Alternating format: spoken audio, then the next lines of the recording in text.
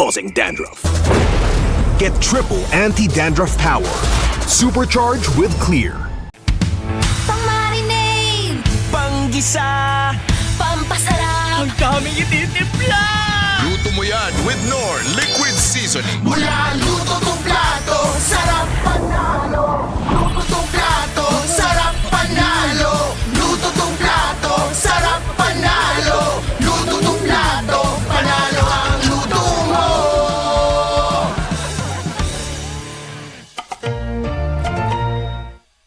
Di abutan dito! defeat, GG bro! Don't worry! The Only with Smart Power All 99. Hindi bitin with 10 gig data to power your games plus only Facebook or only TikTok. Load now!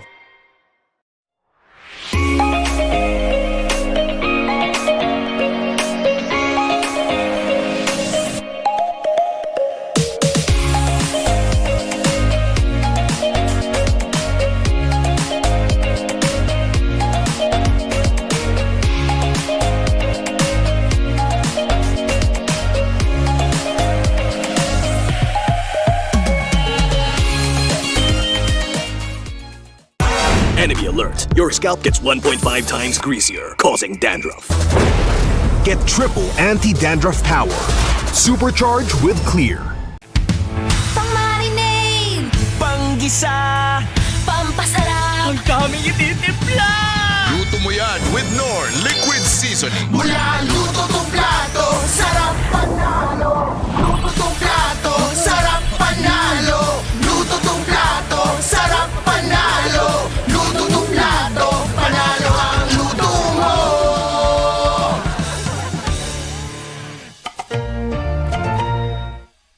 Di abutan dito! defeat, GG bro! Don't worry! The Only with Smart Power All 99. Hindi bitin with 10 gig data to power your games plus only Facebook or only TikTok. Load now!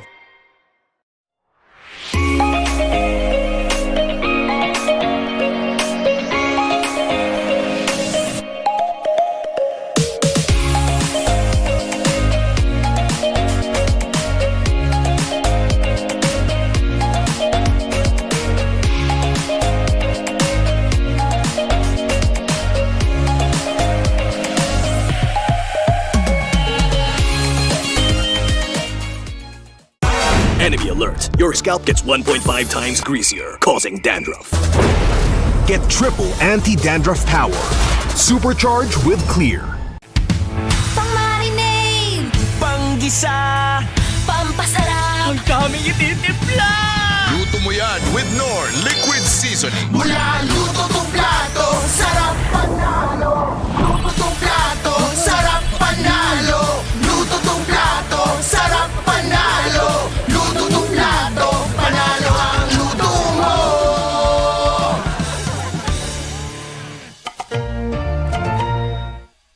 Di abutan dito! defeat, GG bro! Don't worry! The Only with Smart Power All 99. Hindi bitin with 10 gig data to power your games plus only Facebook or only TikTok. Load now!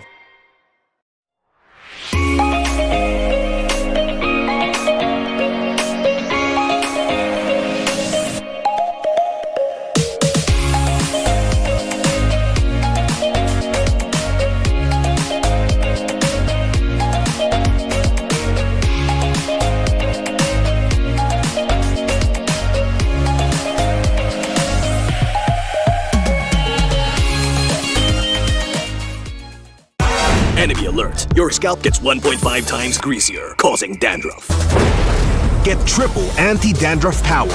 Supercharged with Clear.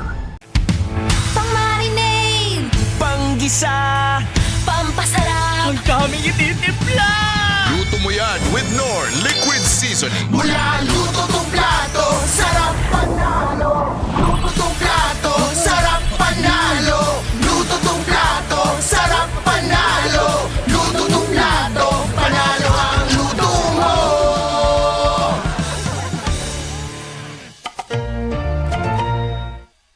Di abutan dito! defeat, GG bro! Don't worry! worry! The only with Smart Power All 99. Hindi bitin with 10 gig data to power your games plus only Facebook or only TikTok. Load now!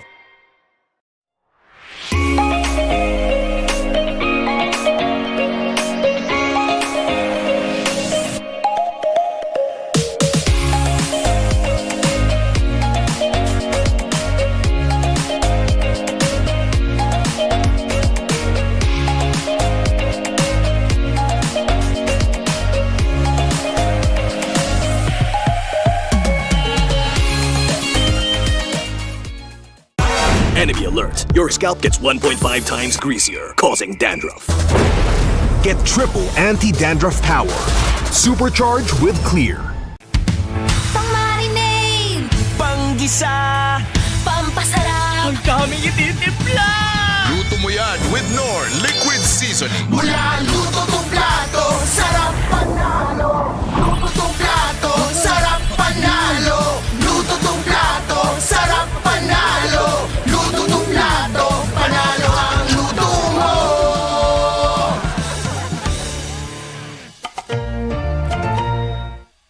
Di abot ang data! defeat, GG bro! Don't worry! The only with Smart Power All 99. Hindi bitin with 10 gig data to power your games plus only Facebook or only TikTok. Load now!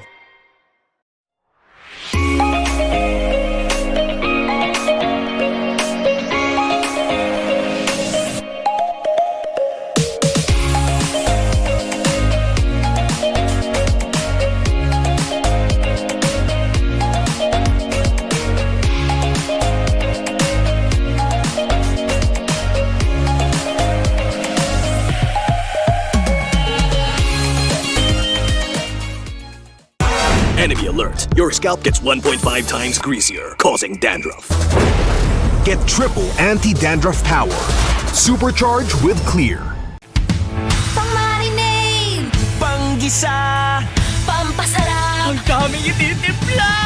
Luto mo yan with Knorr Liquid Seasoning. Mula luto tong plato, sarap panalo. Luto tong plato, sarap panalo. Luto tong plato, sarap panalo. Luto tong plato, panalo ang luto mo.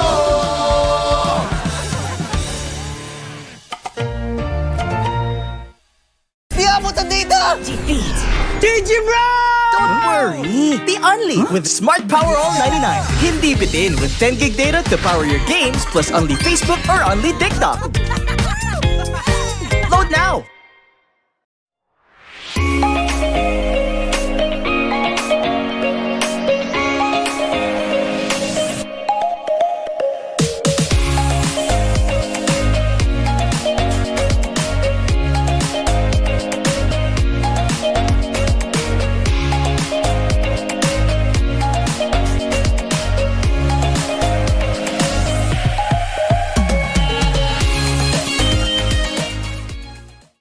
Enemy alert. Your scalp gets 1.5 times greasier, causing dandruff.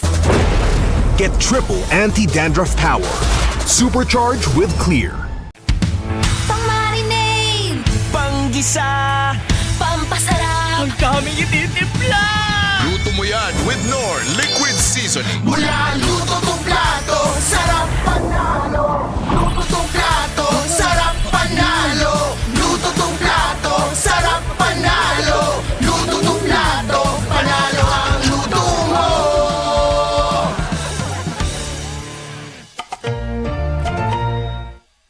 Di abot ang data! defeat, GG bro!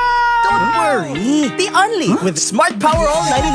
Hindi bitin with 10 gig data to power your games plus only Facebook or only TikTok. Load now!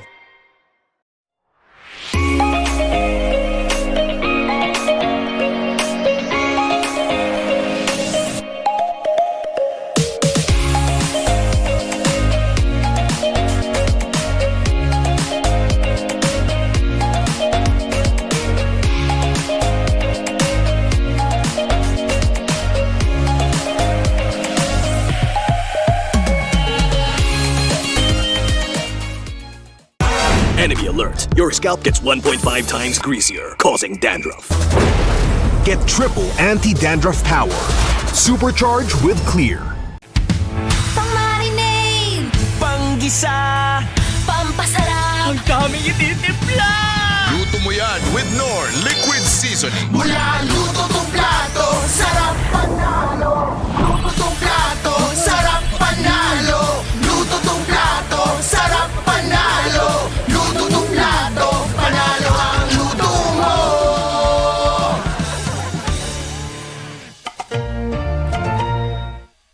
Di abot ang data! defeat, Digibro! Don't worry! The Only with Smart Power All 99. Hindi bitin with 10 gig data to power your games plus only Facebook or only TikTok. Load now!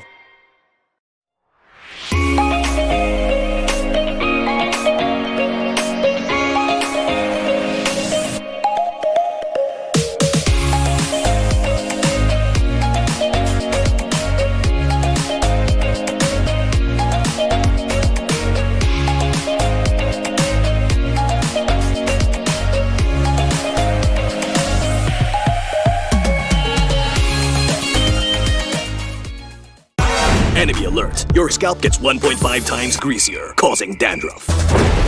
Get triple anti-dandruff power. Supercharged with Clear. pang-marinade, Panggisa, pampasarap, ang daming ititimpla. Luto mo yan with Knorr Liquid Seasoning. Mula luto tong plato, sarap panalo.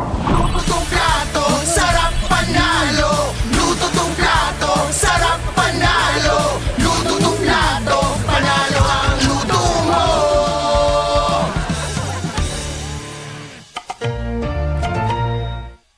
Di abot ang data! defeat, Digibro! Don't worry! The Only with Smart Power All 99. Hindi bitin with 10 gig data to power your games plus only Facebook or only TikTok.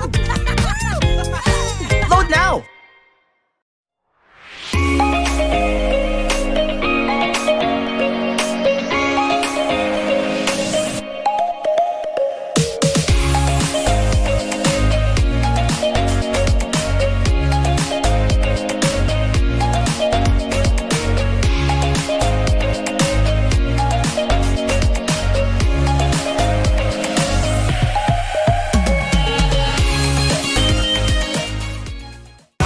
Enemy alert. Your scalp gets 1.5 times greasier, causing dandruff. Get triple anti-dandruff power. Supercharged with Clear. pang-marinade, Panggisa, pampasarap, ang daming ititimpla. Luto mo yan with Knorr Liquid Seasoning. Mula luto tong plato, sarap panalo. Luto tong plato, sarap panalo. Luto tong plato, sarap panalo. Luto tong plato, panalo ang luto mo.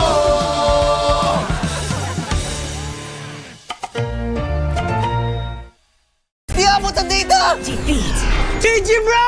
Don't worry! The Only with Smart Power All 99.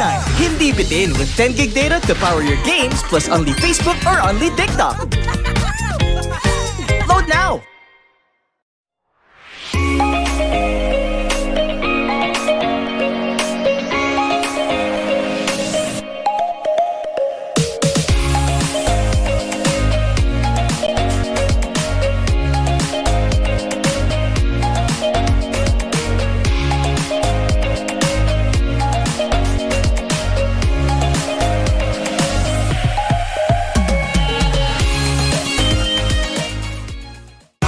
Enemy alert. Your scalp gets 1.5 times greasier, causing dandruff. Get triple anti-dandruff power. Supercharged with Clear. pang-marinade, Panggisa, pampasarap, ang daming ititimpla. Luto mo yan with Knorr Liquid Seasoning. Mula luto tong plato, sarap panalo. Luto tong plato, sarap panalo. Luto tong plato, sarap panalo. Luto tong plato, panalo ang luto mo.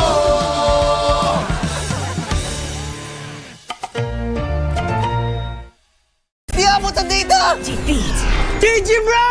Don't worry! The Only with Smart Power All 99.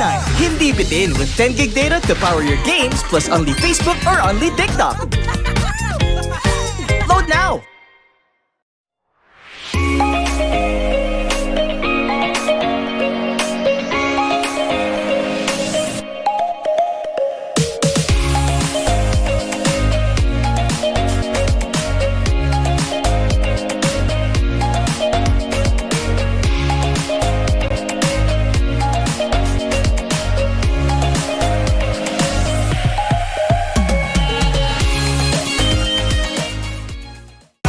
Enemy alert. Your scalp gets 1.5 times greasier, causing dandruff.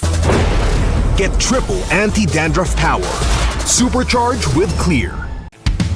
Pang-marinade, Panggisa! pampasarap, Ang daming ititimpla! Luto mo yan with Knorr Liquid Seasoning. Mula luto tong plato, sarap panalo. Luto tong plato, sarap panalo. Luto tong plato, sarap panalo. Luto tong plato, panalo ang luto mo.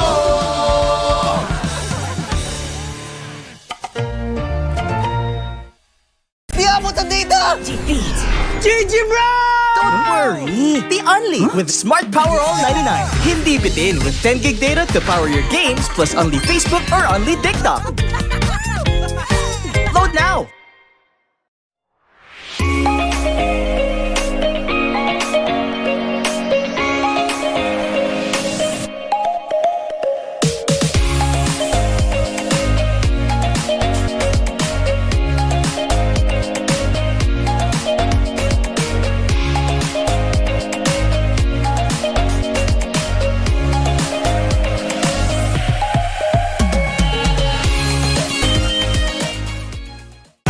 Enemy alert. Your scalp gets 1.5 times greasier, causing dandruff.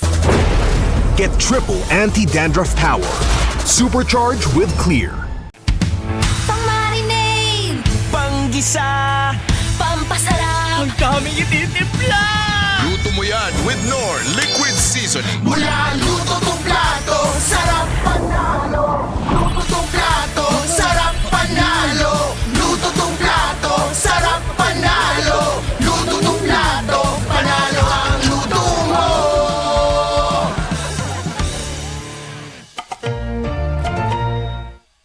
Di abot ang data! GG bro! Don't worry! The Only with Smart Power All 99. Hindi bitin with 10 gig data to power your games plus only Facebook or only TikTok. Load now!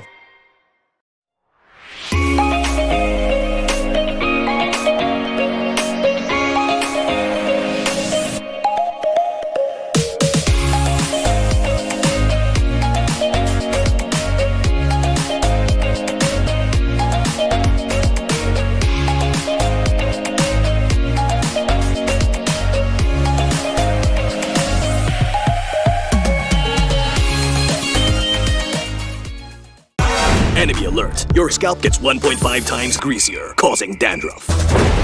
Get triple anti-dandruff power. Supercharge with Clear. pang-marinade, Panggisa! pampasarap, Ang daming ititimpla! Luto mo yan with Knorr Liquid Seasoning. Mula luto tong plato, sarap panalo. Luto tong plato, sarap panalo. Luto tong plato, sarap panalo. Luto tong plato, panalo ang luto mo.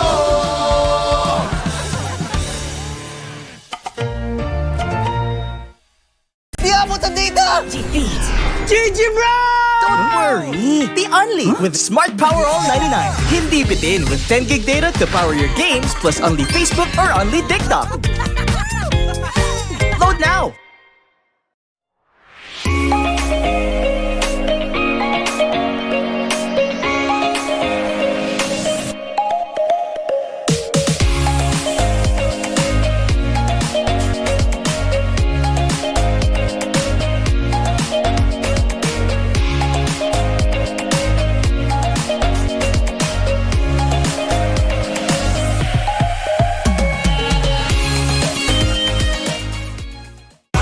Enemy alert. Your scalp gets 1.5 times greasier, causing dandruff. Get triple anti-dandruff power. Supercharge with Clear. pang-marinade, Panggisa! pampasarap, Ang daming ititimpla! Luto mo yan with Knorr Liquid Seasoning. Mula luto tong plato, sarap panalo. Luto tong plato, sarap panalo. Luto tong plato, sarap panalo. Luto tong plato, panalo ang luto mo.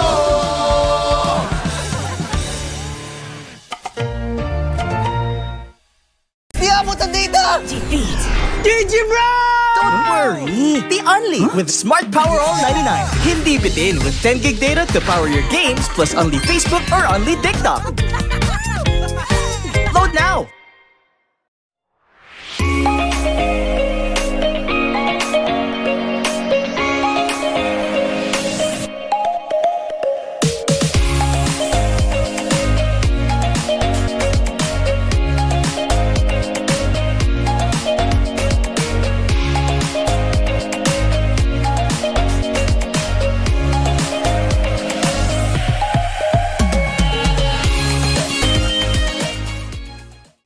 Enemy alert. Your scalp gets 1.5 times greasier, causing dandruff.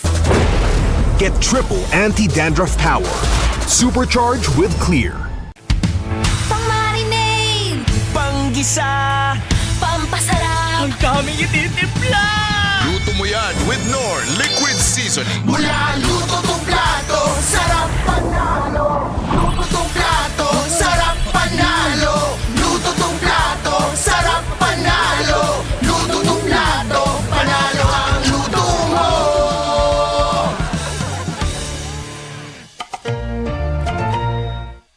Di abot ang data! GG bro! Don't worry! The Only with Smart Power All 99. Hindi bitin with 10 gig data to power your games plus only Facebook or only TikTok. Load now!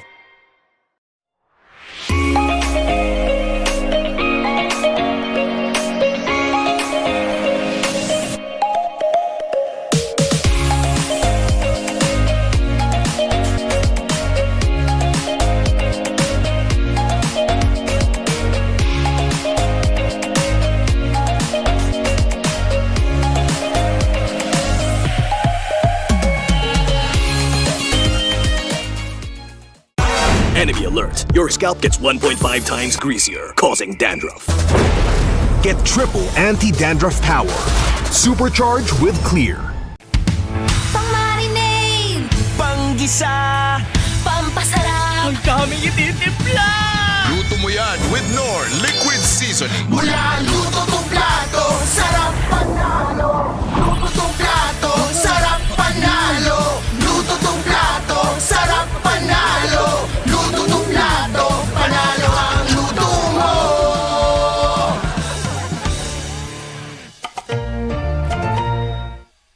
Di abot ang data! GG bro! Don't worry! The Only with Smart Power All 99. Hindi bitin with 10 gig data to power your games plus only Facebook or only TikTok. Load now!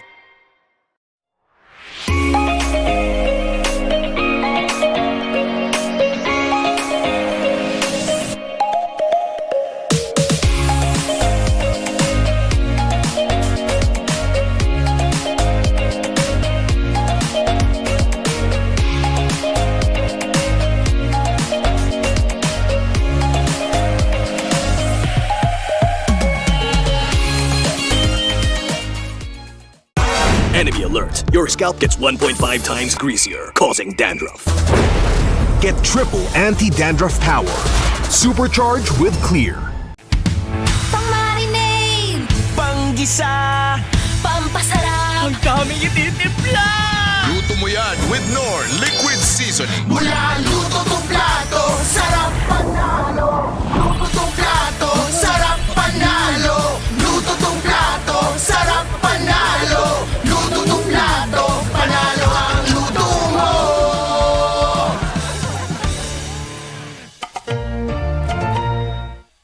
Di abot ang data! GG bro! Don't worry! The Only with Smart Power All 99. Hindi bitin with 10 gig data to power your games plus only Facebook or only TikTok. Load now!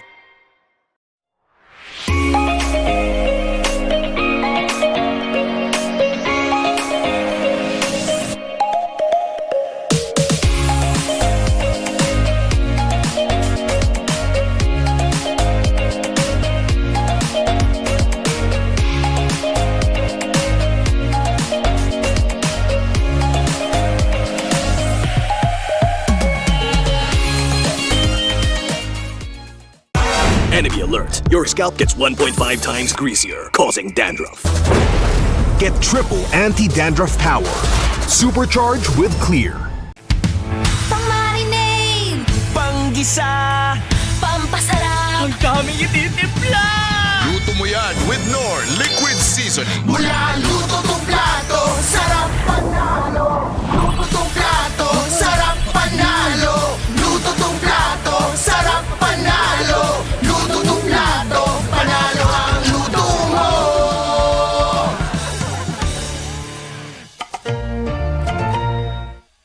Di abutan dito! GG bro! Don't worry, the only with Smart Power All 99. Hindi bitin with 10 gig data to power your games plus only Facebook or only TikTok. Load now!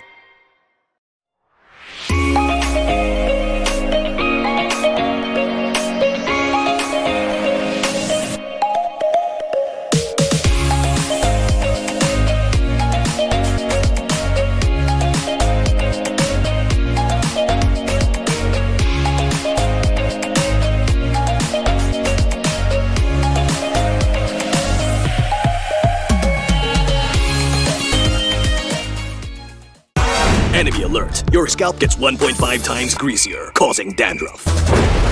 Get triple anti-dandruff power. Supercharged with Clear. pang-marinade, Panggisa, pampasarap, ang daming ititimpla. Luto mo yan with Knorr Liquid Seasoning. Mula luto tong plato, sarap panalo.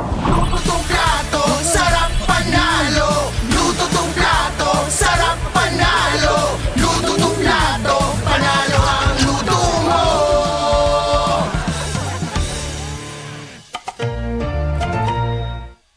Di abutan dito!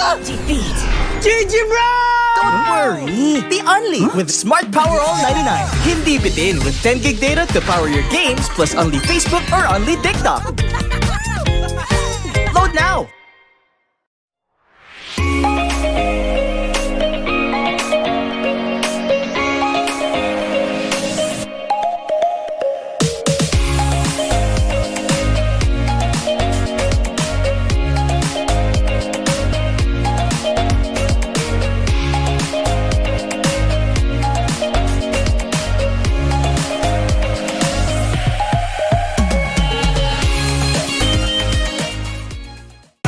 Enemy alert, your scalp gets 1.5 times greasier, causing dandruff. Get triple anti-dandruff power. Supercharged with Clear. pang-marinade, Panggisa, pampasarap, ang daming ititimpla. Luto mo yan with Knorr Liquid Seasoning. Mula luto tong plato, sarap panalo. Luto tong plato, sarap panalo. Luto tong plato, sarap panalo. Luto tong plato, panalo ang luto mo.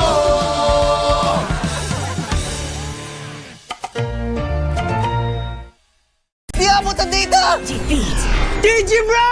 Don't worry, the only with Smart Power All 99. Hindi bitin with 10 gig data to power your games plus only Facebook or only TikTok.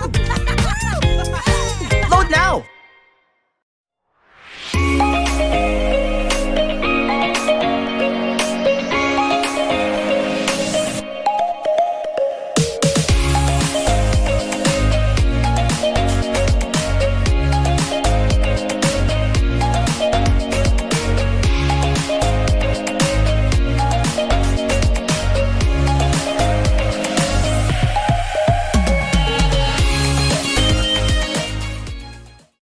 Enemy alert, your scalp gets 1.5 times greasier, causing dandruff. Get triple anti-dandruff power. Supercharged with Clear. pang-marinade, Panggisa, pampasarap, ang daming ititimpla. Luto mo yan with Knorr Liquid Seasoning. Mula luto tong plato, sarap panalo. Luto tong plato, sarap panalo. Luto tong plato, sarap panalo. Luto tong plato, panalo ang luto mo.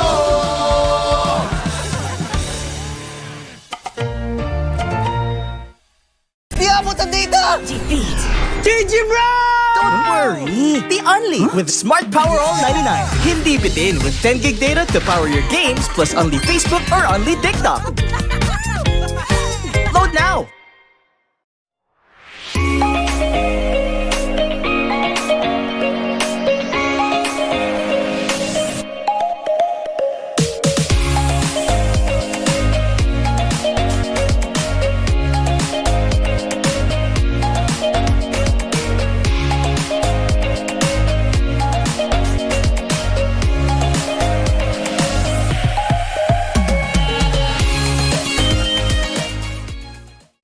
Enemy alert. Your scalp gets 1.5 times greasier, causing dandruff.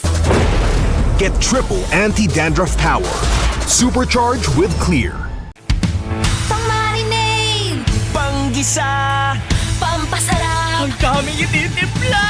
Luto mo yan with Knorr Liquid Seasoning. Mula luto tong plato, sarap panalo. Luto tong plato, sarap panalo. Luto tong plato, sarap panalo. Luto tong plato, panalo ang luto mo.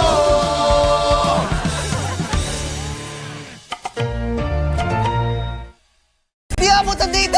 defeat, GG bro! Don't worry! The Only with Smart Power All 99. Hindi bitin with 10 gig data to power your games plus only Facebook or only TikTok. Load now!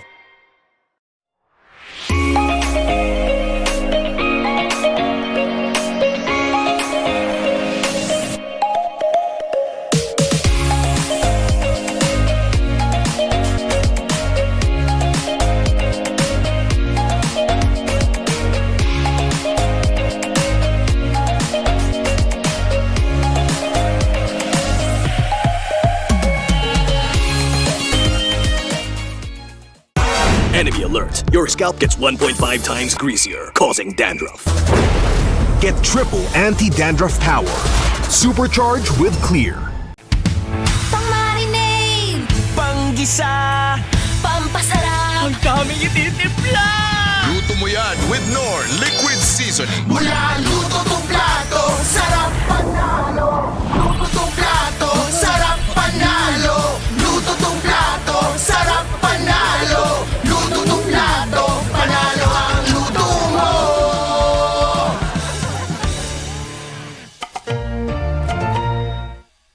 Di abutan dito! defeat, GG bro! Don't worry! The Only with Smart Power All 99. Hindi bitin with 10 gig data to power your games plus only Facebook or only TikTok. Load now!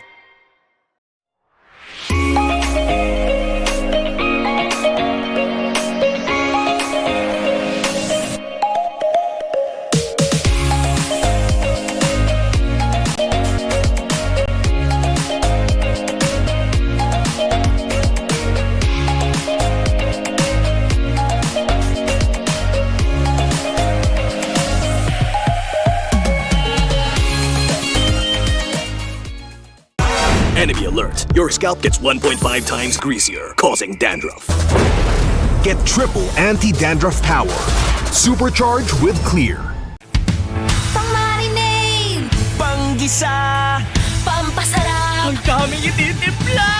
Luto mo yan with Knorr Liquid Seasoning. Mula luto tong plato, sarap panalo. Luto tong plato, sarap panalo. Luto tong plato, sarap panalo. Luto tong plato, panalo ang luto mo.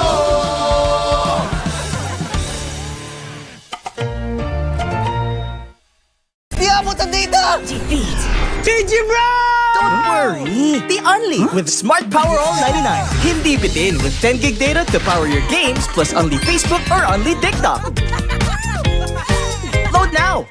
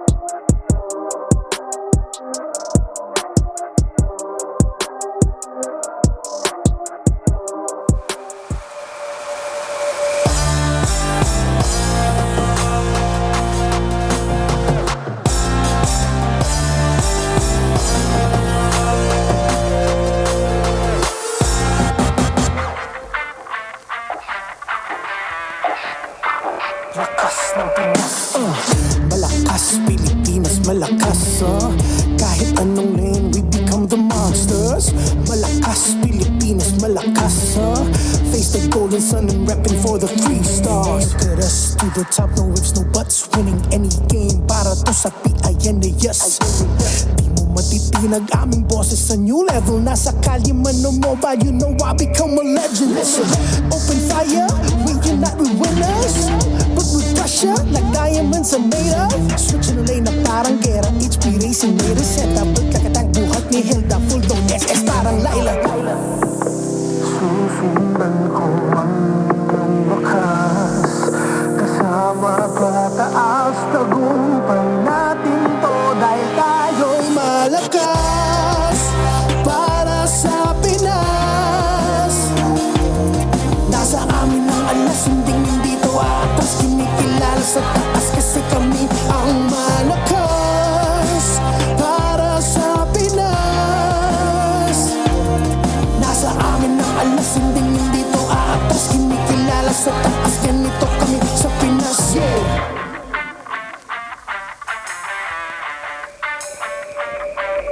Laging MLBB, no surrender, no retreat. Pag nagsama-sama, just imagine what we can achieve. Laging MLBB, no surrender, no retreat. Giving 100 on my all, cause we just cannot be defeated. We are unstoppable, immune and invulnerable. Ready ang equipment, lahat frozen, mala, crowd control. Pakita on the jab, east to the southeast. Taas ang matawag, proud and loud, cause every enemy we devour. Susundan ko ang iyong bakas, kasama pataas, tagumpay natin to dahil tayo'y malakas para sa Pinas. Nasa amin ang alas, hindi to atas, kinikilala sa taas kasi kami ang malakas para sa Pinas.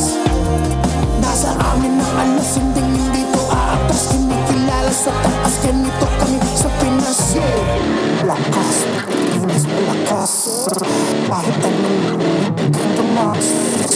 Malakas, Pilipinas, malakas face the golden sun and repping for the 3 stars.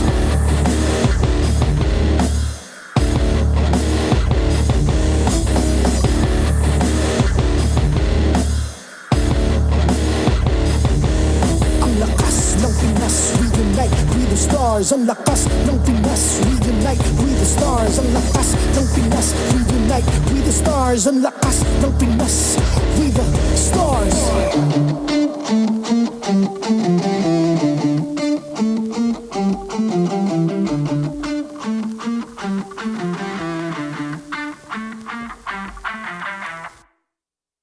The 16th season of MPL Philippines is brought to you by the following sponsors: Infinix, the MPL official tournament phone. Infinite plays, infinite wins. Victories you can count on. Smart, the simply reliable telco partner of the MPL. BPI, the official bank partner of MPL Philippines. Mas magandang bukas, buksan sa BPI.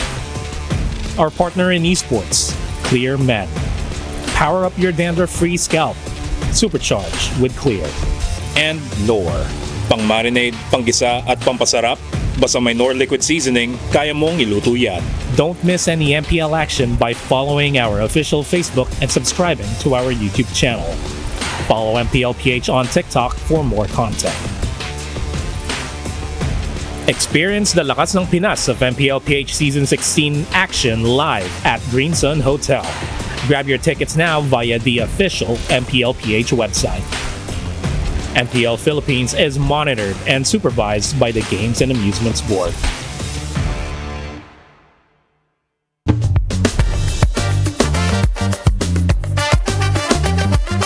Hi, love. Good luck.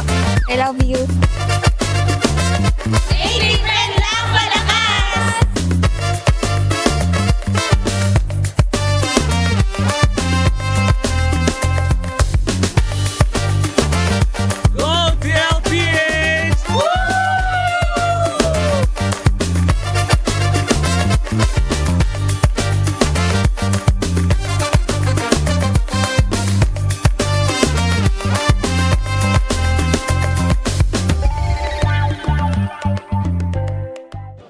Magandang hapon, super fans, and welcome back to the MPL Arena. My name is Hans Galeria, and this is us together. Your very own Odin. That is absolutely right. Nakalimutan ko na yun nga dapat pala ang gagawin natin because it's Family Day. Kaya inaanyayahan namin lahat ng mga manonood. Sama nyo na ang inyong nanay, check, tatay, check, ate, check, kuya, check, aso, check, at pusa. Check na check. Ang dami. Because a family that watches MPL together wins RGs together. True ba? Check. Well, we're about to find more about that later on because, again, from what we saw in this week number 1, marami tayong mga nakilala at marami ring nagpakilala para sa unang 2 araw natin. Mga plot twist ng season na to, mga rookies na nagpakita na ng lakas since day 1 at ang redemption ng Onyx Philippines kahapon. All that in just 2 days, Hans. Ano pa kaya ang naghihintay sa atin ngayong araw? Nako, nakita mo naman kanina, hindi pa nag-uumpisa yung laban. May nanalo na. But hopefully, that is gonna be an extra thing na ating matignan mula sa ating 2 matches at sa 4 na teams na maglalaban ngayong araw. Kaya ano pang hinihintay natin, Odin? Sabay-sabay na natin tunghayan ang Lakas ng Pinas! And welcome to the last day here for week number 1 of MPL Philippines Season 16. It's us, not the We Bear Bros. Well, it's a version of it. It's me, Naisu, Leo, and Brigida to bring you our last 2 matches of the opening week. Yesterday was, I find it difficult to find a word to describe because when we thought we understood what the teams were all about, what the league was going to bring us this 16th season, that happened. And that, I feel like, is something I've been waiting to see for such a long time. Being, I guess, you could consider to be an MDL graduate myself, it's nice to see these graduates, these players who came from that league also soar that high as they step foot into the MPL. And, you know, before we talk about today's matches and everything, we have to thank our sponsors, of course, to make this all happen. You can level up your game with Vibe by BPI. If you download and sign up for Vibe, you'll get 50 free raffle entries. Now, what could those raffle entries be possibly getting you guys watching at home? Yep. Diamonds. Diamonds. I'll tell you now, Joseph, you should have downloaded this yesterday. Last month, 200 lucky winners received 1,250 MLBB diamonds each. This month, we've raised the amount for all y'all to potentially win. Joseph, all of y'all to win 50,000 diamonds. I got it. That's a lot. I hope you guys download and sign up for the Vibe app now and begin an epic tomorrow with Vibe by BPI because 50,000 diamonds and all the upcoming skins. You'll get a lot with 50,000 diamonds. Yeah, good luck to you guys, and don't forget to download it. I did just on day 1 because I learned about it just now, and it's amazing. So also we have to give a thanks and a shout out to Infinix. You can get the GT30 Pro. It's equipped with the all-day 120 FPS system. It's the next gen GT30 Pro from Infinix. This is now the new official tournament phone that's powering the next seasons of MPL Philippines. Season 16 moving forward, the very device our athletes will be using on stage to showcase Lakas ng Pinas. Yeah, and also, I know today, guys, it's rainy. It's actually more than rainy. It's pretty rough out there. I hope everyone's staying dry. If you decided to watch from home, we understand, but you can also buy your tickets for our matches that are coming up in the next weeks, of course. You can buy all the tickets that you're looking for your favorite teams. Just go to MPL Philippines website and secure your seats now. There are some matches out there that are running out pretty quickly, so you want to go ahead and make sure that you guys grab a chance to watch here in the MPL Philippine Arena. Yeah, I mean, in as early as day number 2 of week 1, aka yesterday, especially when we saw our 2 MSC representatives go up against each other, it was a Saturday night. Yep. But as mentioned by our casters, the arena was filled to the brim. I wonder if anyone snapped a pro because you can snap a photo of any MPLPH player during specific moments, again, when they're in action, when they're coming into the arena, you know, public spaces, safe spaces, and you can get a chance to win diamonds when you do so. Yep, use this graphic that you see in front of your screens as your shot list, and once you snap the photo, post it on your profile with how many hashtags are these? 3? With the 4. Wait, 1, 2, 3, 4. 4 required hashtags. So you guys have up until September 8th to submit your snaps, and I hope, as we've always mentioned, these snaps are taken in the right places. little quick snap. There's like a new feature going around right now too on some of the apps out there. It's like quick snap. I haven't checked it out yet, but you know, maybe you guys could check that out too and throw them all around. Snap a Pro while you guys can. And again, we hope to see you guys here in the MPL Philippines Arena. These are our current standings right now after our past couple days of matches that have broken out. I mean, I know it's only week 1, guys. But I wonder how many people predicted to see at least this. Like Twisted Minds, I know Onyx and them are tied. But who would have thought? Twisted Minds at number 1. When was the last time you all saw the defending champions, not just of our league, but of the entire MLBB esports ecosystem, start the season off with a sweeping loss? When? You rarely see that. You rarely see that. Oh my goodness. Even, I know Aurora just has a single match for this week. And Liquid. But even then, it was also a sweep. So far. So it's just so surprising to see all these teams who we had such high expectations suddenly have a sweep or encountered a sweep in their first match of the season. And that's why today's going to be great, because this is our schedule for today. We've got APBR versus Twisted Minds to kick it off, and then later on we have TNC versus TLPH. Now, I think for a lot of people, after seeing the games just from the first 2 days, this one might be up in the air, because for me personally, APBR and Twisted Minds, I'm not 100% sure, because even APBR, they looked great. I was really impressed with how they played, and the same for Twisted Minds. They are undefeated, these two teams with MDL graduates coming up. And the currently winless TNC and Team Liquid Philippines, I wouldn't be wrong if I said we had really high expectations from both of them for very different reasons. Yep. And after tonight, one of them finally get a dub. Yeah, and I mean, the way they lost was just so unexpected. I know we've been saying it multiple times now, but the way TNC lost against Smart Omega, the way Team Liquid lost in that manner, I guess, especially in game number 1 up against Onyx Philippines, was really unexpected. But APBR versus Twisted Minds, this is the match I think after yesterday, me and a lot of people out there, a lot of fans this season are definitely watching out for. 100%. You can see the APBR versus Twisted Minds little matchup here that we have, and the, you know, the storyline here, or the matchup against them, the highlight here is really that these are somewhat players that have familiarity with each other, but this is the MDL to MPL. You know, for a lot of these players, they were different champions within our MDL league from Season 4, Season 5, and now they're going to be playing and showcasing it here in the arena. So I think that is going to play a part here, and especially this matchup here, Leo. Those two gentlemen you just saw, Lansu and James Panks, missed each other barely when they both stepped up into the MPL.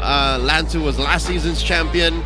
James Panks won as a part of that Season 4 winning roster. And even X-Nova, their new roamer, was a Season 3 MDL champion. So again, the stars of tomorrow are here. Like, these are them. Yeah, and I think the biggest adjustment we observed from these MDL teams heading into MPL, especially yesterday, was how significant the guidance that the veterans they decide to put in their team provide.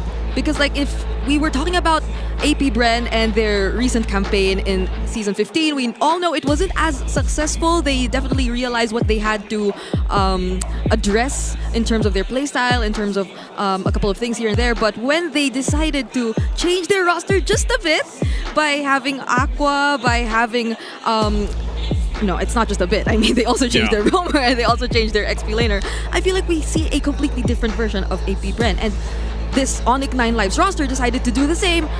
The time, or by the moment they stepped foot into MPL, and it seems to be working. You want me to translate?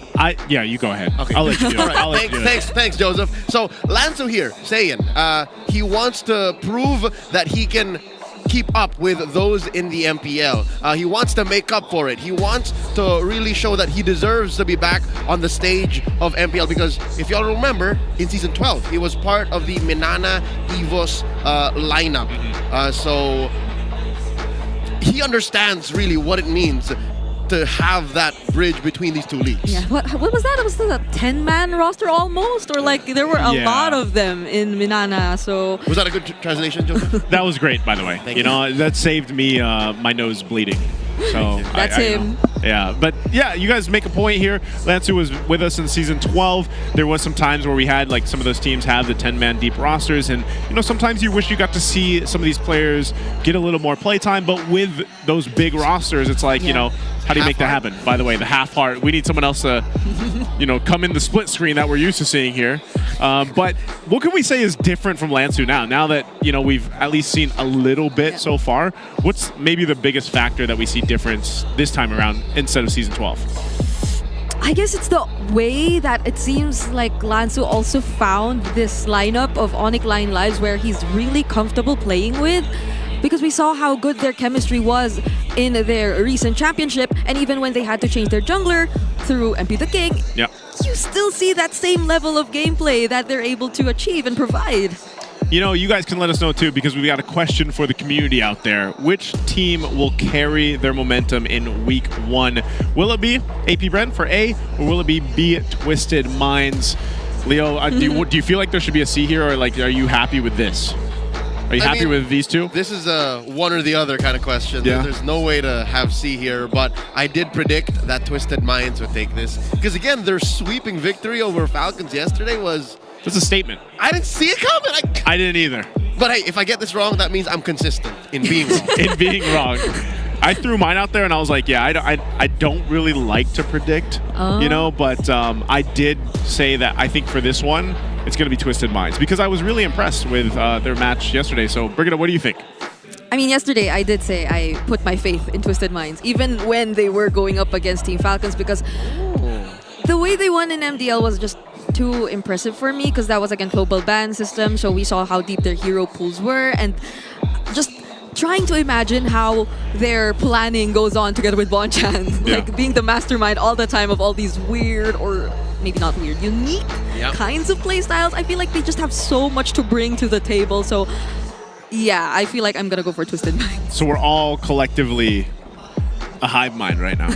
Against the hive. Against the hive. Not against, but you get it. You guys get it. You can let us know too what you guys think again in the comments. We're going to go ahead and get ready to welcome out the teams for the match. Let's go ahead and throw it over to the stage.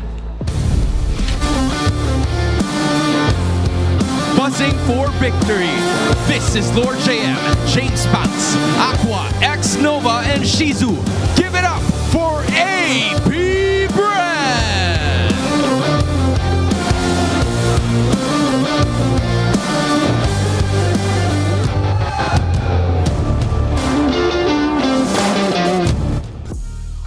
With 1,000 IQ, can they continue to give us the twists and turns of the season? Here are Lansu, Sean, Kaloy, Noja, and MP the King. This is Twisted Minds!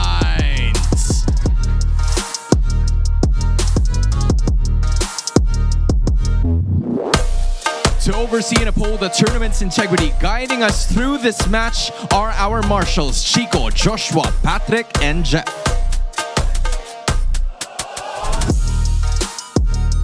And for the coaches, you have Coach Jeff for APBR and Coach Esson for Twisted Minds. It is the Bees contra sa Minds. This is APBR versus Twisted Minds. Alrighty, there we go. The teams are up on stage, and let's take a look at APBR. They took their opponents yesterday to the limit, and here they might actually show us something crazier than just a penchants for Uranus.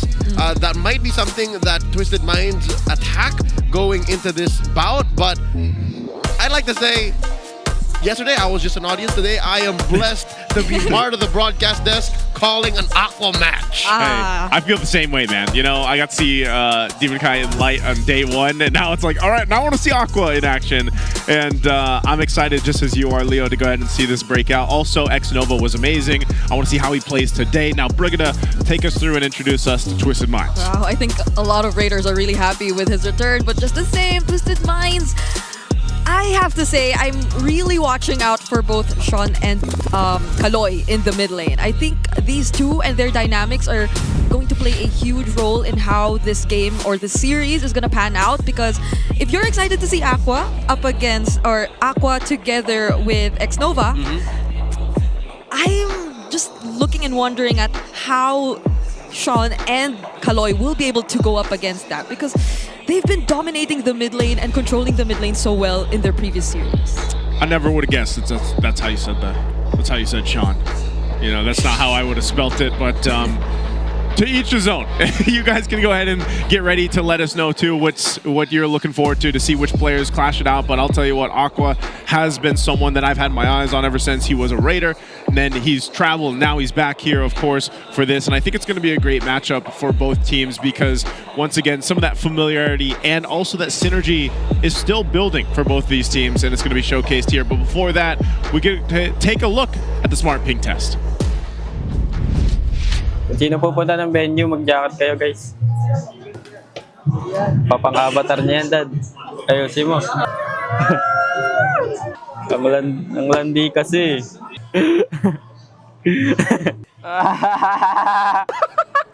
Ito pala yung mag-check ping, pre. Shoutout sa mga tropa ko dyan. Kay Roy, sa nanay ko, sa mga tropa ko, tsaka sino ba mga shoutout ko? Kay Sir Wolf. Shoutout sa'yo, Sir Wolf. Kay Boss Daddy. Abuse nyo na tong guys, mic check guys, Guys, mahal na mahal ko kayo, guys. Salamat sa mga sumusuporta sa bawat bayan. Asan yung mic ko, pre? Idol ko talaga ang Infinix kasi ang galing. Maraming salamat lagi sa mga sumusuporta, guys.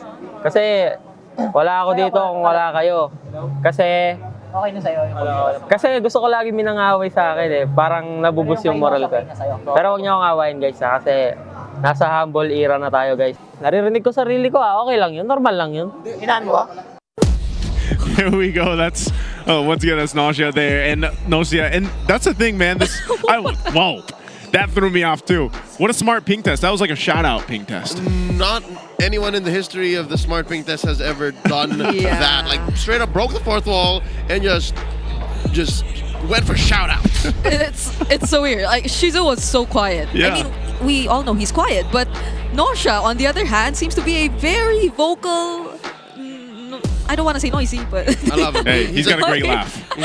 He's got great dimples. He's got great dimples. Outspoken gentleman, that one. I hope he keeps doing that. You know, like I know we preview someone different each smart ping test that we get, but so maybe that was his chance, and he just went with the whole shout out, give love to everybody, and hopefully again we get to go ahead and see them show it in the game, because that's the thing. I think for a lot of people that have been watching, and you know, some of these names might be new to our international broadcasts out there. That's always something we have to consider, that you know, maybe they didn't have their eyes on the MDL during their times of, you know, getting the championships and everything else. So now you get to see more of them here in action for the MPL Philippines. Let's go ahead and throw it over to the Infinix Keys to Victory.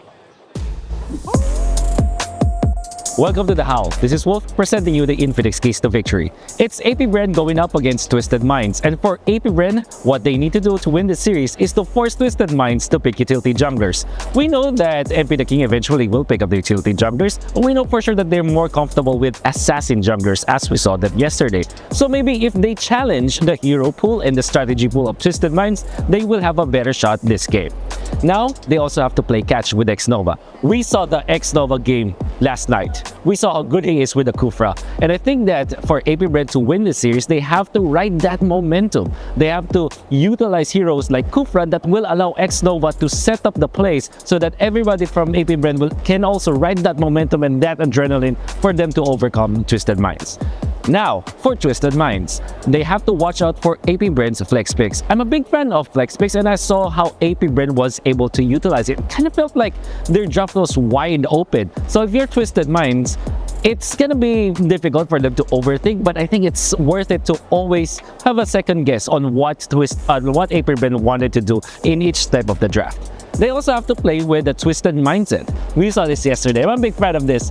Even when they're low in HP, as long as they have the spells and they have everybody around them, they will team fight. They will press on. And this is a Twisted mindset that they need to employ in this series. Enough of that. Let's head into the draft. Back to the casters. Shout out to Wolf. Thank you so much for the howl there, the Infinix keys to victory. And yeah, I think that's, we'll see if that happens. You know, these utility junglers, are we going to see them pop up here today in this match? Maybe we'll see it forced out in the bans, but also I like that. Play with a twisted mindset, like just only team fights. Is that the way here, Brigida? Is that what is, are we going to see this actually from a lot of the teams where it's just only fights? I think I'm seeing it a lot more evident in Twisted Minds compared to the other teams. Like, I did assume to see it a bit more in teams similar to TNC, Smart Omega, but I think we've been observing that it takes a bit more time for them to eventually warm up and be the aggressors. But Twisted Minds, it's always starting off very aggressively, and that's why I did mention earlier that I'm paying so much attention to the mid duos, because it's always Sean, whether he uses the Kimmy, the Selena, that sets the tempo alongside Kaloy in order to dominate the mid lane, and I feel like that is going to be one of their biggest considerations as well, making sure that Sean has a mid laner that wins in the mid lane, just so that they're able to do that, because if not, then that's going to be a change in their approach, or possibly a different version of the Twisted mindset. Yeah, I think so. Again, you know, that mid lane is... I know we highlighted even some of the junglers here and everything else, but it's like, I think you want to pay attention to the mid lane here specifically in this matchup, but also just we've been focusing a lot on like mid lane trio, or that trio mid for a lot of the, even back in MSC, that's really what we talked about a lot of the times, because that's where that pacing, or if you want the only team fights, if you want that kind of brawl and that action, it really starts there. You know, it starts on that early transition or that early rotation for a lot of the teams, and you can secure yourself with that by picking the right heroes for that to get the job done. And like Brigida mentioned, you know, the Kimmys, the Selenas, we've seen even the Koguras pop up. There's been some changes, you know, of course, in the mid lane. I'm a proponent of that. I'm happy for that. You know, I want to see more heroes even picked up already in day 3. We're going to be jumping into the draft, though, here for our first match of day number 3, and it's game 1 for AP Bren and Twisted Minds. We've got AP Bren on the blue side, Twisted Minds over here on the red. And Leo, I think you mentioned this, you know, blue side's doing pretty good right now. That I did. And I also mentioned the Uranus. And it seems like AP Bren have respected the fact that maybe Twisted Minds have it in their playbook to pick it against them, and they are not letting that get past them. Coach Jeff here alongside Coach Bomb calling the shots, taking out the Zushin as well, while Coach Bonchan taking away the 1-1 and the Arlet.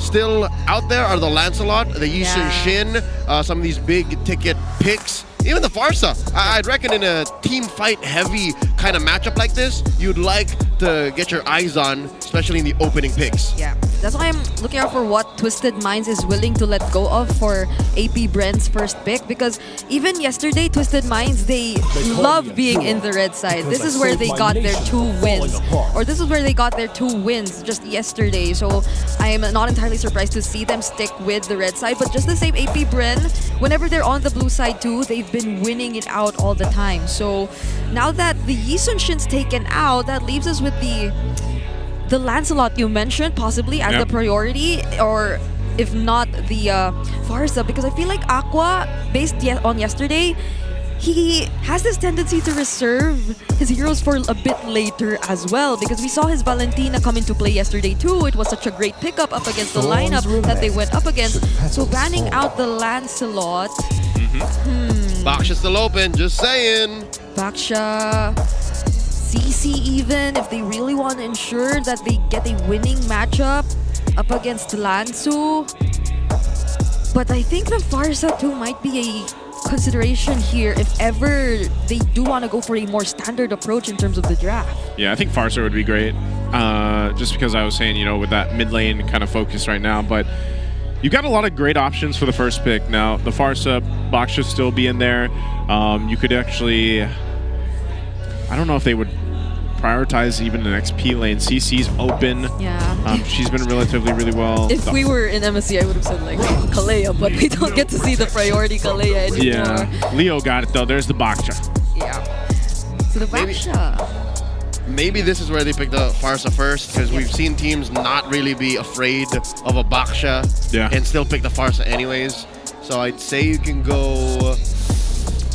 this is such a genius pick though, the allowing the Farsa through, because you're not really risking anything, because you can pick the Selena after. Yeah, I feel like... So it's a trade either way. Yeah, I feel like even if they or AP Bren does get their hands on the Farsa, Sean's gonna be okay as long as he gets his Selena later on. So it's Lance who gets his hands on the CC instead, and I feel like this is such a great pickup. I mean, they get to anticipate that Farsa if ever it does come out through the Gatot. No one wants to budge because with Twisted Minds picking these two picks, they don't mind the Farsa or the Selena either way. So now AP Bren have to consider: do we we reveal even the possibility of the Baksha being in the jungle or the Roam, because Kalia's out there too. They can make that pick here because Twisted Minds have made their bed. They decided this is a CC and a Gatot in the Roam.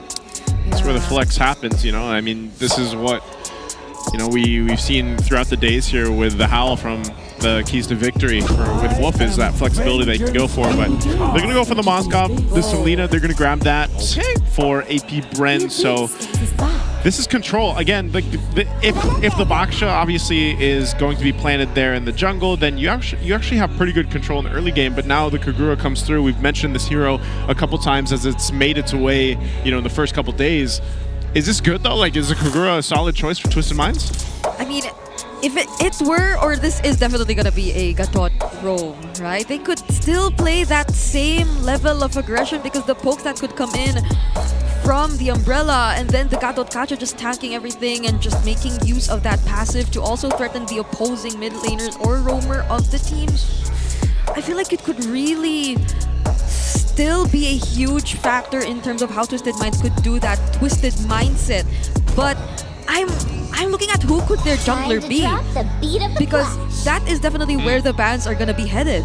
Even Twisted Minds aren't sure, but maybe they are so sure that they don't mind blocking AP Bren out of the flex, because they're taking out the Joy. What's left out there? The Hayabusa, the Fredrin. Are we missing anything else? Because that seems to be it. Akai? Even we saw Akai yesterday.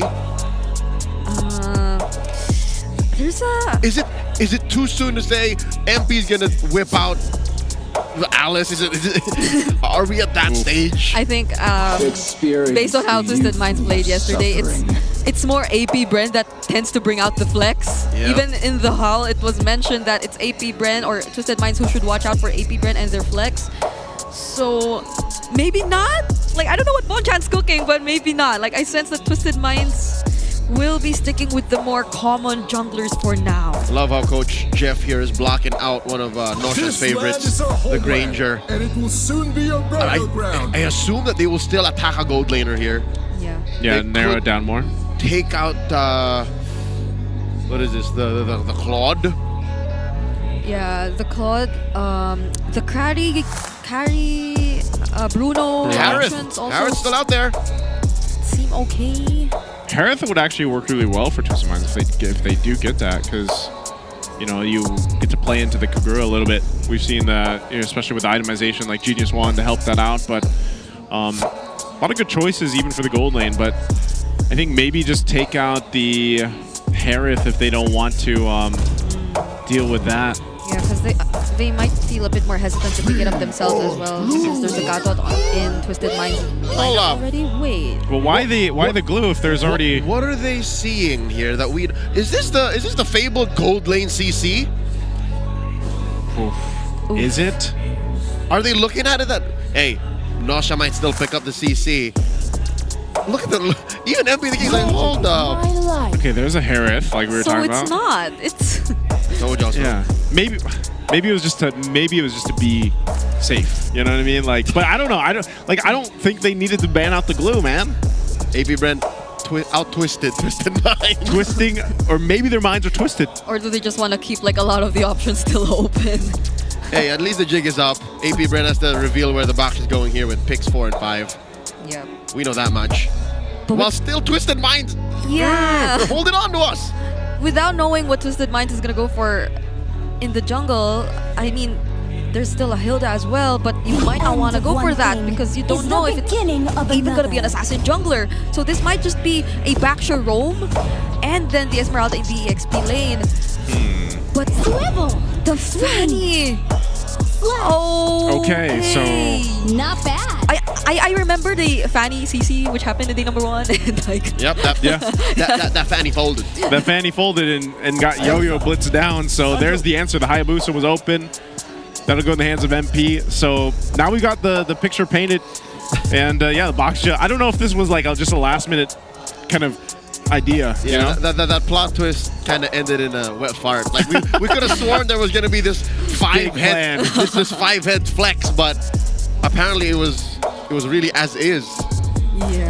We should have took it at face value. I don't know how to feel about this Fanny though. I like the genius play of forcing Twisted Minds into drafting a certain way, so that there's very little hard catch for the Fanny. So maybe James Banks has a good game. Yeah, and compared to yesterday, James Banks might be a lot more excited to play an assassin because he was only ever able to play the Lancelot yesterday. It was a surprise to us to see him prioritize the likes of the Akai and the Uranus in the jungle. He won with an Akai though. But he won with it. But still, I feel like this is what everyone's expecting to see if we're talking about James Banks. Well, you guys can let us know what you think in the comment section and in the chat. Is it going to be AP Bren or will it be Twisted Minds with the twisted draft that came through? Let us know. It's game of 1 in this best of 3 in the first match of day number 3 here to round out week 1. We take a look at these early rotations and how this is going to go. You got to, every single time we see the Fanny, man, you got to protect. You got to keep those buffs available throughout the entirety of the game, and even one slip up or one buff that goes out of the hands of the Fanny sometimes has a major effect across the game as a whole. Emblems, are they anything sticking out here, Brigitte? I think it's Aqua not going for the demon. Yeah. The season hunter. The season hunter. Yeah, never mind. I mean, the great movie. The great movie. But that's interesting because I feel like that's what you would really want to. Or maybe they just know that there won't be any heroes from Twisted Minds who could potentially invade James Banks anyway. Like the Kagura and the Gatot might be a little more careful, but speaking of, AP Bren definitely seem to be switching it up. They're the ones trying to go for the more aggressive start compared to Twisted Minds. Look at this Lord JM, 2 heroes deep against Lansu and Kaloy. Sean can't do much. Throws out an arrow alongside the rollout by X-Nova. Quick pause here to let us gather our thoughts about this minute-and-a-half game so far. Okay, so while they go ahead and get things situated here, this is one of the things, Fanny, I feel like we've seen her how many times now this weekend? I know it's been a few. And I just feel like this is one of those tests where it's like, okay, can we actually make this Fanny work for AP Bren? I know James Banks likes to play the Assassins and it does relatively well on them. But they actually, what I do like is their draft has kind of these phases where like throughout the game, let's say it gets to a later portion of the game, you're still covered with a Moskov. The Fanny can put side lane pressure as well. You can work in the fact that you also have a Baksha that's a pretty good front line. And you just need to be able to peel in a sense if you have to. Yeah. Now, you have 2 heroes that generally have a lot of mobility against this lineup of Twisted Minds where it's like, okay, the Hayabusa is going to be putting pressure early on, but Kagura I feel like is still a question mark for me too. Like sometimes you're thinking she's going to have a ton of bursts and then sometimes it just doesn't happen. And so I think they need to make that work with the Kagura plus that Harith and a lot of the team fights that'll break out later on. Yeah, I think I'm going to highlight the mobility you mentioned about AP Bren and their lineup because like given that they have this kind of composition, they have the Fanny, they have the Baksha, and they have the Moskov to manage the sides for themselves whenever they're not entirely focusing on heading into the team fights just yet, at least they can ensure that they could get in position first because based on Twisted Minds, based on the Twisted Mindset, the way that they're able to always just play aggressively and the way that they did yesterday was when they were able to establish the control in the mid and when they're able to rotate to their positions first. But if AP Bren is going to capitalize on the mobility that their lineup has, then that might be one of the ways they're planning to respond to this gameplay that Twisted Minds introduced to us yesterday. I think a part of this always too is like the other thing up in the air is the Selena's, like Selena has worked at certain moments and then other moments it's like, all right, you're playing around the arrow. And I know she doesn't have that great of a win rate right now, but it's like she still provides vision. Arrows, we've seen it happen where it's like it can change the course of a game, like we saw last night. Here we go, 3v2, down bottom. Shadow kill already used up. Aqua flickering out, using that damage reduction underneath this XP lane tier 1. Sean holding this long brush. X-Nova rolling around. Turtle's already spawned. Yeah, he's level 4 already. Oh my god! Sean finds Aqua! In comes James Banks and Lord JM. Sean with the flicker. Able to go ahead and get some shields. They're revitalized by Kaloy. Helps him out. SOD. Not gonna take it. X-Nova gets a yo-yo blitz on him. Lord JM. Alright, say what you will about the mobility that APBR has, but they also kind of find it hard to lock Twisted Minds down. Yeah, and that was such a clutch passive. The Yin Yang Gathering coming in from Sean, stunning James Pack so he wasn't able to proceed with the kill or the attempt to kill, aside from the fact that he had other teammates nearby. And they get the turtle for themselves as well. So Twisted Minds, even despite how fast APBR were going in for the rotations, they were the ones who got the better trades. Yeah, but again, consider at the end of it all, Twisted Minds drew first blood. Yeah, they did. At this point, you're still in a pretty good position to just kind of duke it out before that next turtle, or even wait till the next turtle comes up. But surprisingly enough, they go back to just grabbing the buffs, rotate around from that. And if you look at this, some of the first items not locked in just yet, so building into that here. Oh, Lord JM with a falling Star Moon almost catches Sean and Kaloy.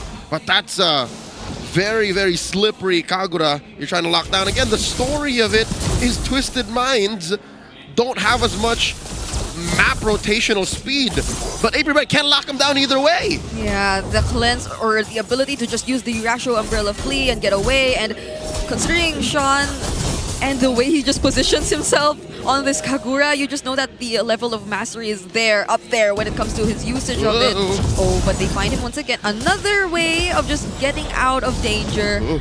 So this is why APBR can't. Oh my lord, SOD coming in from the Silent Kid! Trying to take down Nosha, but he shall not fall! What do we say to the god of death?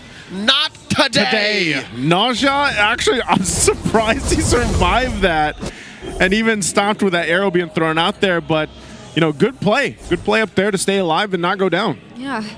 He even got, or nearly got the kill on James Banks, and that would have been so big for Twisted Minds because we had 10 seconds just before the turtle, and this could pretty much ensure that they get to position themselves first. Oh, but those are a lot of resources already committed. Yin Yang overthrown, thrown out. Turtle spawning here. I don't know if Sean's gonna have that resource up, but look at this 5-man presence from Twisted Minds. X-Nova, he knows what's up. James Banks diving in. Turtle still goes over to Twisted Minds. They jumped out of the Kaloy. That's a cutthroat. Going out, Nova. Pop in, good arrow. Revitalized. Down he goes. Lansu gets a double. MP the King falls too. 2 for 2. The current trade. In comes Shizo. SOD. Vengeance by Lansu. He doesn't fall, but off camera, down goes Nosha. Lord JM danced on him. Wow, what a team fight already. I mean, look at the bodies here around the turtle, and an arrow comes in clutch, but still, you know, it turns out that objective goes to Twisted, but still APBR holds on. Yep. I know he mentioned that there aren't much options from Twisted Minds to hold down James Panks, but it's not just James Panks that you have to find a way to deal with. It's also Lord JM, who's now on a 201 KDA. No one can hold him in place, and if he just keeps doing what he does, the Kagura, the Harith, every single one will find it difficult to position themselves in the team fight. Yeah, taking a look at the items here too. Okay, turn going to be used, and that's the thing. Whoa, Lord JM. This is what a 2-0 Esmeralda does. He stood his ground. He asserted dominance and pushed back 3 members of Twisted Minds single-handedly, and he's doing so still. He's dancing in front of them. He's busting the move. Literally, that's what Esmeralda does. Just like that. Lansu goes down. We barely just caught it. James Panks gets him, and there's another push by APBR. They're so quick to convert the objectives, and now they're able to take down 2 tier 1 turrets in the sides of Twisted Minds. This wasn't how Twisted Minds was able to go for the Twisted Mindset just yesterday. Through this Selena gathering the information, and through this Esmeralda of Lord JM, who we barely get to see in the XP lane because he's always trying to disrupt members from Twisted Minds, they just make their presence felt all over the map. And this whole time, Shizu's been able to just farm up on the Moskov. You know, he's got the 2 items, Corrosive Scythe and Golden Staff right now. He's holding a little bit of a lead over Nasia, and that's fine. The third turtle is up here. Twisted Minds could go 3 for 3 for this, but I think APBR wants to contest it. They've got a little bit of a lead ahead of them. They're going to fight for this turtle. Early puissance pop by X-Nova, spacing out 3. 3 out of 3 turtles go over to Twisted Minds, but down goes James Banks. Hard fight in the pit. There's the Zaman Force. Nosha dashing on through, serving up a double for Sean. Panks and Nova out of the equation just as quickly, cutting that lead in half. Twisted Minds wins. Yep. That was such great zoning from Lansu. He put and used the curtain call just on Shizu, tried to zone him away because in that moment, Shizu decided to join the fight and not go for the split pushes instead. So Twisted Minds and the other remaining members were able to work on whoever decided to throw themselves up front, and that allowed MP the King to gain easier access, to have an easier way to secure the objective for his team. Yeah, that front line is really helping Twisted Minds here, but I think they'll just disengage. Oh, arrow will land, but no follow through there. They're trying to get these turrets. I think that's the hardest part for Twisted Minds right now, is even though they're winning these team fights and fighting around these objectives, it's like, all right, how do we transition to, let's get some space to work with. Let's get some of these turrets down, and that's where the current struggle is right now for them, just because even if who are you going to put to push that lane in? You know, eventually it might even have to be MP the King to put some side lane pressure on, or if Nasia does it himself as a Herod, you're kind of susceptible to getting caught out. Macro superiority for APBR. Even if Twisted Minds won that last engagement, APBR are still in the lead. Twisted Minds have to very specifically choose who they send to fight and to take care of the map. Yeah, I guess they're really banking on the idea that their team fighting Whoa! James Peg caught out in the middle of 5! Make that 4! But he still doesn't take down Nosha. Zaman Force dropped in here. The MDL gold laner takes out James, and now Lord JM very low. AOG Twisted Minds still picking a fight. Aqua goes down 2 for 9 again. It's the same old story. Lanzu's not done. Wants to take down Nova, but does get the puissance. Oh, look at MP. MP in the back line. Shadow kill onto Nova. Down he goes. Twisted Minds win in fights. The Twisted Mindset gets him to this lead, 1,000 gold and counting. I was supposed to say, they're probably just waiting for that perfect team fight. And right as we mentioned that, it broke out into another fight. Oh, wait. Or JM against 4, you can't win this! There's no dance moves enough for that. Oh, tough loss there for APBR. That whole exchange on the bottom side of the map, and now a Lord is up and for the taking for Twisted. Unless somehow, some way, APBR pulls this off. They are going to get pressure now on that tier 2 in the bottom. There's the spear. SOD coming in. MP the King secures it. The shadow kill onto Nova. Dropping the Zaman Force as well. Forces the puissance. He ain't going nowhere. My goodness, Twisted Minds. They're just working together. They're not splitting themselves across the map. And so whenever, even if James Panks or Lord JM decides to go in now, especially with the amount of damage that you could already expect from the likes of Nosha, from the likes of Sean, it would not be an entirely easy task for them anymore. So things have changed after that team fight we saw happen down bottom. Now the lead is in their hands. Now they have the Lord. And they might have a lot more ways to answer back against APBR. If it's all about the engages that APBR were expecting through the backshot, they have to be a lot more calculated with that heading into the next few minutes of this game. Yeah, I'm surprised too, just, you know, how good of a game this is for a Kagura finally for Sean. 4-0-3, he's quite a bit ahead against Aqua in terms of gold even. And the damage is working out pretty well. Now he gets a Divine Glaive, so he's already been doing really good burst-wise, but you put a Divine Glaive on top of that now, it's going to be very difficult for APBR in some of these choke points especially. Nasia also gets a Holy Crystal, so look at the pressure. Lord's still alive. James back to take him down quickly. MP scores. And the push continues. Shizu forced to defend. Twisted Minds forcing APBR to respond. Yeah, going in up against 5 members might not sound that great of an idea if you're APBR now, because Twisted Minds are already 3k up ahead. And even though it was a very narrow spot that could have been great for a Fanny, Kaloy, still there's the threat of the taunt, and that is going to matter a lot in how Twisted Minds gets to burst down whoever decides to go in. Even Lord JM has to consider that right now, and Twisted Minds are just going to be very disciplined and focused on taking the objectives, but AP Bren might want to fight. Bottom lane penetrated. X-Nova here. Once again, the only thing holding back Twisted Minds from AP Bren getting run through. And that'll be his 5th death so far. Kaloy's doing a great job too, and a lot of these fights that we're seeing break out, Kaloy is where he needs to be. Pops will revitalize if he has to, but his threat enough, even with the unbreakable threat, like that taunt, is something that keeps him second guessing. MP the King gets hit with a Spear of Misery, but it's not going to stop him. Shadow kill out, plus a quad Shadow just to get away. SOD, no one home. Mid lane tier 3 falls as well. Now Lord JM holding his ground. Twisted Minds taking this slow. 6k ahead, but now in comes the Hive, pushing him out. Can they win this? She's up clearing the wave. Lord JM dancing around, pushing 3 back. Plans to with a vengeance. Salmon forced by Nosha. No, Lord JM puts up enough shield, but he's still gonna fall. MP gets another 6 kills for Michael Andino. They wanted to fight. Yeah. They went for the chase, but Twisted Minds, they just decided to answer back right at that moment. And when it's Sean who gets to pay attention to you, when it's Nosha who has his Zaman Force intact, that's when you need to reconsider your choices. AP Bren's best choice right now is to divide and conquer. Don't take Twisted Minds head on. That's very rarely a good idea. And this is the thing. This is what I was saying earlier with the Selena, man. Like, I know earlier in the game, early game, mid game, it was working pretty good. You still get the vision. Some of the arrows were there.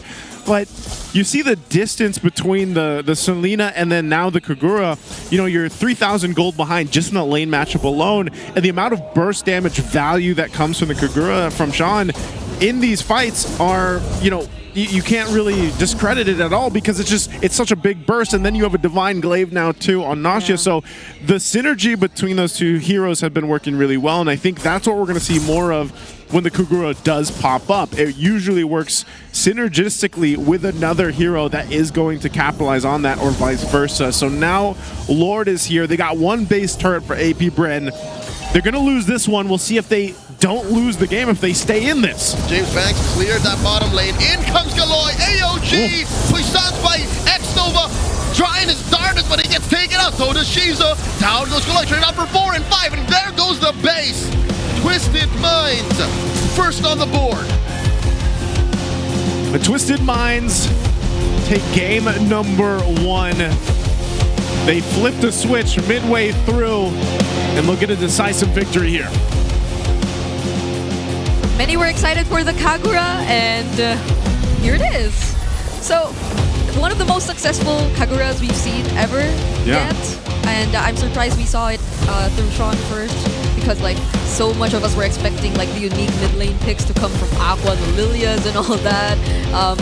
But that first kill they got down bottom, and then every single small decision that we saw from Sean on this Kagura mattered so much, because like the way he could play it either a bit defensively, just always throwing out the umbrella and sticking to, let's say, one of their key players, that could be Nosha, and so whenever someone attempts to go near, there could be a brief stun that catches them once they try to get a bit too close and once they walk away, or just doing those, some would even say, combos you see online, because he has the flicker, right? So there are just so many mechanics that we saw through Sean on this Kagura as well, and all that working hand in hand together with the aggression of his other teammates. MP the King on this Hayabusa, I'm just so amazed to see Twisted Minds perform this way.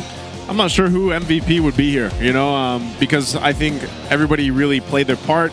Sean did an amazing job. I'm not sure exactly how much damage he was able to do, but we're going to give the MVP over to MP the King here.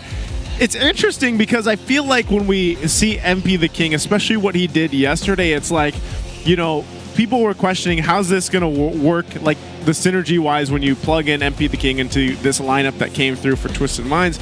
And I think it's so far, it's working in a way that's like the other 4 guys know themselves really, really well.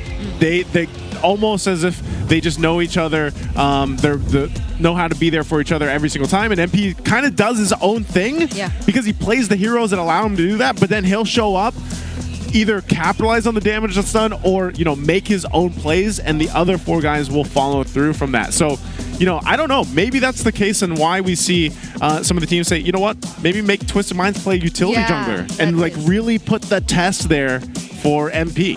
Because the only time we saw Twisted Minds slow down a bit in terms of their gameplay was yesterday when MP the King was on the Yi Sun Shin.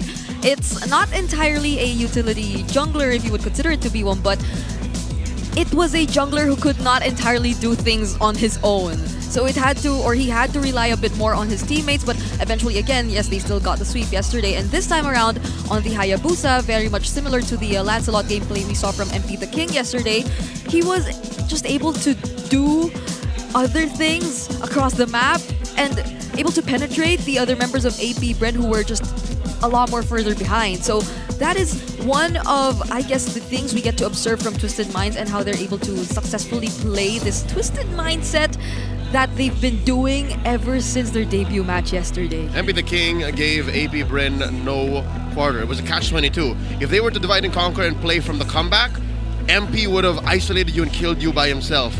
If you were with your team, then Twisted Minds would face you head on, and that's why this ended as soon as Twisted Minds found a winning position. Again, it felt like it was longer than 14 minutes because APBR was taking control macro-wise. But there was only so much macro you could do against Twisted Minds when they were winning fights. I think APBR made 2 major mistakes.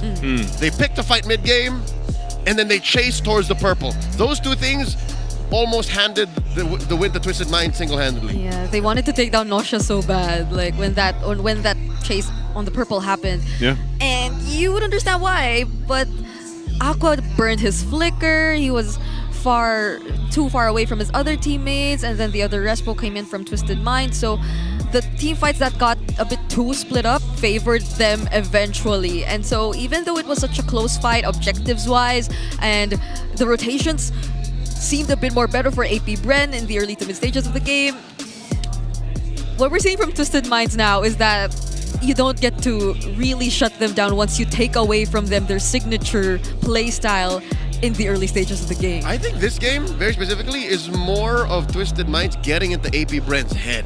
They forced APBR to respond a certain way wherein they would win. They welcomed them into their realm of the battlefield. Because I think APBR, if they made this last a little longer, if they decided to just clear the waves, just play towards Shizo, joining in the perfect time, and, James Panks cornering certain members of Twisted Minds, this would have been better for the Hive.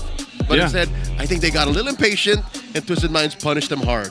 Yeah, they found the right moments where they had to, and you can see here, Nausea being the BPI rich guy, you've got Lord JM being the sandbag and the carry for APBR over here, and of course, Kaloy on the wingman. He did, and again, I want to say Kaloy did an amazing job at playing that Gatakacha. A lot of times you see the Gatakacha have to defensively use the AOG, or, they're trying to set things up. But this time, I feel like Kaloy was just that bulwark for the team. He was so good at just kind of cutting people off where he had to. And he had a couple clutch moments, even with the Revitalize, keeping Nausea alive on the Harith. There was moments where, Nausea should have gone down, but Kaloy was there to go ahead and help him out. So, and great peeling with the Unbreakable. So this is, once again, what I was saying, for Twisted Minds, they just play really well together. And it's apparent of how much, practice they've had and to be able to play as a team. So maybe we see some changes happen, moving forward in the next draft once we do get there, especially from APBR, if they can kind of, because like the macro idea from APBR, like Leo mentioned, was there. Like they had control of the map leading forward, but unfortunately there was something that broke it in the mid game, which was one of those big fights that turned things around, where then Twisted Minds was able to capitalize on that. Yeah, it was already going so well for them, and it was almost as if there was almost nothing to stop the Fanny, to stop James Panks, because again, they only had like the Gatot Kacha, those small windows of opportunities that you could get to stun the Fanny through the Kagura, but they still found a way to make it work, and that was pretty sad. I think we have some breaking news. I think we got some news here. Yeah, okay. we've got some ISF updates for you guys. Philippines went 2-0 over Myanmar in the match 1. So that's day 1 of the regional qualifier. So if you guys weren't aware, there is currently the ISF Asia qualifiers happening right now. Philippines has 2 games, I think it is, today. So they went 2-0 against Myanmar for the first one. They'll be playing again later on. So you guys can go ahead and check that out if you want to support, of course, our national team fighting it out there. And very familiar faces out there fighting for the Philippines to get a chance to go ahead and move on forward there. So there's a whole lot of ISF action that'll be happening over the course of the next... Gosh, I think it's like 2 weeks for men's and women's MLBB. Yep, so this SIBO team for men's MLBB, in case you were wondering, is the OG Falcons team, the same one that won in 2023 Cambodia. This is Ogwin, Kyle TZ, Few, Super Marco, and Flap. Yep. The boys. It's Flap. It's Flap. I know we don't get to see him recently, but... So he's focused. His mind is more just to take care of that too now. Yeah. Yeah, that's good. I mean, you know, I think we're in good hands for getting another goal. I saw the graphic come up before we went on live today, and, you know, go for gold, because I think a lot of people are going to be excited to watch them, again, compete against, and I think even for overall for ISF in general, it's still growing and some other nations have joined it. So good luck to them. I know we'll keep doing updates for you guys while we're live here. Now, shifting things over, game 2 ahead of us. I did predict that we're going to have 3 games here. So I think something will happen in the draft that gets APBR a game 2 under the belt. Now, what could that be? I think, again, you might have just spread yourselves a little bit too thin, because you had a Fanny, for example, and a Mozkov, and you can put pressure across the map with that, which we saw them do, and that's why they were leading macro-wise. They had, you know, at one point, they had 3 turrets over Twisted Minds, but then at some point, when you start to shift the focus and be like, all right, our Fanny's losing the buff or getting pressure, we have to protect that, the game plan changes. And even so, it's weird, because Selena is in a really weird position. And she's been in this position for a while. Only certain teams or only certain players, I feel like, are really able to capitalize on the Selena. And this was one of those cases where, you know, even as great as a player as Aqua is, it didn't work out for them. I think it's less of the player, more of the team, yeah, and the decisions that they make. I would not single-handedly blame Aqua. I would say the decisions that the team made at the times where it mattered is what put the Selena in this situation right now. So now going into game 2, I do believe it should be Twisted Minds choosing sides. Something tells me they will stay red. Yeah, they most likely will. They've been winning whenever they're on red. And this is actually APBR's first loss being on the blue side, because it was their most favorable side up until their loss, which happened. The meta just dictates blue is better. Yeah, but for some reason, Twisted Minds, it seems like they're more comfortable in red. So looking back at what was mentioned in the Howl, it was really either forcing the utility junglers or playing catch with X-Nova. More than just these specific things. From red, Twisted Minds are able to force and get into their opponent's head to make weird decisions. Again, from red, they forced Coach Jeff to ban the glue even if they saw clearly the CC. So why would you let go of that innate strength? Yeah, that's true. So, I mean, we did see, I think yesterday, like a almost 5-man ban on a particular player. I think happened against Team Liquid Philippines.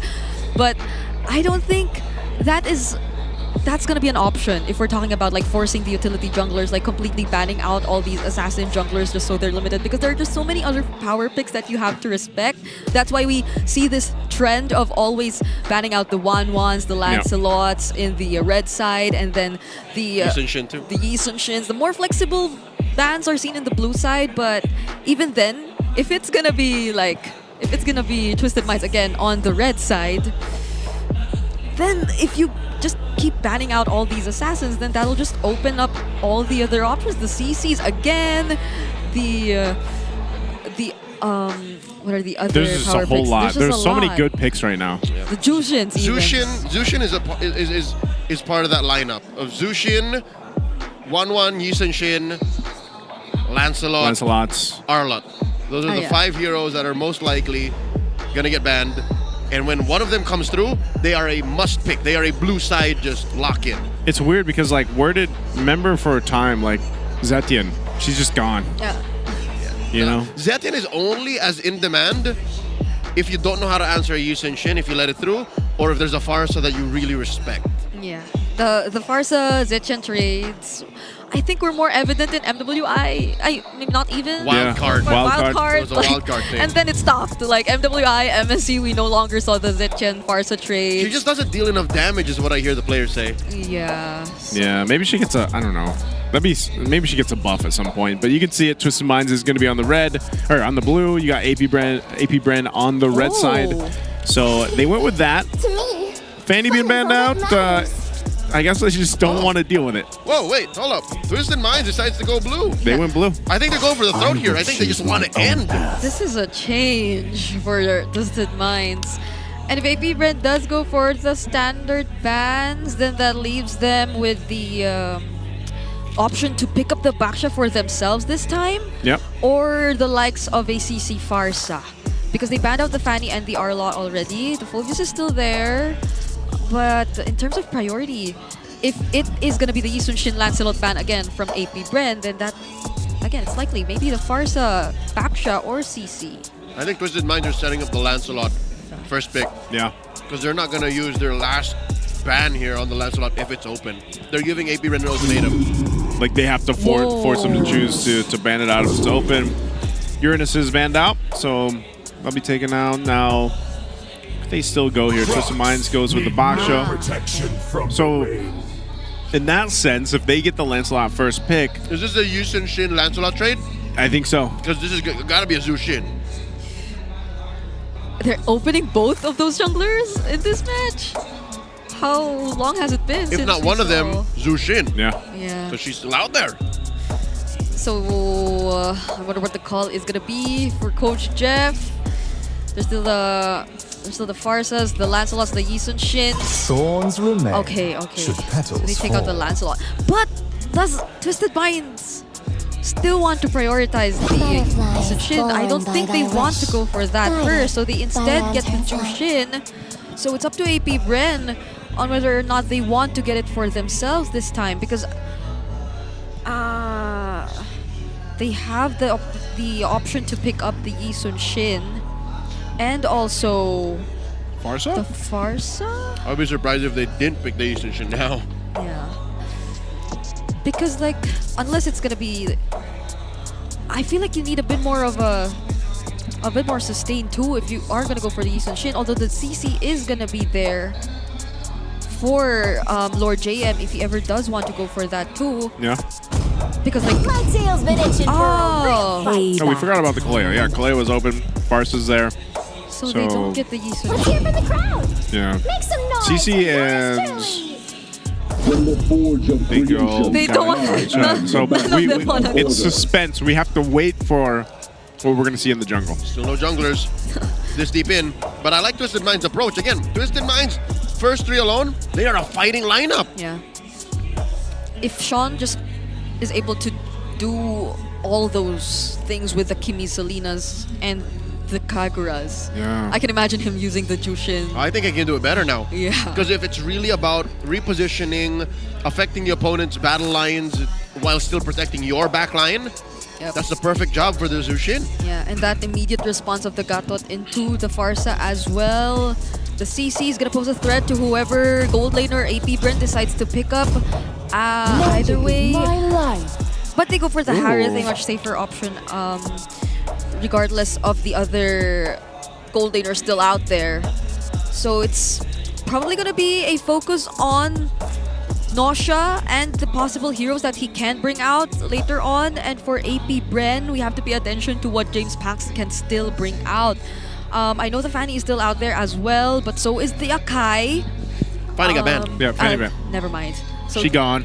The Akai is still out there. If ever James Pax wants to go for that same route. Here's a sinister thing. I am AP Bren in can either attack gold laners or junglers, and then pick a jungler in red 4. So that whatever happens to Twisted Minds, is they have those lanes down locked. They could, because like here, They're focusing down the gold lane bans. Twisted Minds will continue. Maybe jungle, like maybe they just narrow down the jungle even further, and then we get, you know, an interesting matchup jungle-wise. This land is our homeland. They go with Lapu Lapu Soon instead. be your burial ground. I mean, that would have been a lot of like just damage, and although the Kalea, if you see a Kalea, I think you'd want an XP laner who could stay a bit longer in the fights or could just like tank much more damage and not go in and out similar to the Kalea, because I think that's one of the cons of playing a Kalea sometimes. Like when you rely too much on the Kalea as your front line, then it's not as reliable. So you need other sources, especially considering that there's a Harith. But if it's just about creating space, then yeah, the Kalea does a great job at that. And they also have the Farsa with the Feathered Airstrike. But the Farsa too needs to be careful because there are just so many sources of potential disruption that Twisted Minds already has just through the first 3 picks that they got. You know what? I'm convinced that APBR just don't really care about that last ban. They just don't like glue and are willing to say, yeah, we're using this ban for glue. They just want to take out the glue. There's just like a personal vendetta against glue over here. But it's also going to mean then, what do we see here for... Okay, the YSS is actually banned out. So this is where they should pick a jungler for APBR. Maybe they go Hayabusa?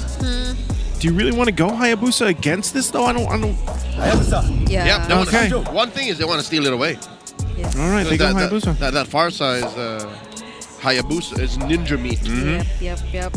So now we're looking at whoever James Panks wants, or no, whoever MP the King wants to pick up, and Nosha. Nosha. Fred would be really good. Yeah. And then you just pick a really solid damage. Granger Fred, let's do it. Fred. That would be like not the two individual type of jungler for MP the King though, but I'm pretty sure they're able to find a way to make it work. So it's or Akai. Nah, it's Akai Granger? Akai's odd. There's a Bruno also.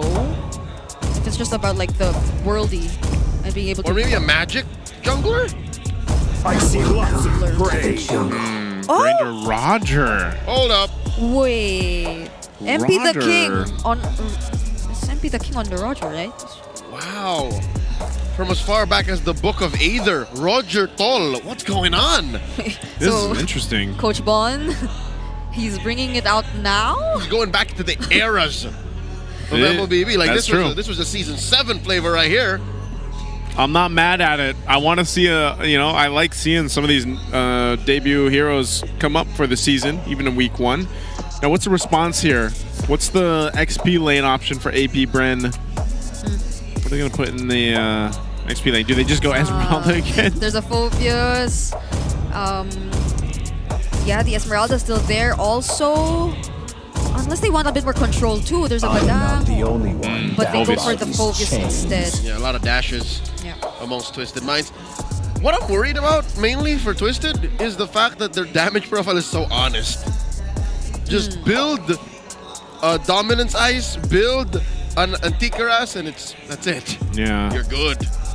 I think not only that, but this solves the issue that Brigida was talking about, and I mentioned a lot too when a Kalea is there. Like, you want to make sure that Kalea isn't the sole purpose of, or she has a responsibility on her shoulders of like, we gotta go and get the Tsunami Slam on the right target. Now that you have a Phobius to kind of help that out, where it's like, Phobius can still like 1v2, 1v3, sometimes even 1v the whole team, but then that allows your Kalea to go in and find the right target, have that target acquisition, and then get the pick off they're looking for. So we're gonna see a whole lot of Purifies here for both teams to lead into Game 2.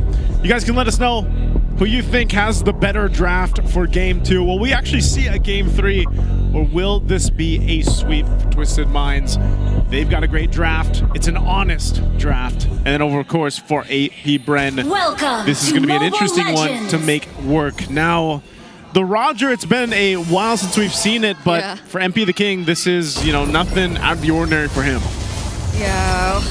I feel like even if we throw it a bit to last year, MP the King does really have familiarized himself, like with the Roger overall and the playstyle, the approach you use whenever you have it. But okay, Twisted Minds, even despite the stats favoring APBR in terms of the early game earlier, it seems like they're still gonna plan to go for that with the Roger as a jungler. A very tanky emblem combination as well coming in from Sean, so it's definitely more of a utility approach that we're expecting to see from this Jushin, which maybe adds to the point that maybe their damage profile is a bit too honest for this match, because like if it's gonna be a utility Jushin, then all the more is their damage gonna be more physical. Which makes it an odd dichotomy. Twisted Minds, double core.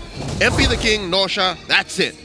APBR, they got triple core. I don't know how this is gonna work out gold-wise. James Banks, Aqua, and Shizo. Like, there's a lot of farm that they need to get on their lineup. I don't know if that's safe to run up against a team fighting team like Twisted Minds. I feel like a lot of us, especially after MSC, just realized that just having more cores or damage is the better way to go. I don't know how true that is still in this time of the meta. It might have changed, you know, in a matter of, I was gonna say a month, like weeks. A month, but it's been weeks. Never mind, it's been just weeks. And you know, there's already been these kind of adaptations in the current meta here. So this turtle's up. Some level 4's not available. There was that Lancer's pretty low here, but they're gonna fight for this first one. Turtle at half health. Better air strike coming in from Aqua. Couple of salvos missing its target. Sean here at level 4. Oh, Aqua still has that ult on lock. James Banks secures the turtle. Down goes Aqua. Lanzu got him down. Lord Jam against 4. There's a quick choke and a slam. X-Nova gets caught out. Half health. He triggered MP the King. Down he goes. 2 for free going over to Twisted Minds. I know it seems like for the first game, Twisted Minds cared so much about the objectives, but here it was just them letting go of it and going for the kills. And that might be the way to go. Or that could really help them snowball, because I feel like that's what they're really after. It's the snowball potential that they can get with this Roger Granger lineup in their hands, and just like Sean and Kaloy constantly handing over the targets to these two cores. Oh, there's Nova. Playing with range here, almost caught one. I think part of it though too is like MP the King is gonna have a little bit of a rough time trying to get into the objectives, just because of the fact that Aqua is on a farce, and we've seen this so many times where it's like you set up that artillery, that feathered airstrike around the objective, and so you've got to kind of dance around that, you know. And we saw where MP took like one shot and he's like half health. So they might have to just kind of calculate how they approach this, and you know, as that develops through the game, they might give up some turtles, but I think they still, if they can break into a fight, they might just go for that. I think that's a sound approach to the mid game. Twisted Minds can play for the turn, not necessarily the objective. And look, there's already starting to choke out James Banks. MP the King gets away with highway robbery, stealing that small camp right in James Banks' face. Yeah, because I mean, even in that first turtle we saw, it was actually MP the King who started it, but it feels like that wasn't the end goal. Like they were really waiting for the reaction from APBR and going for that turn. What if they were using the turtle as bait? It's all part of the plan, basically. I think for Twisted Minds. This next one's coming up in a couple seconds, but they're here on that bottom side in this XP lane. They might just go ahead and whittle down Lord JM a little bit to give them some of the advantage here, but both junglers working on grabbing the buffs. You still got James Banks grabbing his purple. He'll grab that, but Turtle's up now. You see a swing forward. MP will wait patiently because he knows he can't get caught out. Like, that's the main thing. If he takes a couple too many shots, then he's going to have a difficult time with this. So Lansu has to go ahead and zone them out here. Twisted Minds, they have the advantage here. MP the King scoring. Better airstrike by Aqua. AOG already used up. Lansu falls. JM gets the kill. Down goes Kaloy. 2 men down for Twisted Minds. Can they fight their way out of this? They already used his Zaman Force. Lord JM in pursuit. Nosha in his eye. Taking down the gold laner of Twisted Minds. 3 for 1 the trade. Still alive, MP the King and Sean. MP the King pops it, sees Lord JM. Sean on his tail. Can they get it? Down goes Lord JM. Oh, what? He still gets some shields, some health. They're not done with him. Lansu thinking about it. In comes MP the King. And another airstrike. This fight has gone on for way too long. Aqua gets taken down by Lansu. Gets a double. Takes Lord JM with him. What was that? Lord JM survived for so long. I don't know if Phobius or a hero in the game should be able to do that. Oh, there's a Tsunami Slam. Gets almost a perfect target. The punish by James Banks. Down goes Nosha. Yeah, he's down And 0-2. Shizo coming in, not so silent anymore. Sean bites the dust. That was non-stop team fighting ever since we started the Turtle. And what minute is it now? Not even 6. Twisted Minds. That was the complete opposite of what we saw happen in Turtle 1. AP Bren were the ones who seemed to have to wait a bit longer, and were the ones to take the kills off of Twisted Minds. And even though Twisted Minds wanted to secure some for themselves, we saw Sean go in with the Crimson Beacon, just try to target Shizu and hand it over to MP the King. They just had to change their targets. They just had to change priorities because Lansu, or Lord JM, was becoming too big of a problem on the Phobius. And so many skills did not land and helped him survive that entire sequence. And here's exactly why he already has the Antikiras. Yeah. I'm pretty sure that was there, or in Dreadnought armor form at least, when that sequence happened. So that had to be. I mean, he was taking all the hits, man. That's the damage profile problem right there. You said it was pretty honest. This is the last turn of the game. We're gonna fight out. Tsunami Slam gets one, and he bites a Das. Kaloy gets taken out, traded out for X-Nova. Lord JM backing out Zaman Force here by Shizo. Down goes MP the King. Double kill for the Silent Kid. Now Lansu up next. Lord JM holding on at a fifth of his health. Lansu drops the Yo-Yo Blitz. Lord JM jumping in. Infernal Pursuit. Sean and Lansu not able to take a spike. James Banks secures the last turtle for AP Bren. And they're not done. They're chasing down another Zaman Force. Nosha bites it with a Synchro Fission. And that's another for Shizo. Whew, man, I feel like Shizo has just flipped the switch on his own. I think earlier he was seeing all the team fights break out, and he's like, guys, I want in on this. And now he's sitting at 5-0-2. He's got about 1,000 gold ahead of Nosha. Is that Swift Boots? We're seeing on Shizu as well. Attack speed? Yeah. Okay. So if they're that much ahead, I mean 2K gold ahead of Nosha. What does he know? Then maybe that's why we're seeing a bit of surprise in terms of the builds from Shizu. I mean, 502 as mentioned here by Naisu, but I think even more than that, what happened earlier was just so unfortunate. They weren't able to get any value out of Kaloy, not even being able to use the AOG because he was immediately targeted there by AP Bren, and that might be one of the calls that we see from them more often. Shadow kill coming in from MP the King. No goes Nosha. Shizo finds another, and MP the King might be up next. Gets caught in the Zaman Force. Gets a double for Shizo, and they might need to get Kaloy. There's another one, keeping him down, and make it another 3 for none. AP Bren converting up the Wazoo tier 2 down bottom. Take it out. Lord JM wanted that one, but they'll get the tier 2 turret down on the bottom side. All this just going for AP Bren. They want more. Another Zaman Force drops in. Lansu backing out. Not enough range for Shizo to deal with. And James Bank coming in with a shadow kill. Lansu falls. This level of scaling we're seeing from Shizu should not have come this early. You know what? We said, hey, this lineup is kind of expensive. Well, when you get all this, it's okay. They're 4,000 gold ahead now, and just about everybody has a massive amount of gold in their hands. They didn't even look at the price tag. They just said, build Dreadnought armors, build Antikarasses, and we're good. They're going straight for the Lord here. Twisted Minds have nothing to do. I think AP Bren also decided to pick up some roaming boots for their other members as well. So Twisted Minds will definitely have to do a lot of catching up. Speaking of Roger Returns, it's 1 year ago? Less than, I mean, but... It's about almost a year, you know? Season 14, Demon Kite brought it out. The Raider. Yeah, the Raider himself, you know? And this time around, it's struggling to find its footing against this team fight prowess from AP Bren. Yep. This Lord is making its way, and remember, the shield's already popped down on the bottom side, too, so AP Bren should be able to go and get into the base of Twisted Minds here. They're going to do their best to hold it on. The wave clear is okay, I would say, for Twisted Minds. They can clear things out somewhat, but you know, they're going to have to use like these resources to clear this out. About 70-80% of their clearing power is in Nosha's hands. So if Nosha dies, you lose it. Like, and what do they do? Yeah, and he didn't have that great of a start. He was 0-2 less than 5 minutes into the game, and now 0-4. So So it's definitely going to take a lot more time for Nausea to get back in this game, to even catch up to Shizo, who's now 7-0-4 on this Harriet. Now they're threatening the push on the bottom lane. They're able to clear the waves, using the Holy Shields in mid and top to buy time. Twisted Minds keep their inhibitors. I'm really surprised that APBR didn't even get the bottom turret down there. They might look to just force another fight for Twisted Minds. They know they've got a good lead on this. Xnova finds one, Tsunami Slam, dropping everything with the kitchen sink. Shizo finds one, Envy the King goes down, James Banks gets another.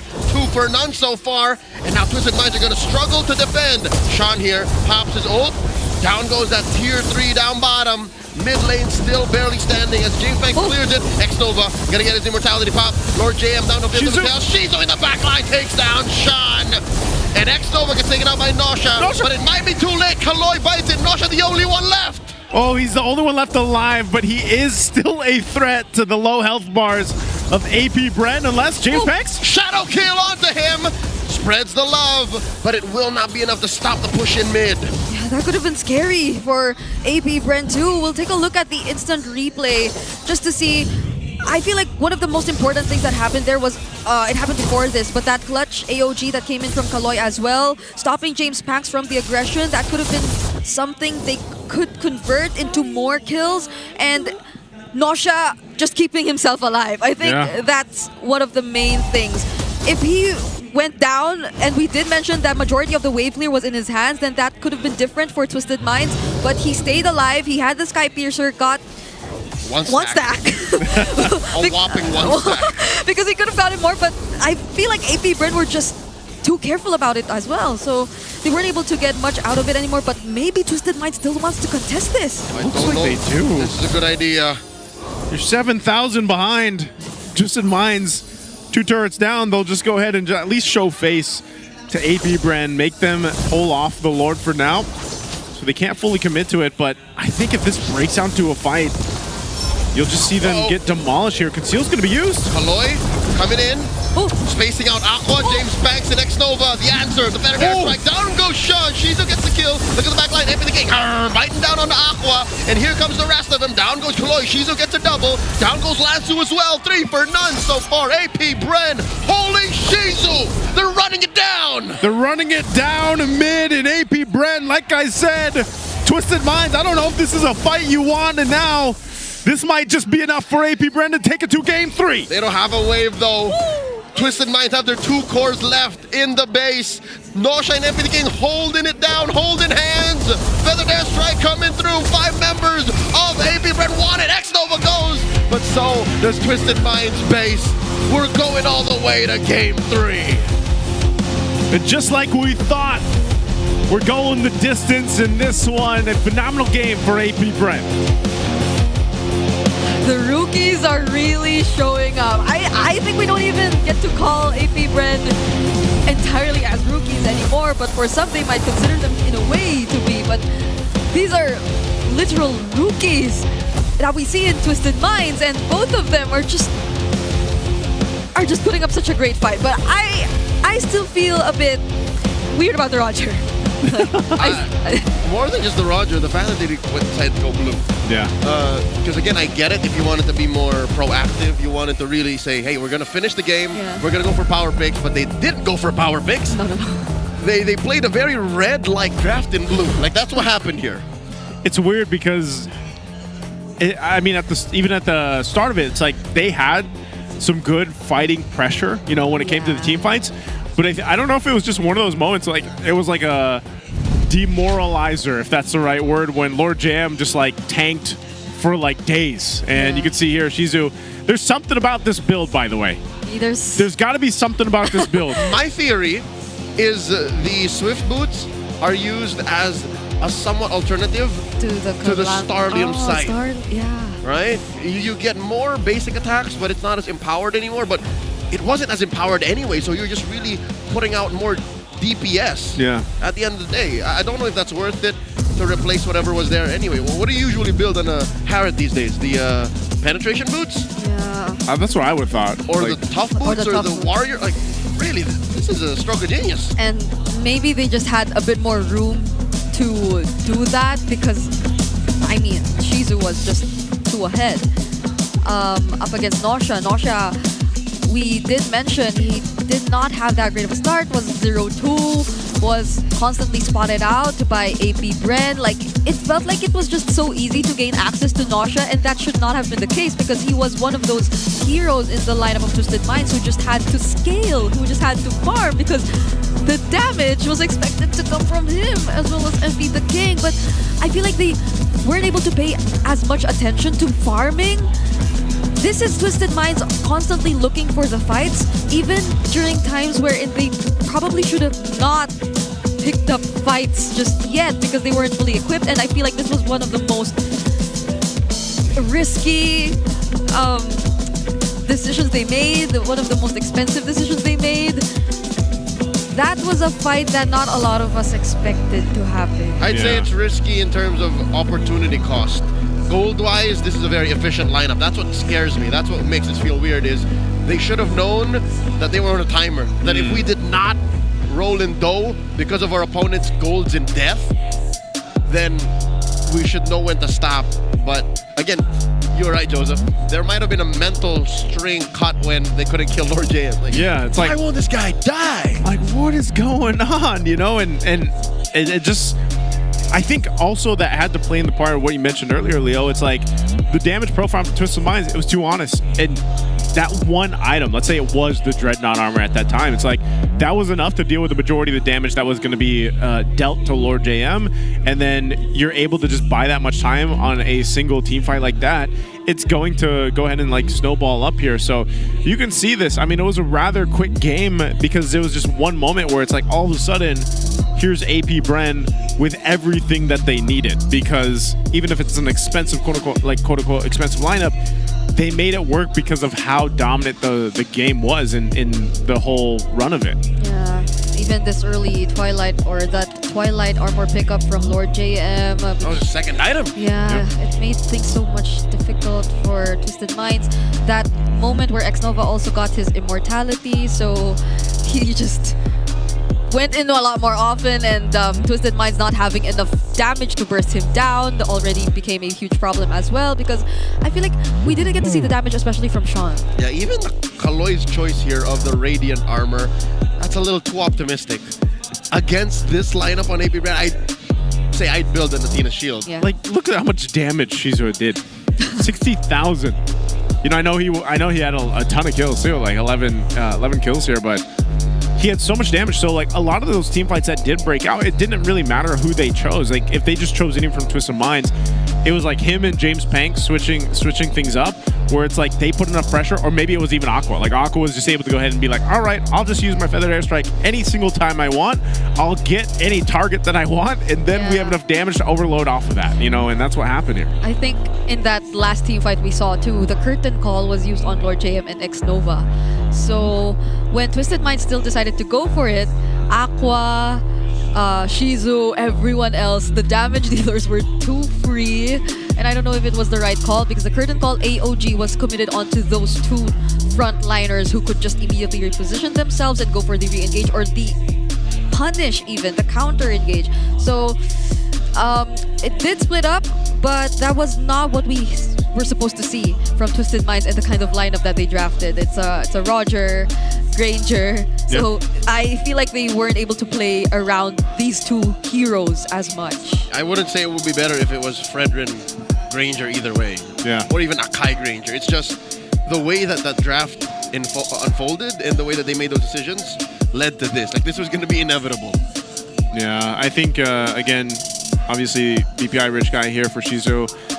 He was able to really shine, and I like how, even in the sense of the game, the way that it happened is like, even before he joined a lot of those fights, APBR was doing fine. Like, they were winning the fights, and then Shizu just had to kind of like swoop on in and be like, all right, I'm here. Let me get some kills now too. And then that severely like snowballed them. So again, great game there. I think this one's really this series alone, I feel like a lot is happening. I know it always happens at the draft, but like this one specifically, there's like some crazy things are happening in the draft now. And what does this lead us to? Like, where are we going to follow, or where are we going to fall for who's going to be on the blue, who's going to be on red for this one? Yeah, APBR is going to go blue. I hope Twisted Minds go red. It's their choice now. Yeah. It's their choice now, because again, home, away, home. But if that happens, I'd like to add a caveat. Twisted have to play their game. Twisted have to play it close to the chest, like the way they did in Game 1. Yeah. Because again, that's a full point on the line right now. Like this last game, there's no room for experimentation. I don't know if it's just them coming from MDL, and that's why we're seeing so many surprises come in every now and then. Heroes again, gentlemen. Yeah, but we're not in global ban, so maybe we could stick a bit more to what works, and it clearly works if you're Twisted Minds and you came off a sweep from Team Falcons, you came off that very dominating win in game number 1 against APBR. This game did not feel like that Twisted mindset we saw at all. So. It was pretty twisted. It was twisted and not in their way. Our way. No, it was. Our way. But it didn't consider the opponents not taking it lying down. Yeah.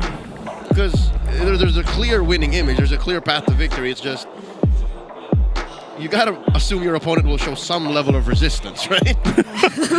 Not just gonna like, okay, go to our base. Yeah. That type of thing. But like, I think the Roger, and it's always unfortunate. Like when you have these like debut heroes that don't get picked up that often, you know, and then they kind of like fall flat like this. Yeah.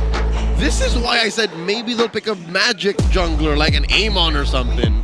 Because it wouldn't have been a perfect pick. Talk about the Amon, right? There's a lot of softies over on APBR side. You can pop the Harith, pop the Farsa. Even Kalia isn't as sustainable as your usual Especially tanks. early game. Yeah, so that's where I was. And knowing this, as being Twisted Minds, Coach Bon, MP, it was kind of their MO, the big weird hero. Like, hey man, you know what I mean? So. Yeah, it would have suited MP the King a lot more. Like, he could do things on his own if he went for that, and the damage would have been a bit more spread out. Yeah, spread out. For Twisted Minds lineup. But hopefully they got to realize that, or like, this is why I understand say that it's not working. that it's okay. It's week 1. Yes. Like, if you want to bring some of this stuff out, you want to try some weird things, you want to ban glue all the time, do it in week 1, you know? If I see that blue ban again. If I see the glue ban again. I still don't understand what that was. I need a video from our community out there, like conspiracy theory glue. I'm pretty sure journalists backstage after the match will ask, like, Coach, why you keep banning the glue here? When there's a CC on the other side. And you don't have to answer, Coach Jeff. Like, it can be your secret. So I guess that's where your video comes out. I was gonna say, yeah, that's where mine comes out. Like, here's the real reason the glue is banned, you know? But no, jokes aside, I think what we're really seeing here from the two teams is what we kind of expected. You know, it's like this.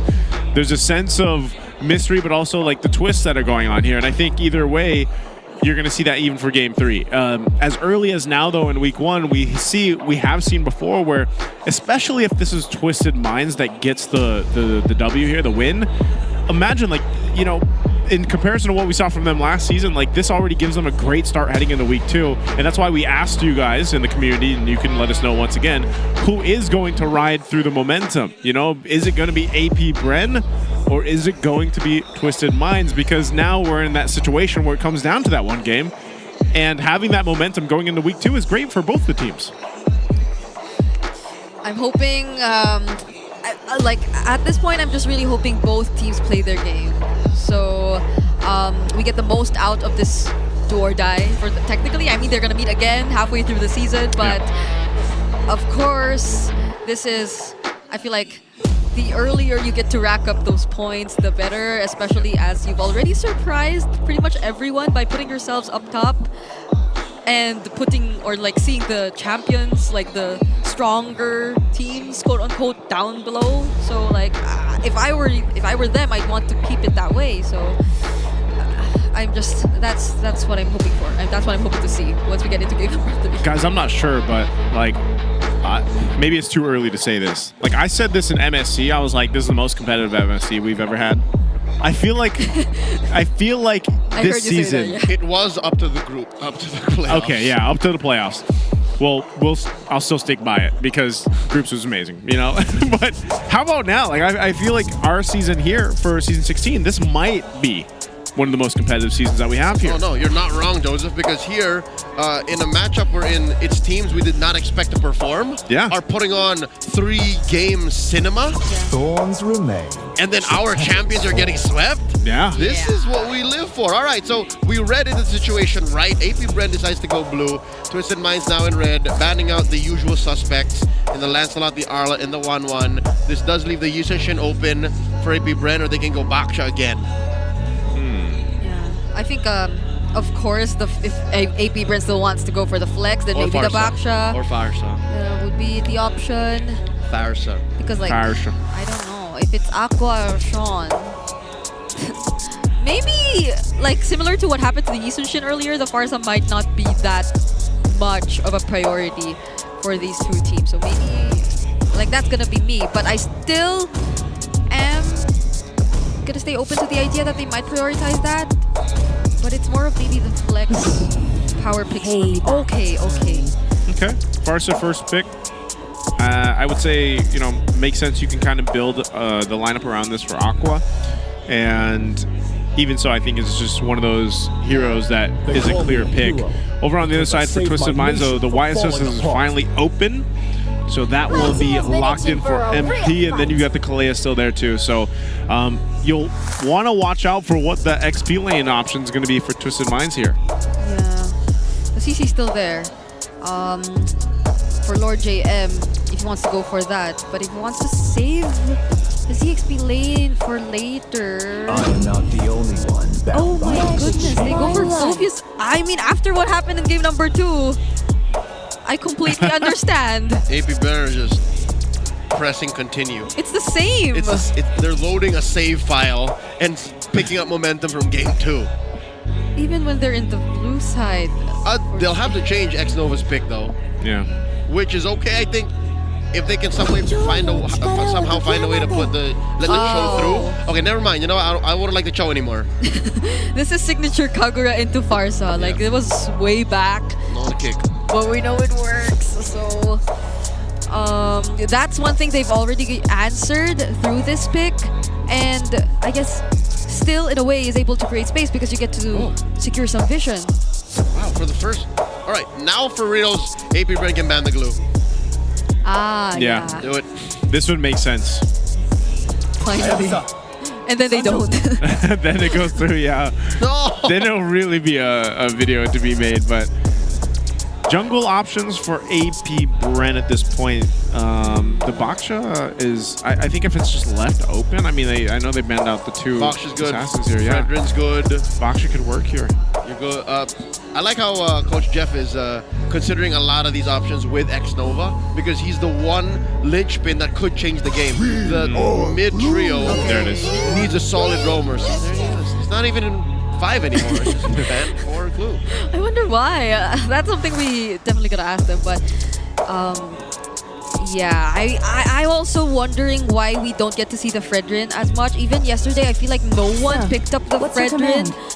Not sure if someone did in day 1. I don't recall seeing anyone pick it up either. So that's a surprise because I feel like it's supposedly one of the go-to if we're talking about the utility jungler options. But it seems like the Akais and the Uranus have appeared much more often than the Fredrin. So let's see what James Panks has in mind for later. But Twisted Minds now, maybe they could... No, maybe they could save... Because they already know that they're going up against the Phobius, so maybe that gold lane could come in for last. So we're gonna see an XP laner here. XP lane, yeah. Oh no. Save it against the Phobius. No, you already know the matchup. Go for it. Yeah, go for the XP. Esmeralda, do it. Esmeralda, yeah. Never mind, we'll go Granger. Oh no, they don't have to chase it. Exactly, they don't have to chase it. They'll know if it's safe for the Esmeralda. And now AP Bren. Yeah, I still don't like the Cho. I still wouldn't want a Cho. Even with all the 2 softies, I'm pretty sure the Granger's going to pick Purify and then go to Would he go Kufra again? Kufra? Like we saw? For X-Nova? I'd like a Kuf. Yeah, there's a Gatot also. X-Nova's been playing that a lot. Or... Yeah, maybe why not just go for the... But the thing is, the Kagura could just like escape that. in most scenarios. Yeah. And the traceless too. Exactly. There's so many ways to get rid of the Cho's CC. Yeah, there's a guy. Right. And last pick for that will be the Lucas. Hold up, Jungle Lucas makes its way back, and they have an instant answer. Because of that, they wouldn't want Esmeralda anymore, because Lucas eats her alive. It's the Hylos making a comeback in the meta. Everyone made a comeback except Fredrin. So No, far. he'll show up, I'm sure. You can never count Fredrin out. He's oiling his abs. Lucas though. Okay. James Banks on the Lucas. I mean, like, it's not entirely utility, not entirely.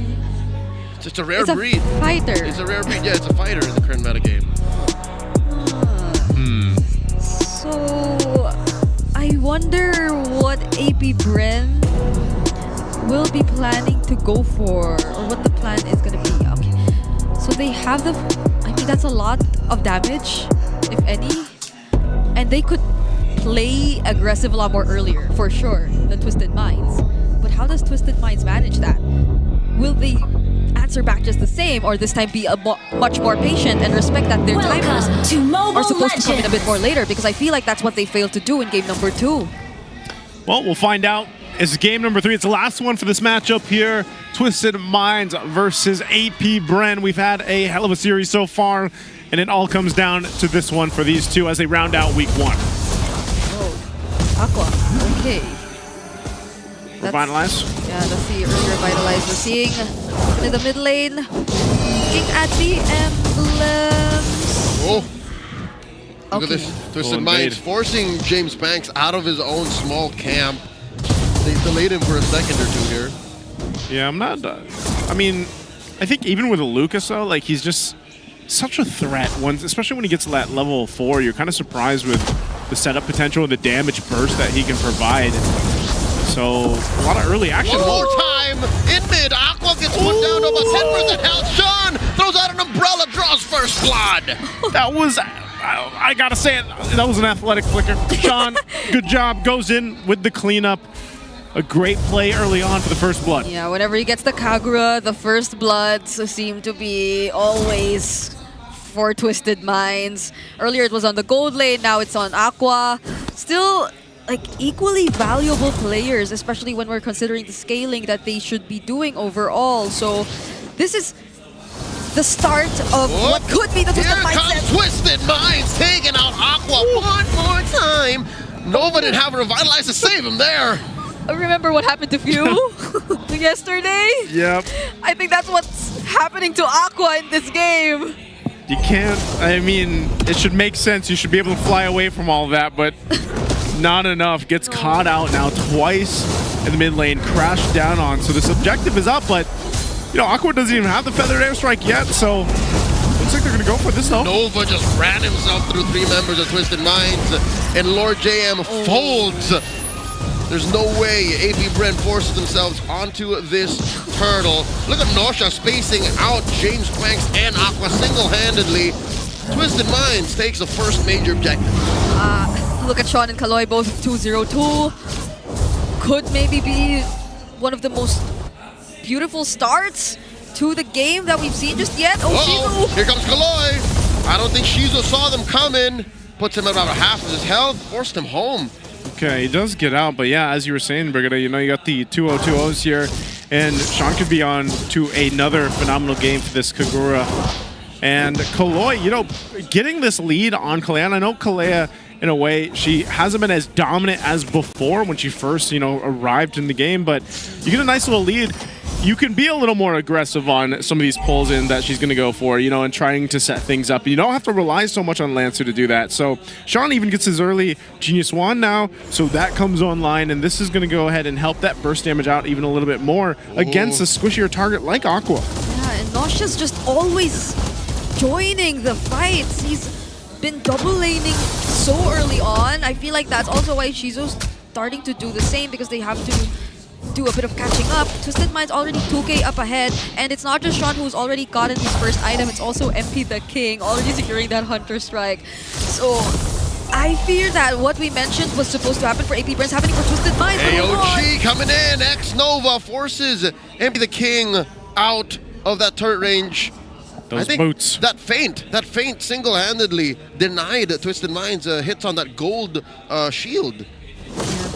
Even Nosha, by the way, also has the Hunter Strike already. So that's the three damage dealers from Twisted Minds already having a really great time in this game. But James Pax, he's been constantly bothered in the jungle. It's great to see that he's also level 7 though.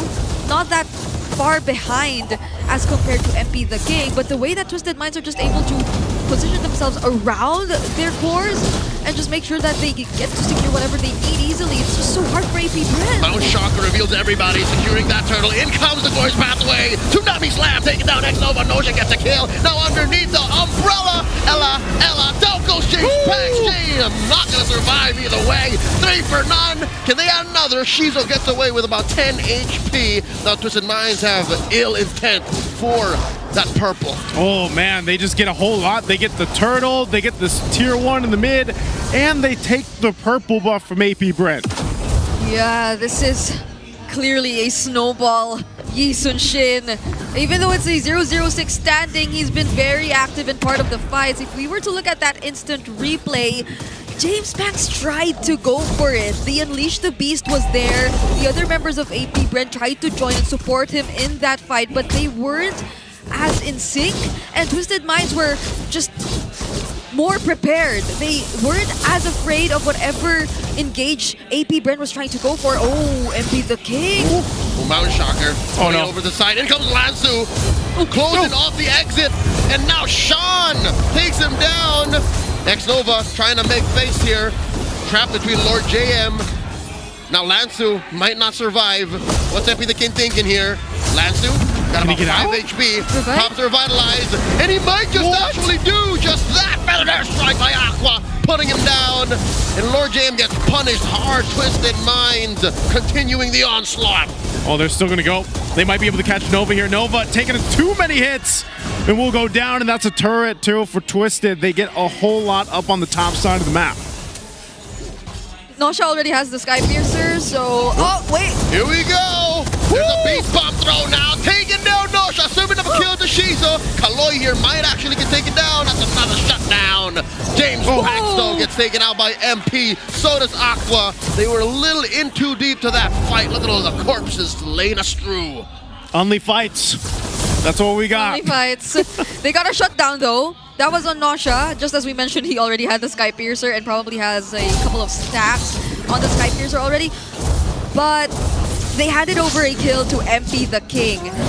And the other member that went down was just Kaloi. And I feel like Twisted Minds are just generally going to be okay with that.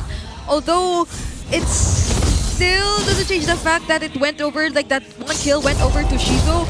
It's not like this is the exact same scenario we saw earlier where Shizo was just going crazy with all that damage and being that much ahead. But even this fight being slightly behind though, it seems like Swift Boots really is the option for him. Oh, here's a Conceal coming in. Plus the Glorious Pathway keeping down Shizo. And they might find another in X-Nova. Gets the AOG out. That's just one taken down. Sadly, it's their gold laner. The answer from Aqua. A Mountain Shocker on Lord JM.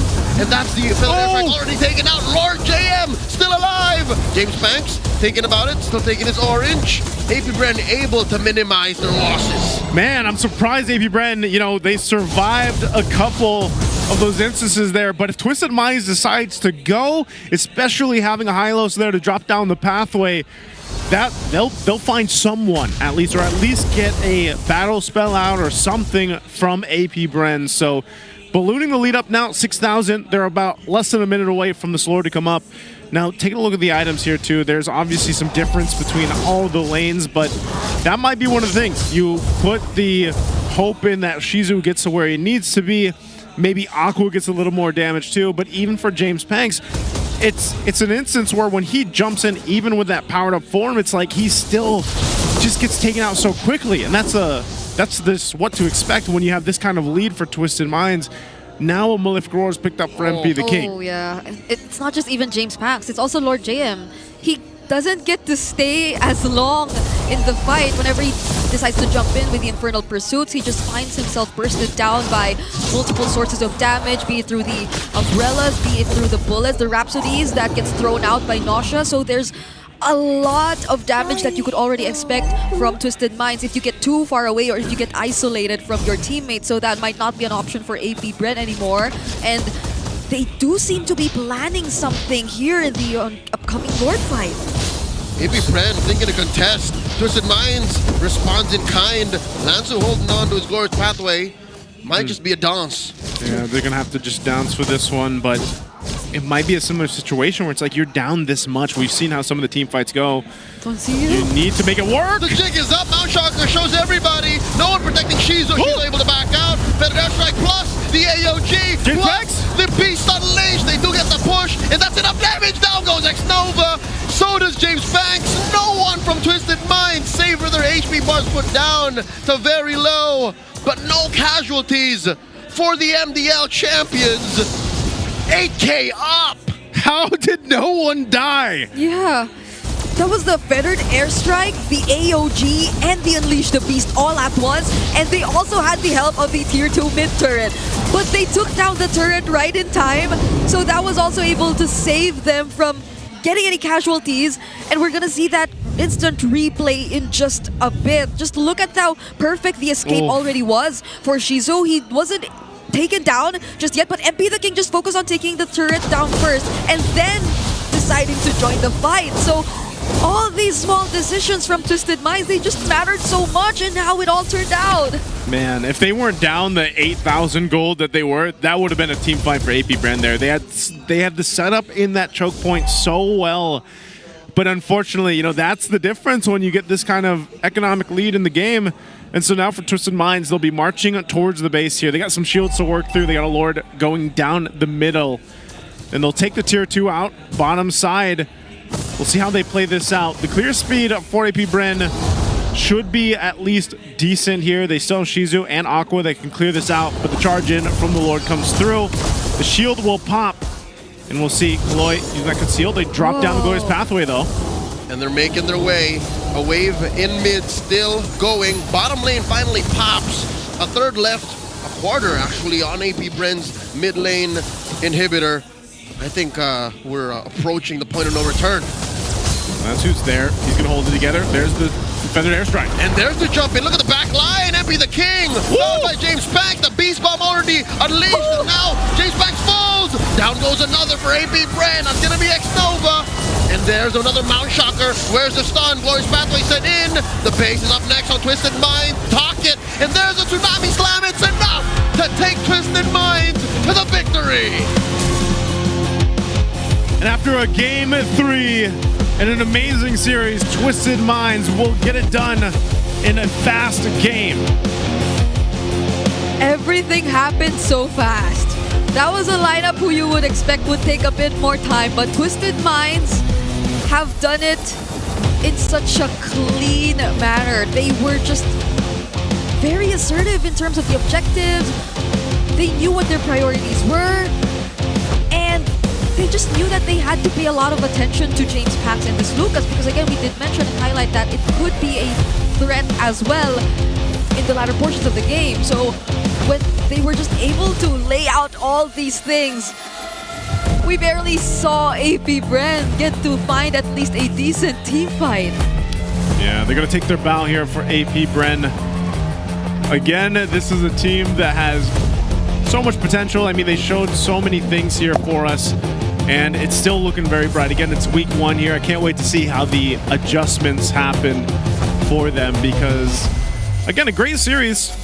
It was just Twisted Minds. There's something about Game 3 where they just came on through like a quick train themselves. They twisted through and made Game 3 just theirs, you know? There wasn't many, I feel like, opportunities for AP Bren to turn things around, especially with that kind of deficit. So congratulations to Twisted. We're going to throw it over to the stage to hear for our winning interview. MPL Arena, undefeated in week number 1. Your winners, Twisted Minds. Just an incredible performance against APBR. Odin, MDL to MPL na ipapakita pa rin nila ang lakas nila at this point. Alam mo, Hans, kapag nakikita ko yung MDL players dito sa MPL stage, parang nagkakaroon ako ng proud ate moment. Kasi nakita ko yung journey nila from MDL and now, may nagbabalik ng MPL which is si Lansu. Lansu, nabasa namin yung mga sinasabi mo sa interviews na gustong-gusto mo talagang makabawi this time sa MPL. And now that you're back again dito sa stage, paano mo masisiguro na kasama mo ulit ang mga brothers mo hanggang sa dulo?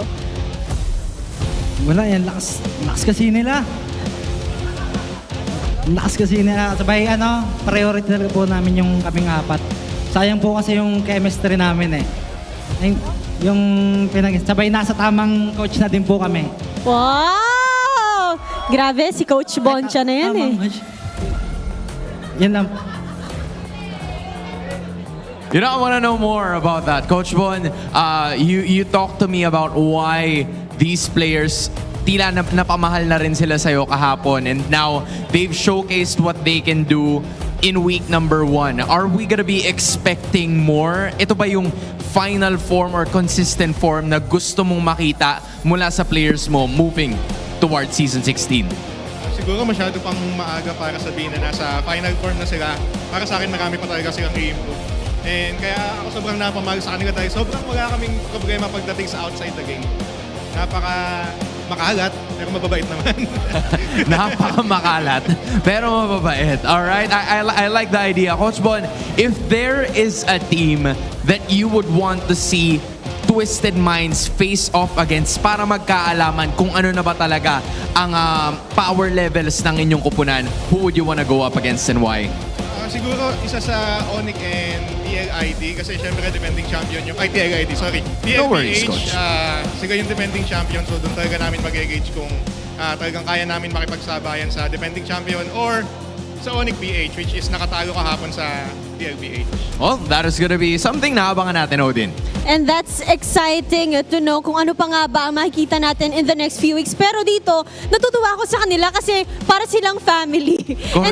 And speaking of which, Lansu, nabasa din namin din kasi dun sa article mo na you're doing this for your family. Since it's family day, it's your chance na nasabihin kung ano bang mensahe mo sa pamilya mo na nanonood. Ma-chill lang kayo dyan, ma. Magpapayaman na ako. Wow! Hoy! Hinihintay ko yan, Hansa. Hihintayin ko yan. Millionaire mindset eh. Oo. That's the most important Payaman. At meron din ako ang gustong tanungin, Hans. Kasi kanina nakita ko sila bago pumasok dito sa MPL stage. Si Sean. Sean, nakita din namin yung post about you ha. Sobrang confident mo. Nasabi mo wala kang sinasanto sa pagpasok mo dito sa MPL. Where do you get that confidence boost? First of all po, hindi po talaga yung dila para sa Falcons yun. Para sa mga tropa ko lang yun. Tapos out of context yung MPL. Ayun. Oh yeah.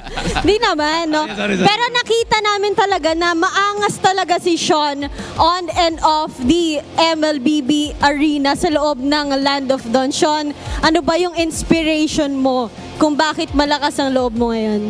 Inspiration ko lang po yung mga kampi ko kasi di ko pangarap lang iniisip ko eh. Pati yung pangarap nila. Tapos hindi ginagawa motivation. Ayan. Sama-sama daw silang yayaman, Hans. Correct. The dream is alive. I mean, nakausap na natin si Sean, si Lansu, si MP. Para naman si Kaloy. Parang hindi ko kasi nakausap si Kaloy. You know? Ano eh? Sino coach? Sino? Si Baby JP. Si Baby JP! Di mo talaga yun? Okay. Kaloy, hindi galing sa kanya. Speaking of which, you're also looking at one of our delegates para sa Southeast Asian Games sa December. Kaloy, you've achieved so much. An MDL champion, also a SEA Games delegate.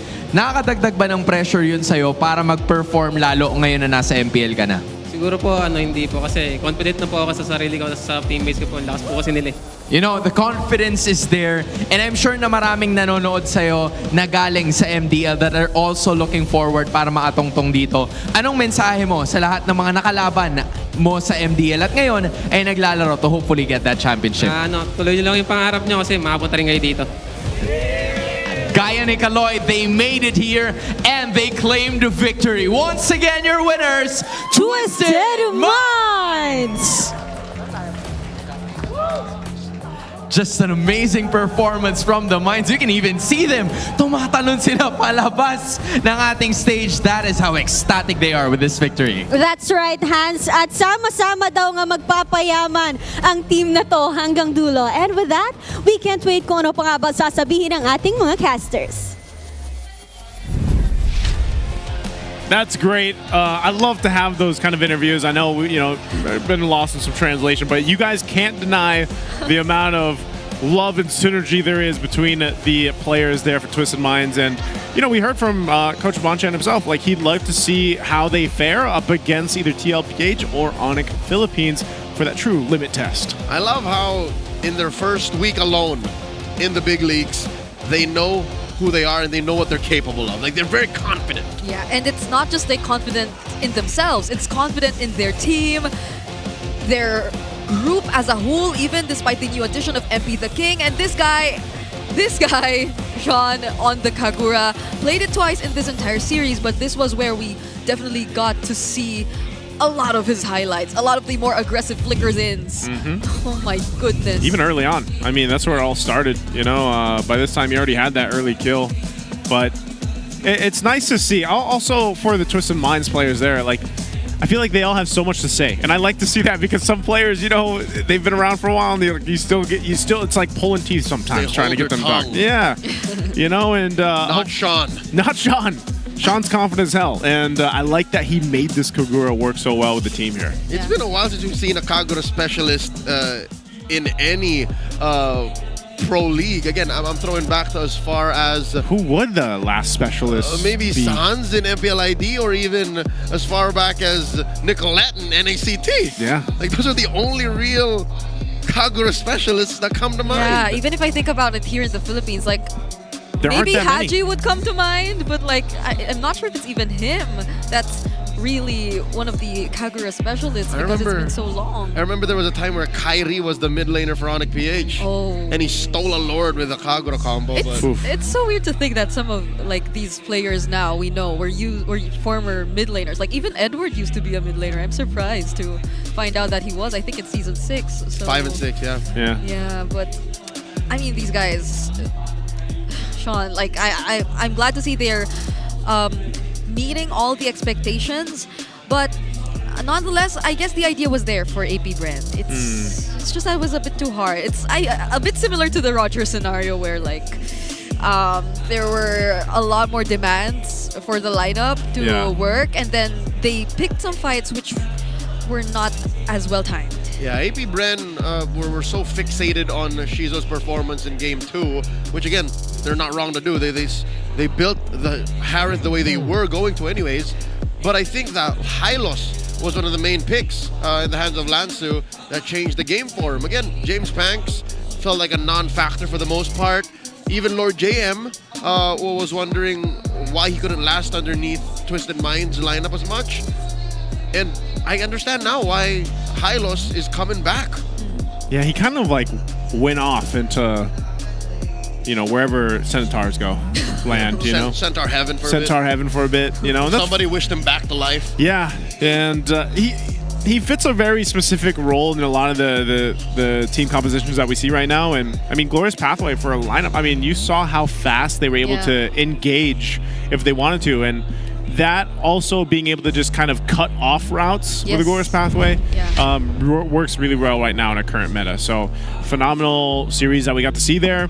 I think still APBR, like that, even given the score and everything else, there's still so much that we can see from them. And I hope we get to go ahead and see that develop even more in the weeks ahead of us for the regular season here. Now for Twisted Minds and for all their fan base out there, I know they're super excited because now they're sitting up there at the top currently.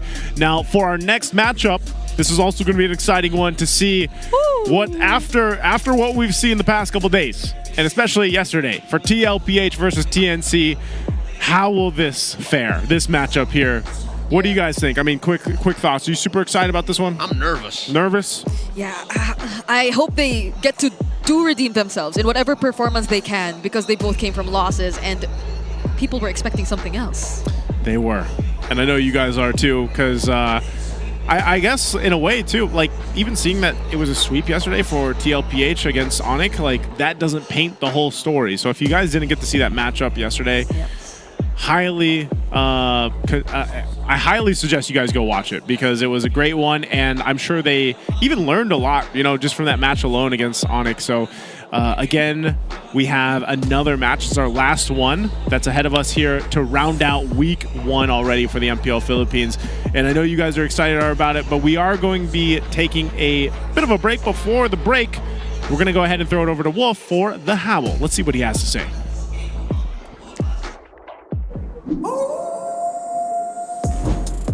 Welcome to the Howl, and what a game we see between two teams that we expected to have a bloodbath, and they did deliver. Now, I've learned so much about the game. First, rookie bloodbath, and this is what we like. We don't like rookies who are scared of fighting. We don't like when it's your first match or your first week in the MPL and you're not going to be showing your 100%. In fact, Twisted Minds and the APBR rookies also showed their 1,000% perhaps, especially when it comes to aggression, and that's what we like. The rookie bloodbath that Twisted Minds employed in this game, like we said in the keys to victory, they have to have the Twisted mindset, and that's what we saw. 13 kills by one team, by the way. They have forced 13 kills in 7 minutes in game number 3. They fought Twisted with fire, and for APBR, that is something that they couldn't recover. And this is kind of related to what we also prescribed in the Keys to Victory, that they should be playing assassin junglers on Twisted Minds, or rather APBR should force Twisted Minds to go for utility junglers. However, there's a little bit of change. It wasn't necessarily assassin junglers that they used. They actually used fighters. And I don't know if you'll count Roger as well as Season Shin as fighters, but I do. And the idea is, if you're playing the assassins, you kind of wait for your cooldowns and your items. But when you're playing fighters, like the Season Shin as well as the Roger, you keep on fighting. And that's what we saw in that game. Now, we also saw that Twisted Minds said that greed ain't good. They agreed, and they saw that if you are if your cores are fast activating, like your Hylos with the Yisun Shin and the Granger, like how fast that could get, you know that you can easily win the fights. And the word for today is Death Ball, because of the fact that I think in the metagame now, that is what we should be eyeing to use. Lastly, is it now time for the Kagura, maybe? We saw it 2-0 this series. It won against Selena, which is a natural counter. It also won against the Farsa. So maybe this is the metagame. Maybe this is the season where we're going to see the Kagura in action. 8-0-8 in 11 minutes for the mid laner of Twisted Minds. Sean, we know for sure that Kagura will be in the drafts over and over again. That has been our first series, APBR going up against Twisted Minds. We're going to have another banger of a series with TLPH trying to bounce back against TNC, who also wants to bounce back. That will be after this, so don't go away. MPLPH Season 16 will be back.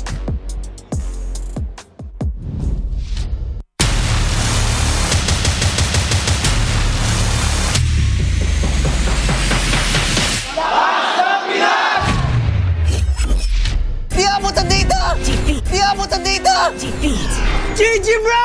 Don't worry, the Only with Smart Power All 99. Hindi bitin with 10 gig data to power your games plus Only Facebook or Only TikTok. Load now!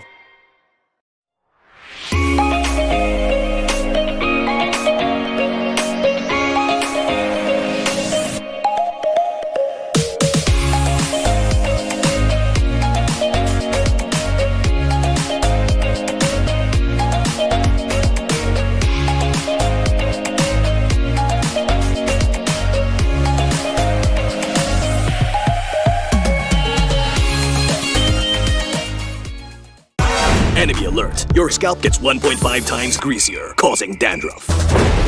Get triple anti-dandruff power. Supercharge with Clear.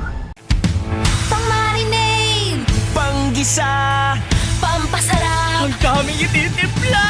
Luto mo yan with Knorr Liquid Seasoning. Mula luto tong plato, sarap panalo. Luto tong plato, sarap panalo. Luto tong plato,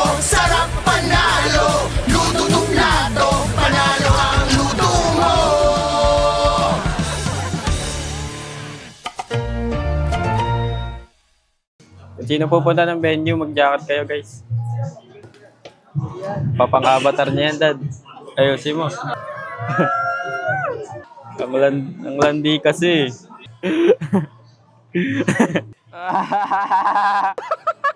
Ganito pala yung mag-checking, pre.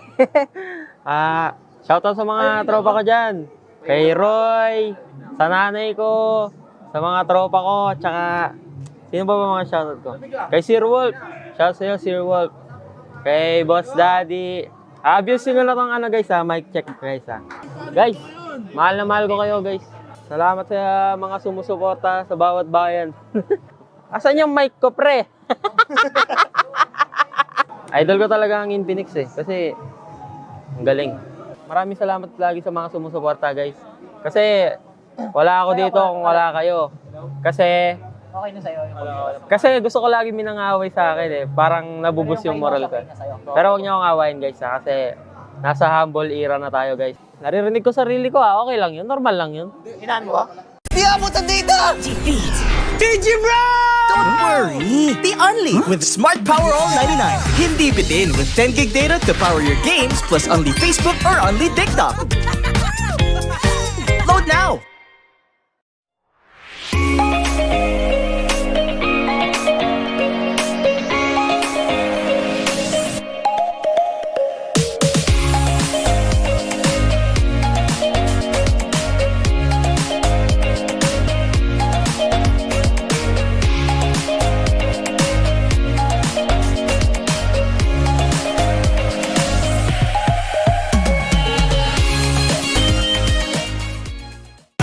Enemy alert. Your scalp gets 1.5 times greasier, causing dandruff. Get triple anti-dandruff power. Supercharged with Clear. Pang-marinade! Panggisa! Pampasarap! Ang daming ititimpla! Luto mo yan with Knorr Liquid Seasoning. Mula luto tong plato, sarap panalo! Luto tong plato, sarap panalo! Luto tong plato, sarap panalo! Luto tong plato, panalo ang luto mo!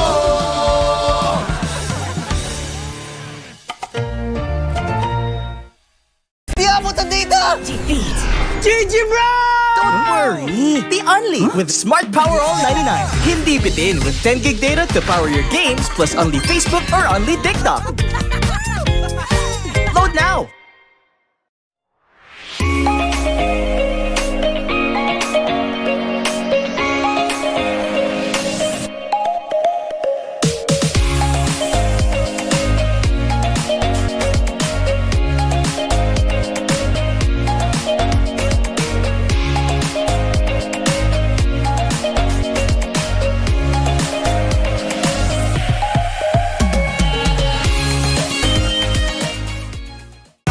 Enemy alert. Your scalp gets 1.5 times greasier, causing dandruff. Get triple anti-dandruff power.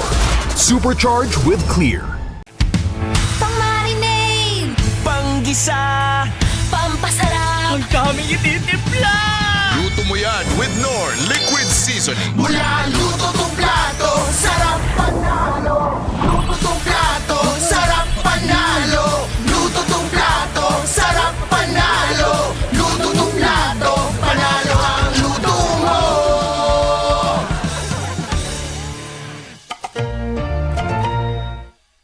Di abot ang data! Defeat! DJ Bro!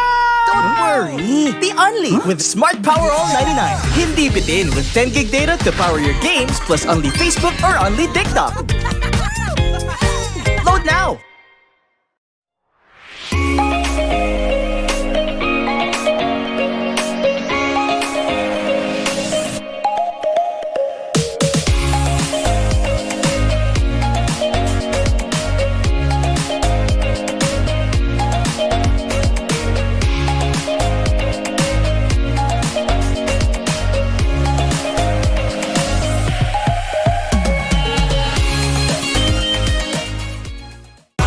Enemy alert. Your scalp gets 1.5 times greasier, causing dandruff. Get triple anti-dandruff power. Supercharged with Clear. Pang-marinade! Panggisa! Pampasarap! Ang daming ititimpla! Luto mo yan with Knorr Liquid Seasoning. Mula luto tong plato, sarap panalo. Luto tong plato, sarap panalo. Luto tong plato, sarap panalo. Luto tong plato, panalo ang luto mo.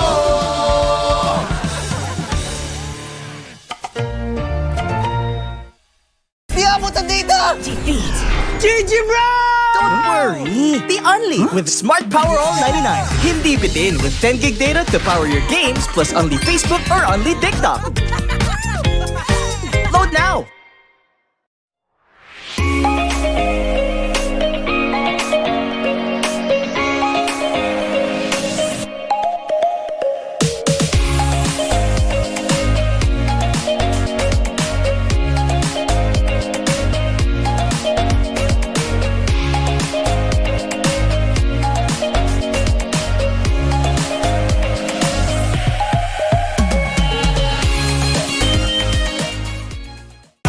Enemy alert. Your scalp gets 1.5 times greasier, causing dandruff. Get triple anti-dandruff power. Supercharge with Clear. Pang-marinade, Panggisa!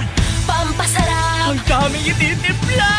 Luto mo yan with Knorr Liquid Seasoning. mula luto tong plato, sarap panalo. Luto tong plato, sarap panalo. Luto tong plato, sarap panalo. Luto tong plato, panalo ang luto mo.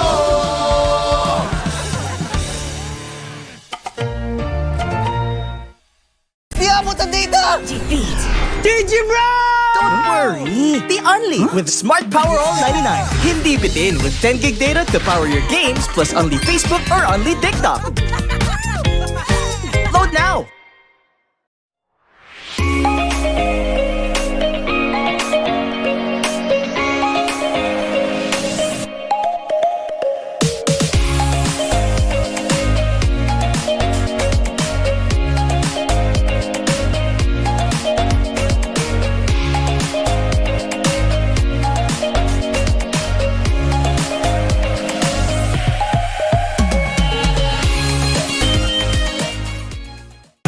Enemy alert. Your scalp gets 1.5 times greasier, causing dandruff.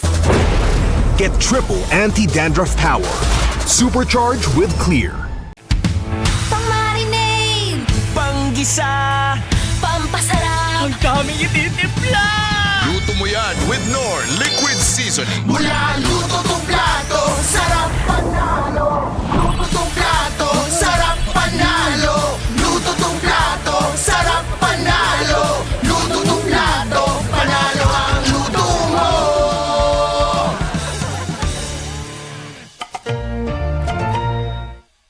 Di abutan dito! Defeat! GG bro! Don't worry! The Only with Smart Power All 99. Hindi bitin with 10 gig data to power your games plus only Facebook or only TikTok. Load now!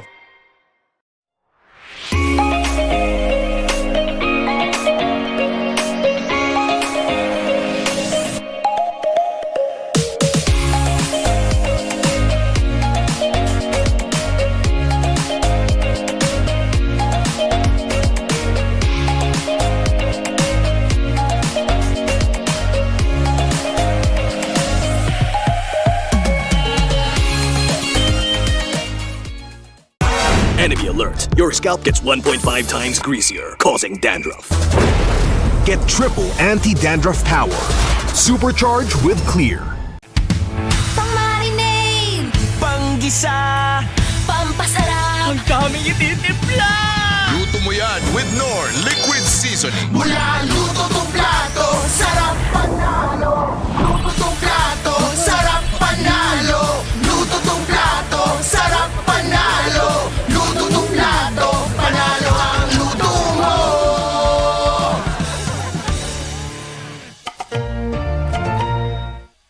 Di abutan dito! Defeat! GG bro! Don't worry! The Only with Smart Power All 99. Hindi bitin with 10 gig data to power your games plus only Facebook or only TikTok. Load now!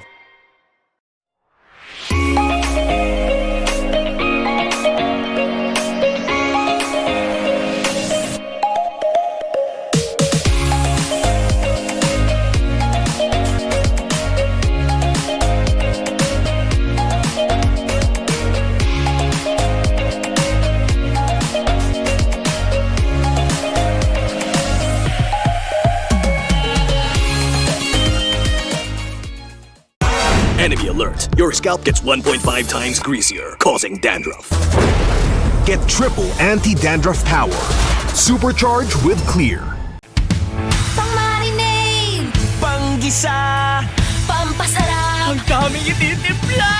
Luto mo yan with Knorr Liquid Seasoning. mula luto tong plato, sarap panalo. Luto tong plato, sarap panalo. Luto tong plato, sarap panalo. Luto tong plato, panalo ang luto mo.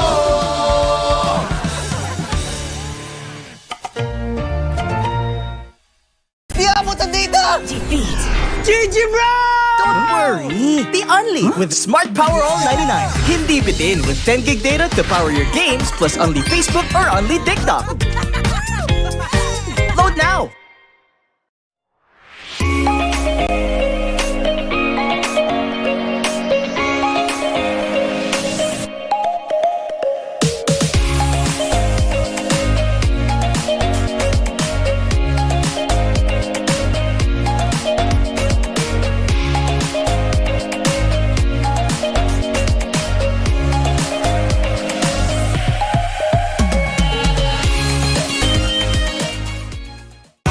Enemy alert. Your scalp gets 1.5 times greasier, causing dandruff. Get triple anti-dandruff power. Supercharge with Clear. Pang-marinade, Panggisa, pampasarap, ang daming ititimpla.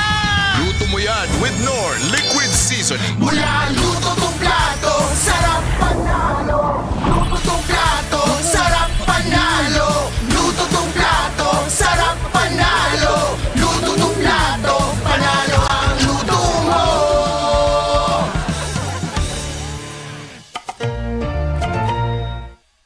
Di abutan dito! Defeat. GG bro! Don't worry! The Only with Smart Power All 99. Hindi bitin with 10 gig data to power your games plus only Facebook or only TikTok. Load now!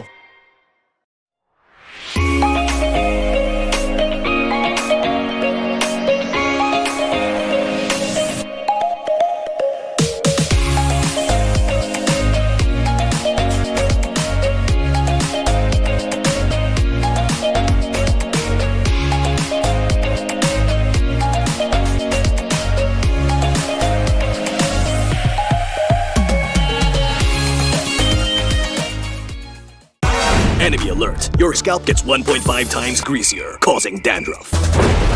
Get triple anti-dandruff power. Supercharge with Clear.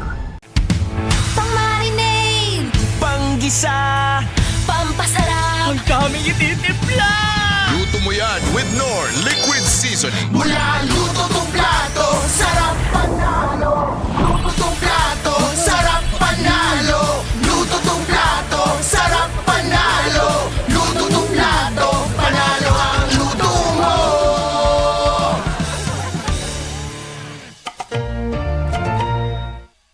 Di abutan dito! Defeat. GG bro! Don't worry! The Only with Smart Power All 99. Hindi bitin with 10 gig data to power your games plus only Facebook or only TikTok. Load now!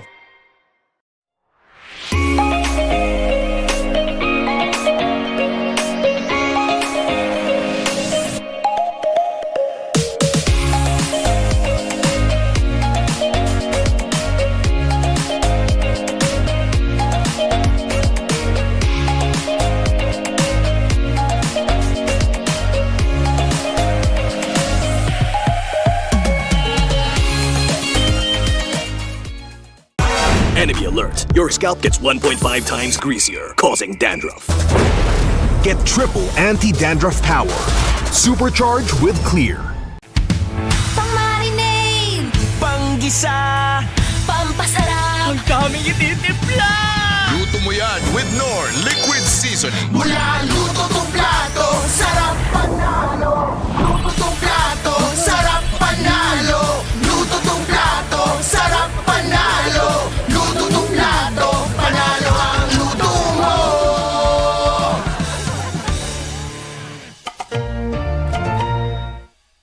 Di abutan dito! Defeat. GG bro! Don't worry! worry! The only with Smart Power All 99. Hindi bitin with 10 gig data to power your games plus only Facebook or only TikTok. Load now!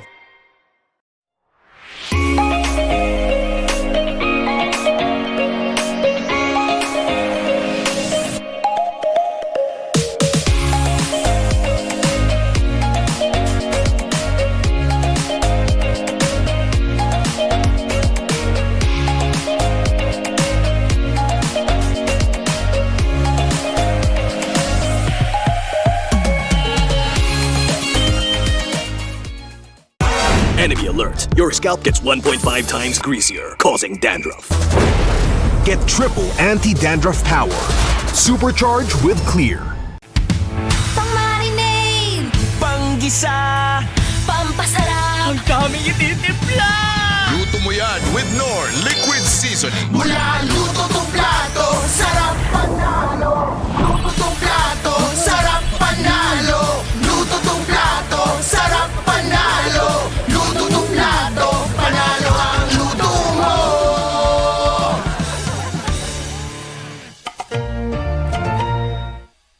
Di abutan dito! Defeat. DJ Bro! Don't worry! The only with Smart Power All 99. Hindi bitin with 10 gig data to power your games plus only Facebook or only TikTok. Load now!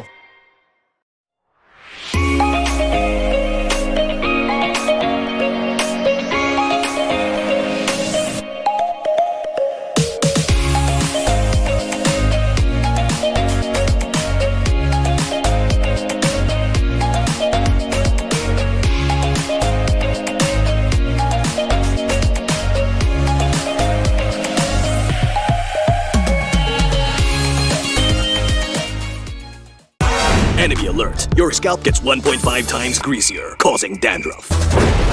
Get triple anti-dandruff power. Supercharge with Clear. Pang-marinade, Panggisa, pampasarap, ang daming ititimpla! Luto mo yan with Knorr Liquid Seasoning. mula luto tong plato, sarap panalo. Luto tong plato, sarap panalo. Luto tong plato, sarap panalo. Luto tong plato, panalo ang luto mo.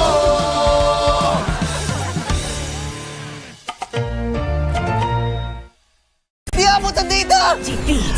DJ Bro! Don't worry! The only with Smart Power All 99. Hindi bitin with 10 gig data to power your games plus only Facebook or only TikTok. Load now!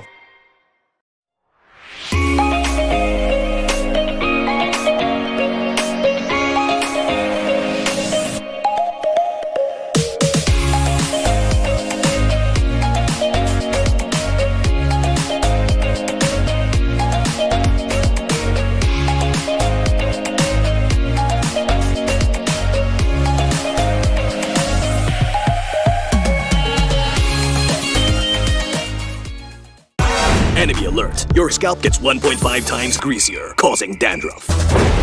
Get triple anti-dandruff power. Supercharge with Clear. Pang-marinade, Panggisa, pampasarap, ang daming ititimpla!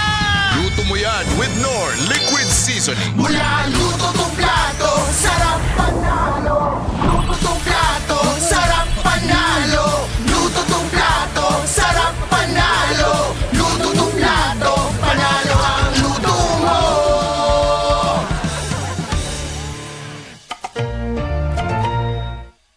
Di abutan dito! Defeat. DJ Bro! Don't worry! The only with Smart Power All 99. Hindi bitin with 10 gig data to power your games plus only Facebook or only TikTok. Load now!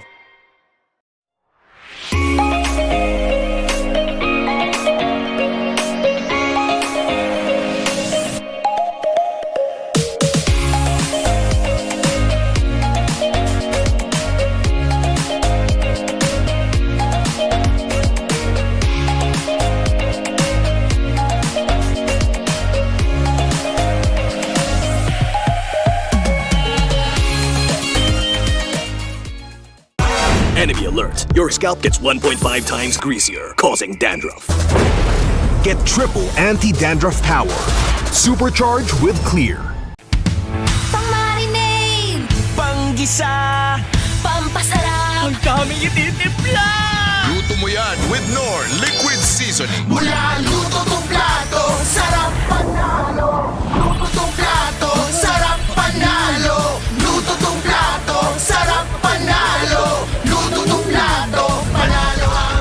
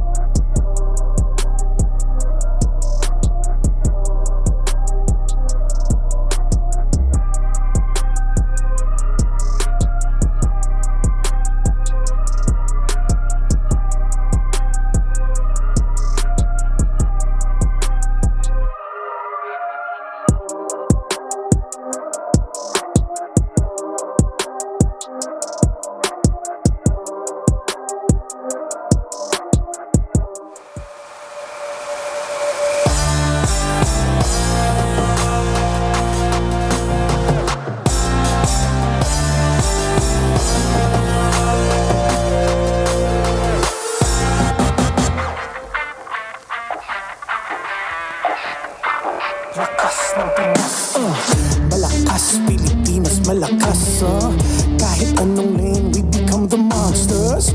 Malakas, Pilipinas, malakas face the golden sun and repping for the 3 stars. Look at us to the top, no whips, no butts, winning any game para to sa PINAS. Di mo matitinag aming bosses sa new level. Nasa kalye man o mobile, you know I become a legend. Listen, open fire, we unite, we winners. But with pressure, like diamonds are made of. Switching the lane na parang gera, HP racing made a setup. But kakatang buhat ni Hilda, full dome SS parang Laila. Susundan ko ang iyong bakas, kasama pataas, tagumpay natin to dahil tayo'y malakas para sa Pinas. Nasa amin ang alas, hindi to atas, kinikilala sa taas kasi kami ang malakas para sa Pinas. Nasa amin ang alas, hindi to atas, kinikilala sa taas, ganito kami sa Pinas. Yeah.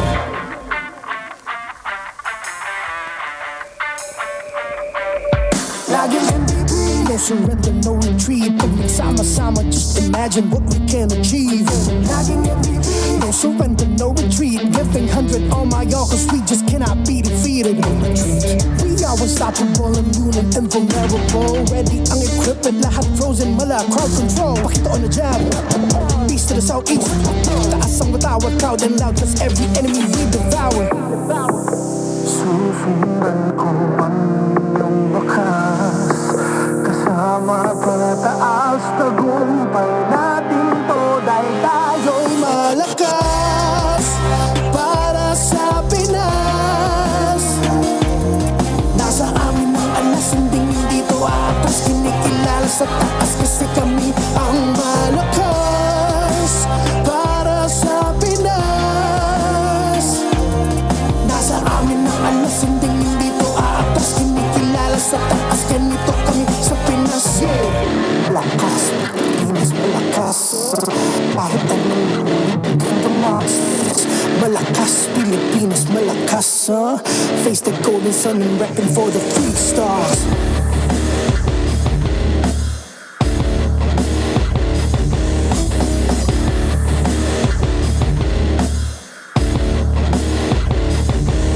Ang lakas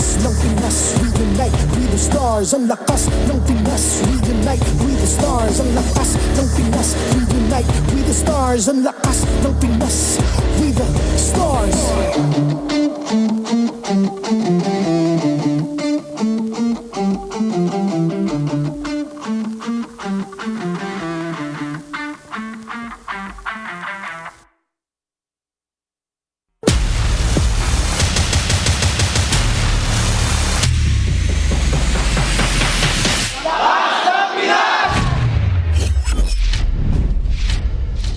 And welcome back for joining us here on the English desk for MPL Philippines Season 16. It's day 3 of week 1. We're about to round it out. We've got a great matchup ahead of us. It's TNC versus TLPH. It's me, Naisu, Leo, and Brigida. Guys, are we excited about this one? I know we shared some of our thoughts earlier on. How are we feeling about this? I said I was nervous, but now that I've seen TNC Pro Team and Team Liquid in person actually walk in, I'm feeling a little better because they look good. So if they feel great about this matchup, then why should I sweat it? Yeah, especially for Team Liquid. Despite probably like a ton of comments being thrown at them after yesterday, it feels like they're just more eager to redeem themselves for today's match. They are, and before we get to the matchup here, Leo, I think we have something special for our viewers out there. That's right. We're celebrating the Smart eSIM. More data, more GG. Experience the winning power of Smart's Only 5G and enjoy it with the Smart Digital Prepaid eSIM. Smart, the simply reliable telco partner of the MPL. Victories you can count on. Yes, you can. So again, big thanks to Smart. Grab your eSIM while you guys can and join us in for this matchup. Again, we have a lot of things ahead of us for this one. I think specifically, we talked about some of this from the last match, and there was a lot of history there.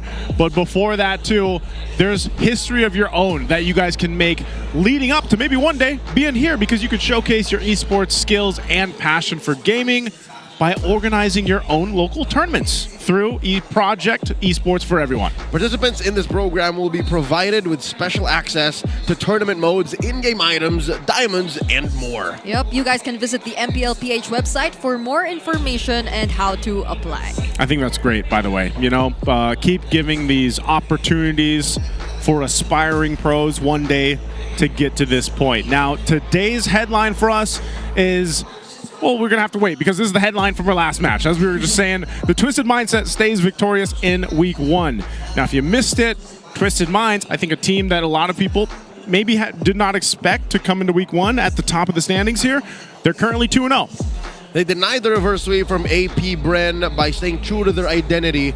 And I like that they showed some grit. They showed that they're able to play around, to learn from their mistakes, and then regain control of a series. Yeah, and even when it comes to the interviews you hear from them, it's just like they acknowledge that they're new and that they're just so eager to prove themselves. And it's coupled with that really great confidence they have in one another. So it's nice to see them rise to the top in as early as week number 1. That's a deadly combination.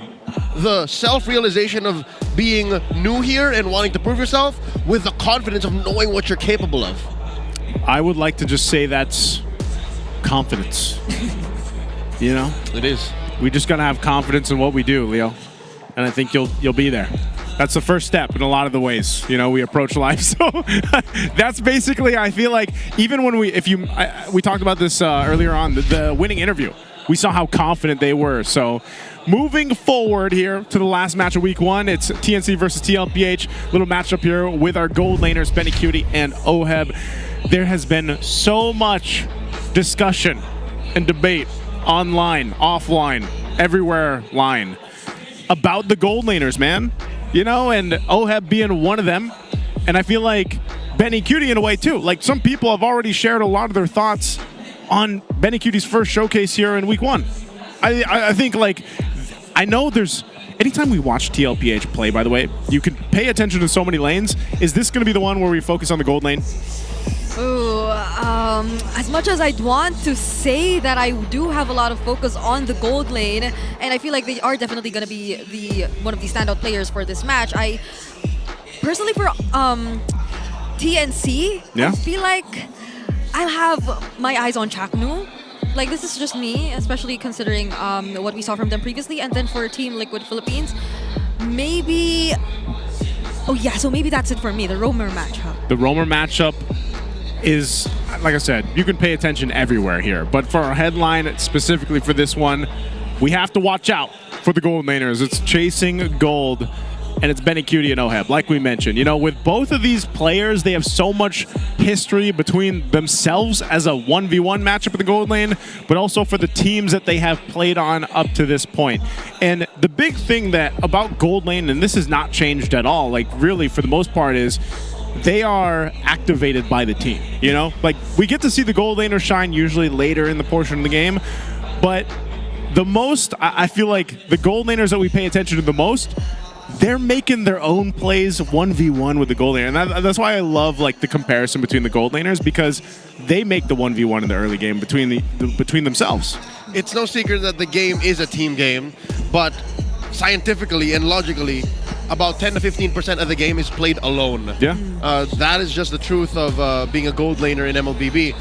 But these two gold laners, specifically Oheb and Benny Cutie, they define a specific style of gold laning that in their own way have changed the game. Oheb has reached a height, a peak in his career like no other. Benny Cutie forced a change on the base because of how he plays. Yeah. So that's the kind of gold laners you're going to watch in this match. It's the different play styles that I feel like is what is always the highlight with our players out here. So before that, we're going to throw it over to the All Access segment to hear more from our hosts. Hello. Hello naman kayo. Hello po. And hello din kayo. Hello. O, yan na. O, okay na. Nasama ka na ni Sanji. O, Sanji, salamat. Salamat. Yan. Sanford, kasama ko nga pala. In case na hindi nyo alam, finals MVP lang naman, MSC, no? Kamusta naman? Okay lang. Anong workout routine mo? Ngayon? Oo. Ako, forearms kasi bibindot ako eh. Anong favorite mong ginagamit na machine sa gym?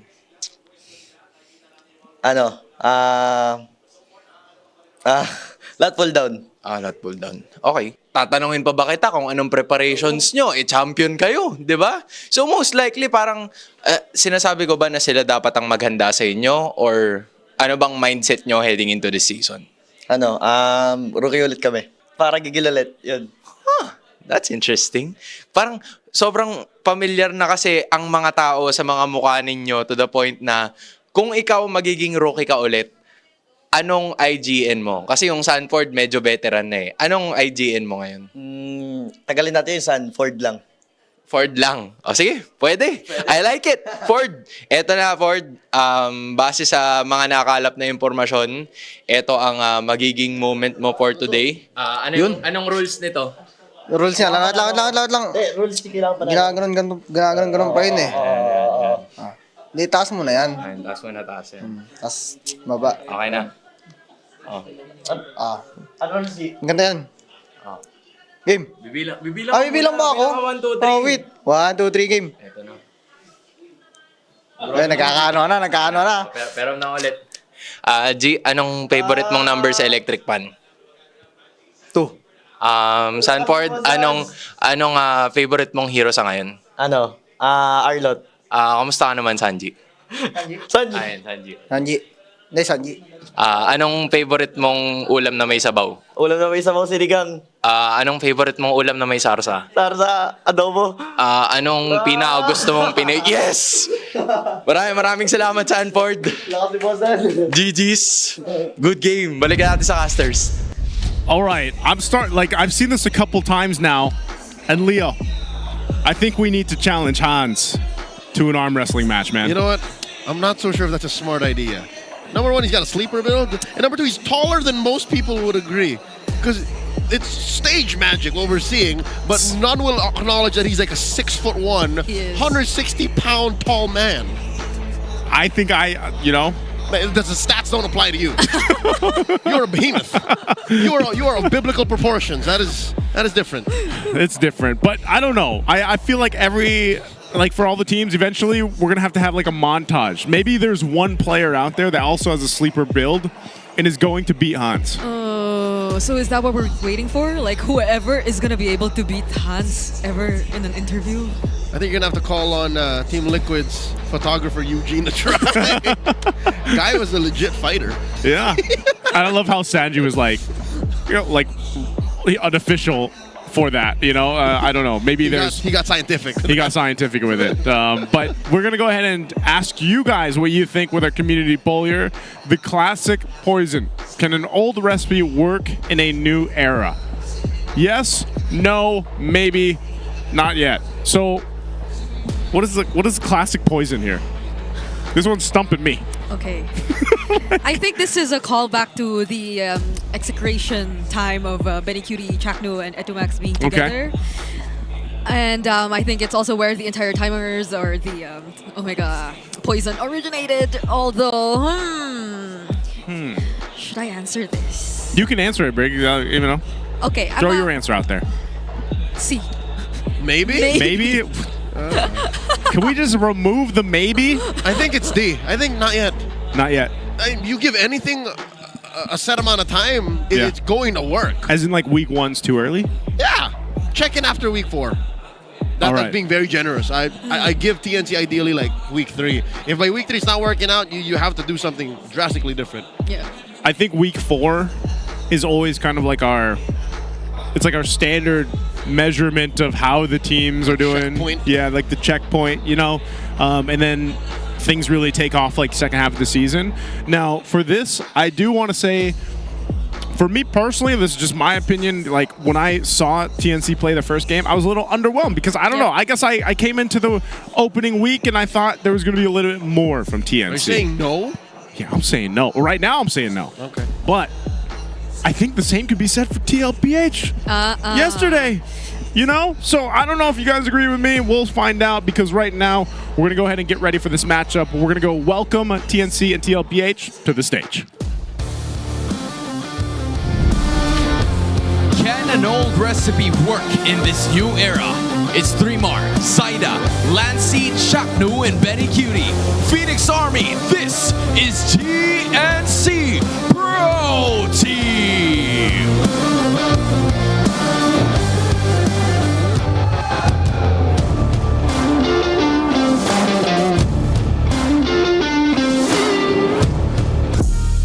The Cavalry, your heroes have arrived. Can they shake off yesterday's loss to find today's victory? It's Sanford, Carl Teasy, Sanji, JP, and Oheb. This is Team Liquid Philippines!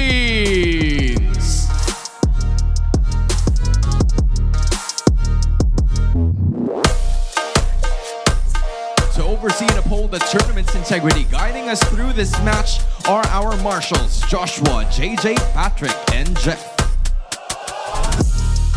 Joined by their coaches, it's Coach Etomax for TNC and Coach RC for Team Liquid Philippines. Cavalry, Phoenix Army, I wanna hear you scream!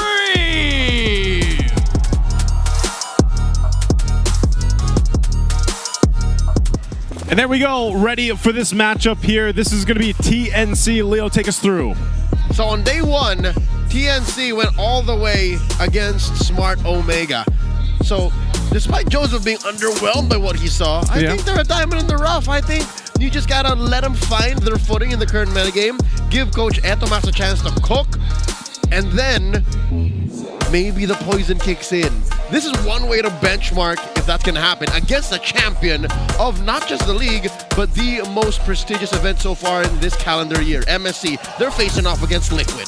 Liquid it is, and Brigida, what do you think about this? How are they going to fare here, and how's the lineup for TLPH? Yeah, if you did mention feeling a bit underwhelmed when we first saw TNC, then Team Liquid Philippines, some people might feel that their performance has been a bit shakier than usual, or than we're used to seeing them, especially coming fresh from MSC. But this time around, I guess Team Liquid have already acknowledged that there is probably a bit of catching up to do. Like, I think it was mentioned that there, of course, has just been a 2-week break and that they've probably just regrouped a couple days before. So fatigue. There is fatigue, but if Sanford did mention earlier that they're keen to really get back into shape this season, then that's what we're expecting to see for this match. You got to think how much rest our players have had from the international event, right? But first, let's go ahead and throw it over to Wolf for the Howl for this matchup. Welcome to The Howl. This is Wolf presenting you the Infinix keys to victory. It's TNC versus TLPH. And I know that this is just the third day of the season, but this might be one of the most important games for both teams because they started with a 0-1 record, and most teams that start 0-2 in the league actually did not fare well in the regular season. Eventually, like the entirety of it, they might not even get to the playoffs in that case if they started 0-2 historically. So this is very important for both of them. Now, for TNC to win against TLPH, they have to start with the Explain. And Explain heroes that will be picked today should be tempo controllers. This is your Lapu-Lapu, your glue, but any kind of hero that doesn't require that much farm but actually forces rotations for your opponents. And apart from that, they have to play 4 Protect 1 with Benny. I firmly believe that this lineup of TNC that has been formed before, and even if you look at the recipe, the pieces together, it speaks 4 Protect 1 and 4 Protect King, well, in this case, the King is Benny Cutie. They have to employ that. Now, for TLPH, it's very interesting because it is related to my last keys to victory for TLPH, but they just have to not play greedy with their tri-core setup. It's pretty simple. Their EXP lane, their jungler, as well as their gold laner should not be greedy. Meaning to say, you only have like 2 farming cores, maybe even at most 1, you know, because that's the TLPH brand that we need to see. Apart from that, they just have to shrug off yesterday's loss and play as fast as they did during MSC, during their championship run, the brand of TLPH. Let's find out if that will be the case. Gonna be throwing it over back to the casters. Thank you so much, Wolf, for the Howl there, the Infinix keys to victory for this matchup. And, you know, I gotta agree. I think one of the biggest factors for, I would say, like TNC's start at the for the regular season here was maybe they have a little bit more control in the XP lane. I know it was the first match that they had, and I remember, you know, 3mar was a little over. He was trying to make things happen on an R-Lot, for example, in game 1, and it throws them out of limbo. So I think in this case, maybe they can adjust from there, start with the XP lane, and also, like Wolf mentioned, I think that, like, play into Benny, like protect Benny, allow him to get online, because that's the thing, our gold laners need time in the game to get to the point where they can shine, you know, and if you lose too many early team fights, you're not going to get there for the gold lane. Playing for Benny is rarely a bad thing. Yeah, and that's why I think it's Team Liquid Philippines' job to play fast, as mentioned in the Howl as well, because I feel like if they do want to pick up the pace and do that Liquid Stampede we know of them, then the tri-core setups really won't be the way to go. Although you could probably argue too that the draft has probably been a bit challenging for them because of the focus on a certain hero, a certain player, let's say JP even struggling to find like what he wants to play best or what he feels suits best in the lineups that they used in the previous game. So I think that's what we're going to pay attention to, how they draft and what does their draft require. I won't lie, I actually enjoyed when JP got his hands back on the Jawhead. Yeah. And that is a hero that, you know, speaks to a fast game. Maybe it's just how they put the pieces together. Yeah. And even watching at home that game 2, I think I was shouting at my TV alongside everybody else when I saw that arrow like hit Carl TZ, you know, and I'm like, oh man, like it's one of those things where it's like, yeah, if you get the chance to go ahead and use a Selena in a certain situation with certain players, they can make game-winning arrows like that. So I'm not sure how TLPH will adjust, but I think that's the same concept. Like, just forget about yesterday. Go into this one, play your game, and bring it to show here in game 1. TNC is going to be on the blue, though. I'm wondering if Team Liquid Philippines, again, will let go of the Lancelot, though. I think that's been a trend we observed from them yesterday, going up against Onyx Philippines. And although this is not Onyx Philippines, this is still Zyda. And Zyda has been a very prolific assassin jungler as well, if any. Maybe just consider the Yi Sun-Shin Lancelot trade. Like, if you're so scared of what could happen in the jungle, just make sure your jungler ends up with a fighting chance. So, Coach RC here with one last ban going into the picks. Let's hear from the crowd. I like this. This is better. Again, you do end up with both of those junglers open. So what's going to be the choice for TNC here? The Farce is there as well. It's still open. That's a question. You don't rush either the Lancelot or the Yi Sun-Shin. You get something else just as important, and then you wait for what opens up. Yeah. I wonder if they'll play Kimmy though too. Like, there's a there's been a couple games where, wait, was she banned at all last series? I don't think she was, right? Kimmy was just Nope, let through. was not banned, not picked either. Yeah. And I don't know if TNC is considering that Sanji hasn't been playing much of the Farsas recently. It's more of the Zushins. Like even in MSC, I feel like he's been spamming Jushin a lot. To banish all darkness. So they prioritize the Lancelot instead.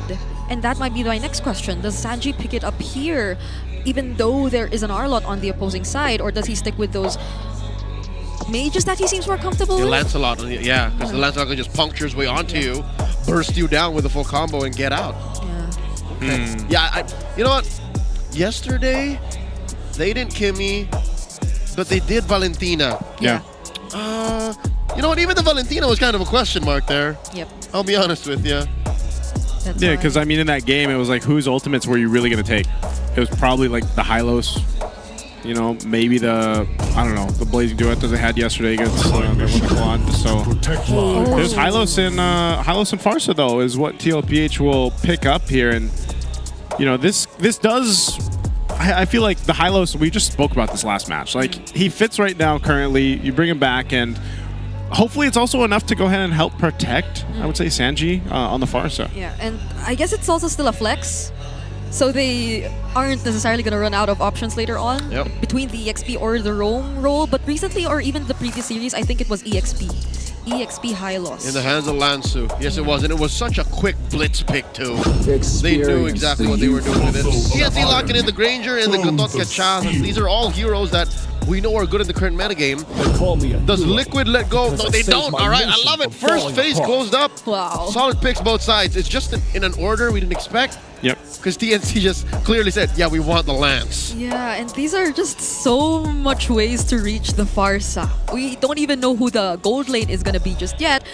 I don't know if they're considering the Ruby because like they pair that often whenever there's a Yisun Shin jungle, but Ruby? Yeah, but we're heading into the banning phase too, so maybe that gets considered by TNC. Yeah, maybe TNC bans Ruby Harith.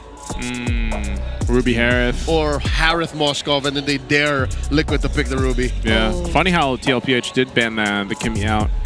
You know, just because I think it would have worked really well with the first 3 picks that they had here. So TNC is probably going to go ahead and focus down on maybe XP lane. I guess just XP lane options that could happen. Well, there is the Fovia still for 40 if ever TNC does want to consider that, but they go for, again, the gold lane options we were talking about. So the Ruby remains in question for Team Liquid Philippines, but if not, I guess there are still other gold lane options too, but do they want to pick up a gold laner that takes a bit more time? Or preferably one that has a slightly earlier power spike? Because I feel like that might be the way to go since they have the Farsa high loss anyway. We are glue. I was actually expecting TNC to maybe ban the glue, but I like this answer here. I like the proactivity Liquid showing even on the red side. Gosh, what are we going to see in the XP lane? I mean, the CC's taken out. Phobius, like we're going to mention, is still open though too. Glue being banned out. Lapu, yeah. Lapu's good at the Liquid's lineup. Yeah, that's... I wonder if TNC can get their hands on it. Unless TLPH picks it up here now and then... save the gold lane for last. Exactly, because there's no rush. Yeah. Time to take the field. Wow. All right, Bruno. So they just narrowed down some of the gold lane options here. So they let through the Moskov. Yeah. There's no rush, so maybe we do get to see the EXP lane here now. This land is our home. There's the Laps. And it will soon be your burial ground. 40 taking the Lapu. Now, what does this put XP for 3 Mar? So far, we've seen him on... it was the Lapu, it was the Arlot, and the Glue, so... Yeah.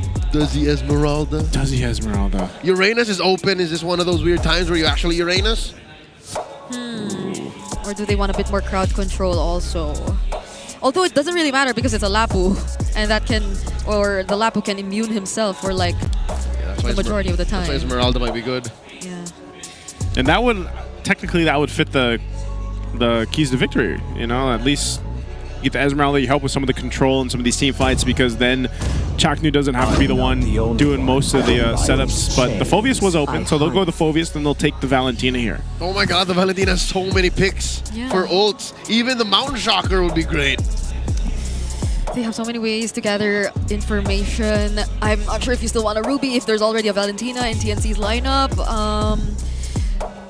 What are the other gold laners that can shred down? There's a carry, or just a what? Moskov? Claude, Moskov. Yeah. Probably I would assume Moskov. There's no Claude's not necessary. You're right. Yeah. So Moskov, Ruby, carry.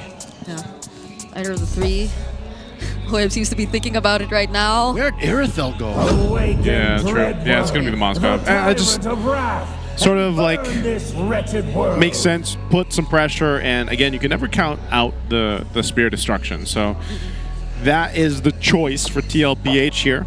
Brigida, do you think this is pretty good? Like, well, are you leaning towards TLPH? This looks more like TLPH. Like, the lineup does feel more like TLPH. So I think I'm gonna be very comfortable with that.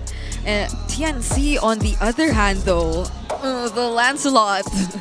I feel like that's one thing we definitely have to watch out for heading into this game, under or in the hands of Zyda. Yeah, lane to lane, I think that's one of their strongest matchups. I like that they were proactive about it. TNC are confident that with Zyda getting his hands on the Lancelot, this is one solid way for us to claw back from any position that we find ourselves in game one. We'll take one last look at the lineups here as we get ready to jump in this match. It's the final one for week one, our opening week here at MPL Philippines Season 16, and it's going to be a great one ahead of us. Both teams are looking to get that win heading out of the first week here. The drums are in the stadium, of course, our little stadium of MPL Philippines Arena. And let's see if they can go ahead and get a start in this best of three, either TNC or TLPH. Yep. Lancy and Chaknu will be the first to clear it out. I would expect a faster wave clear come in from Sanji and JP too, but I feel like they're gonna play this a bit more conservative as well, considering that they have the Yisun Shin in their jungle, so they'll have to ensure that he gets to farm up fast. Looking at the emblems, I guess it's pretty normal for majority of the heroes. Yeah. Early on too, I mean, there's not too much I feel like you could do with both the lineups here. Like, usually we see some pretty aggressive starts, you know, early rotations, but this one's a little difficult. Yeah, Lancy's rocking Inspire. I like how he's very proactive about getting early on cooldown reduction, so he really wants the uptime on that Valentina. So far though, Liquid are winning the farming race, up by about 200, 300 gold. Yeah, and surprisingly, Sanji is positioning himself in these kinds of areas nonetheless. I don't know if they have an idea that Chaknu is actually already down bottom trying to help the EXP lane. So TNC might be really after those fast rotations and racking in those EXP fast, so they get an advantage in the upcoming or the first objective fight. I wish we had like a little mini cam, you know, for the gold lane like the whole time that could just pop up and be there, because like you can kind of see it from the mini map alone. Chaknu's charging up here with the Unbreakable, doesn't catch anyone, and we'll have to pop the Revitalize, so that's going to be down for him. And Turtle's coming up, so that actually might be a good enough advantage for TLPH. Yep, they know that one major resource for TNC are off the charts right now. Sanford initiating on the Zyda, and now they're underneath, down to 10th of a talent. The Turtle still standing, and Zyda secures. Carl Easy compromised. There's a better dash like the answer by Sanji. Chaknu here, down to about 10th of a talent. Gets taken down. First blood drawn by the chef. He's cooking. Cleared out for Daddy JP, and down goes 3 more. Sanji got a double. Even though the bravest fighter stuns and the zoning attempts didn't necessarily connect from Sanford, they were still able to find a way back, and they handed over 2 kills to Sanji. I feel that's gonna be very massive for Team Liquid Philippines, and they were also able to keep Carl TZ alive. So it wasn't completely a win by TNC just because they got the turtle. Yeah, the early kills for Sanji.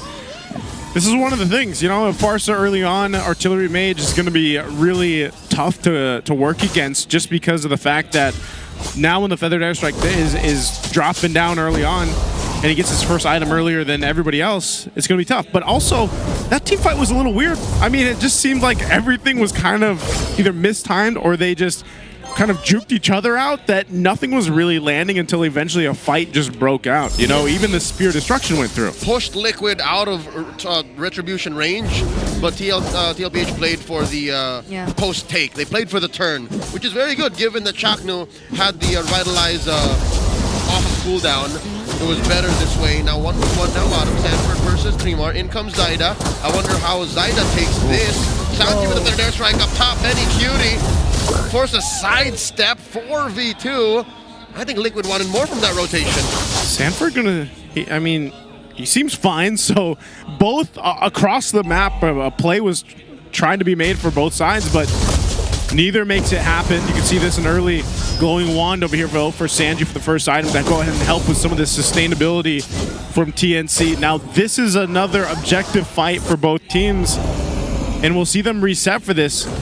Both gold laners should be able to join this too, but you just have Oheb making his way down bot. There's going to be a switch up here coming forward, and they'll just delay this turtle for now, and Lancey will hold on to the glorious pathway. So TLPH has this like very minor upper hand. We'll see if they play it through. Oh, Sanford goes in with a Brave Spider. Oheb. All right, he's got 2 held hostage. 3 members of Liquid alongside 3 members of TNC here, and there's the glorious pathway. The Mount Shocker. Where's he gonna throw it? SOD lands. There's a precarious position. AOG coming through. Chakno hits him, but Carl still gets a turtle. Down goes the Mamba as Carl DZ takes him down. Following through is Tremor. Daddy JP says, go to sleep. Even though they weren't completely the ones to set up first, the mere fact that Sanford was able to poke down the members of TNC before that fight, particularly Chaknu and Benny Cutie, even though Naisu, you mentioned that the gold laner should be able to join this, that already helped Team Liquid Philippines so much. Oh, I thought Sanji was gonna fight that, but going back, that was able to set things up for Team Liquid. And even despite that messy fight, Carl TZ getting that objective, this is going to help them a lot. They already are on a 2K gold lead. Yeah, mid lane here, just kind of figuring things out. That bottom turret did go down, so... Wow. And the top one. TLPH is just converting a whole lot, you know, in the past minute or so. This is TLPH's kit working double time. They have macro. They have even micro, given that Carl DZ dodged all of that with a traceless into the retribution. And it's because of that now TLPH is on 3,000 gold. It's very hard to play as TNC now because you ask yourself, should we fight them? Should we attack them on a lane-per-lane basis? Or do we just let this happen? Yeah, and it's also after those wins that they get to convert. It's not entirely on the back of Oheb to just go for the opposite lanes and to push the waves. It's actually Oheb joining the fights a lot more on this Moskov. It's great to see that it's also the SODs being able to land, but in mid... Carl wants to go brush with Chakno in it, but wait, there's a fight breaking out. North Pathway dropped in, Lancey down to a 10th of his health. TLPH are taking this by force. They want to push mid. Yeah, they're not going to get the mid, but this next turtle's coming up, last one of the game. They've got the control they want. They can still control this side of the map too. So Zyda's trying to put some work, and Sanford popping the Brazen Spider, but again, TNC is in fighting position.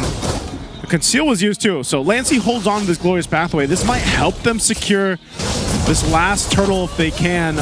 Oheb still top side, but Chakno will take a couple shots. Here's the turtle. Mount Shocker plus a glorious pathway. Zyda still gets the retribution though, and that's a lot of damage rained down on the front line of Liquid. Sanji falls, and now Sanford and JP retreating. Oheb still pushing off of the camera. Sanford gets taken down. It's just JP. Few turret hits, saves Zyda with the Thorn Rose. And Liquid get run over for the price of a tier 2 turret. You feel that there was a bit of hesitation. They already had the information. They knew where TNC were going to come from or where they were actually positioned at. But they weren't able to completely set things up. JP wasn't able to. And it was TNC who went in first. And you could not afford to let TNC do that all at once. Because when you sync up that IMU glorious pathway together with the punctures and even the dives coming in from Tremor, you could expect the damage to just keep coming in. And not to mention they also handed over a kill to Benny Cutie on the Sky Piercer. So this is slowly becoming TNC, or this is slowly TNC becoming a lot more comfortable. Yeah. TNC forced out ults from Liquid off time. And Liquid used their ults to try and secure the turtle, but again, if you're deep into a pit like that, the iframes on the Lancelot will just get you there. Not only that too, but they, TLPH playing for objectives here. They're going to go for the mid turret down the tier 1 down, so they might have lost some of the lead, but TNC's doing a great job holding on. The answer coming in from Lancey, his own glorious pathway. In comes the rest of the Phoenix Army. Sanford, look at the back line, trying to go for it. Going for Benny. Very low. AOG to secure the kill on Daddy JP. Well, Sanford finds none. SOD by Oheb finds 3 more. And Chaknu, not the best targets for Moscow at this point in the game. Liquid just lose 1. That was such a good attempt from Sanford to like zone out Benny Cutie, but then TNC is in enough position now to actually just go toe-to-toe with TLPH. They've done a great job at just keeping themselves in this game by not letting that 3,000 gold lead that TLPH had earlier on balloon up. So this gives them a great position and potentially a chance to just take this Lord and turn this game over even further if they can secure it. Yeah, honestly, earlier it felt like Sanford actually wanted to go in for the kill even, because they already lost JP. He had Benny Cutie all to himself, but he wasn't able to land the skills, and he did not have enough damage just yet because there's just so much mobility in the hands of Benny Cutie on this Ranger too. But Team Liquid Philippines, they seem to be looking to get this first Lord. Oh, there's a conceal by the Mamba, gets spotted by the Mount Shocker. That's a false engage. They're going to continue the dance here. Sanji popped off the feathered airstrike. I don't think it's a good start for Liquid. Ooh. And there's the glorious pathway of their own. Oheb pushing. That's Oheb pushing, yep. And might even get it here too, secured. Oof, they gotta make sure they keep track of where Oheb is. This is the power, I would say, of a Moscow for a while. Like, a lot of teams love to just go ahead and draft them up because it allows you to just push across the map and then join the fight once you land that Spear of Destruction. And, I feel like you land those more than you miss them, especially in these crucial fights around the Lord. So TLPH will continue to put pressure there, and it's up to TNC on how they respond to this. They're using that long lane and the threat of the dance to get that split push. Yeah, they've managed the wave so well, so they have to send up someone to top. There's a Mountain Shocker, catches the Mamba off guard while Sanford went against 3, forcing them back. 40 still alive, glorious pathway, set up in an X right here as 3-Mar gets skewered. Serving up a kill to Daddy JP, 2 men down for TNC, while Liquid are still holding their ground. In comes Zyda looking for kills on Carl and Oheb. Baby Cakes back out. TNC is still fighting back against the odds of the push across the map. They still delay TLPH from taking the Lord. Oh my goodness, Sanji. Oh, I thought he was gonna try to go for something. It's the San duo here and the Baby Cakes duo over there. But literally, Team Liquid Philippines, it just feels like they're going in and out. They're not fully committing to the Lord. They're trying to get the advantage first, the clear advantage first, and that's when they're gonna be willing to take this objective, to take this Lord. Interestingly enough, even if you look at the lane matchups, EXP lane up ahead by almost 2k, the gold lane too, ahead by a decent amount of gold. It's just in the jungle, so I feel like that's why they're really being wary of Zyda and his ability to just contest when it comes to the objective. Man, I feel like Benny is like, Oheb, I've seen this before. I've done this before. The pressure across the map, he's not going to let him go and just, push the game for a win. They're going to have to control it, though. That's the biggest part for TNC, is controlling that long lane.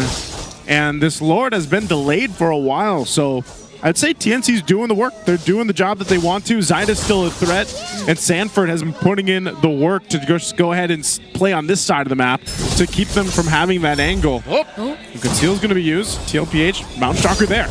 The Cavalry are going hunting. They spot 3-Mar. They push back Zyda. Gets hit by the Mountain Shocker. Killed by the GOAT himself. And now 3-Mar dives onto 3 with the Infernal Pursuit, and he gets taken down. Carl gets a double. And just like that, TNC are half-knocked. AOG from the Mamba goes in, finds JP. Oheb answering back, revitalized by Chatty JP with the help of 40. That's 4 down. Carl finds another. Benny the only one left. Oh my goodness, they're still going. Oheb looking for blood, does get the push on tier 2 down bottom, and then Liquid goes for the Lord. Such great use of information from Team Liquid. They had very minimal info, but once they used that Mountain Shocker, got to find out that Zyda was a bit isolated from the rest of TNC. That's when they decided to go for it. And Carl Tizzy, the way he just reserved that Mountain Shocker up until the very last minute to ensure that there will be no iframes, they were able to take down Zyda, and that's what mattered the most, because the rest of TLPH were able to do whatever they wanted to. Sanford kept zoning everyone, and now they have the Lord in their hands and that 6K gold lead. They did the work. TLPH made it happen together with that conceal play too. And they've done that push now on some of the shields up here on these base turrets. So they'll play into this. Zyda forced out. A Glorious Pathway already dropped down. Daddy JP showing TNC that they mean business. The Mamba catches one salvo. AOG on out defensively. And they continue to assault the base. Top lane and bottom lane penetrated. TNC are bleeding. Oh, they're gonna have to push that mid lane in. The waves making their way. They have one turret in the base here for TNC. Oh, Chaknil already using that conceal. They're gonna try to defend. Lancy's Glorious Pathway stolen. OA used to slow down TLPH's forward momentum. And TNC are holding on. They're not down just yet. Not out. Not yet. They're still able to find a way back. Actually, it was great that Chakna was really able to still use that AOG to get out of that, because I feel like Team Liquid Philippines would have really pushed forward if they were already able to take one member down from TNC. But that's gonna be the struggle now, because Sanji seems too free on this Farsa, even despite us pointing out that there's a Lancelot, there's a Garot Kacha, and there are just multiple ways for TNC to reach him. Now that we see Sanji again on the Farsa, it really does look like he still has it. Oh, so good at relocating himself. 3-bar here. Almost goes down. Gets hit by the tail end of that Mountain Shocker. Barely survives. Like, look at the threat that Carl is on the YSS alone. That's just how devastating it is when you have this kind of lead too for TLPH. So for TNC, as they get ready to go ahead and face down either the decision of, do we contest the Lord, knowing that our base has 2 turrets down, and they hold on to that mid turret, and they know that OHEB is probably going to put pressure again on that long lane. So TNC has a difficult choice to make, and they're almost forced to also stay together to an extent here. Look at Carl. Again, he's going to go ahead and spawn out Chaknu. Oh, gets hit by the tail end of the ult and some salvos. Chaknu's burning. Chaknu AOG out. He's safe. Carl Tizzy used that Mountain Shocker again at such great timing. So even though it felt like TNC seemingly wanted to attempt to go for something in the long lane, they had it figured out. So now, Team Liquid Philippines are in full control of the Lord Pit, but there's a conceal from TNC too. All right. The attempt by TNC Pro Team. Another Mount Shocker online. JP goes in with the Glorious Pathway. There's no way for 3 to survive this. Down he goes. Feather airstrike by Sanji from the east. Down goes Zyda. Carl Tizzy finds one. And another triple for the GOAT. OHEB gets one too. And it's just Benny Cutie. Immortality pop. It's all but over. Carl Tizzy's a maniac. Game 1 goes to Team Liquid. And at the end there, TLPH comes in with the stampede that we've seen so many times before to take game 1. That last clash was too clean from Team Liquid Philippines. The way they were just able to burst down 3-bar all at once, and Sanford going in, forcing out the Wind of Nature from Benny Cutie, but it's not even the physical damage from Team Liquid who got to really burst down Benny Cutie too. It was Sanji flying right in front of Benny Cutie, bursting him down on the Farsa. And that's where they were just all spamming recalls right before ending the game. That was some style there at the end, you know? And I again, it's like Sanford on the Lapu Lapu. Yep. He still got it, man. Like, he was able... I just feel like Benny Cutie had a terrible time going against it. He's like, man, it's Sanford again, you know? And Carl Tizzy, of course, the GOAT here, getting the MVP. He almost had the Savage. I think the kill went over to OHEB, right? Yep. OHEB got one of the kills there, and Carl TZ nearly had a Savage, but of course gets a Maniac. This YSS, there's a reason why this hero also gets banned many of times. So much vision, so much damage once you get a few items in and you get in your opponent's head that they wonder, all right, at what range can we engage this Yi Sun Shin? And also to consider, now I have a newfound appreciation for the last part of that ult, the extra stun, that burst that comes out of the little skateboard that we like to call he throws out. It's amazing what Carl TZ has done with this hero. Again, he's usually the Lancelot, right? He is the Lancelot. But for TNT to go for the Lancelot first and then give this to Carl now? They went for the trade.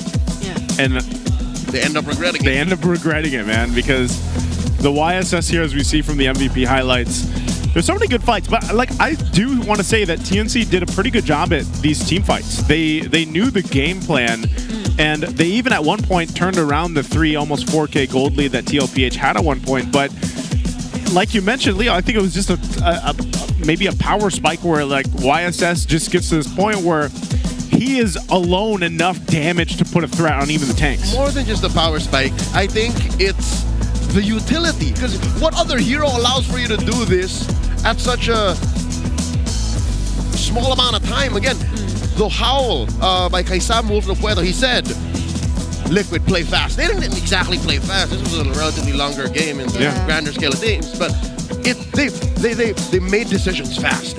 What was that? The kill on Zyda just a few seconds from that highlight. That is what mattered. That's the kind of play that made a difference. Yeah.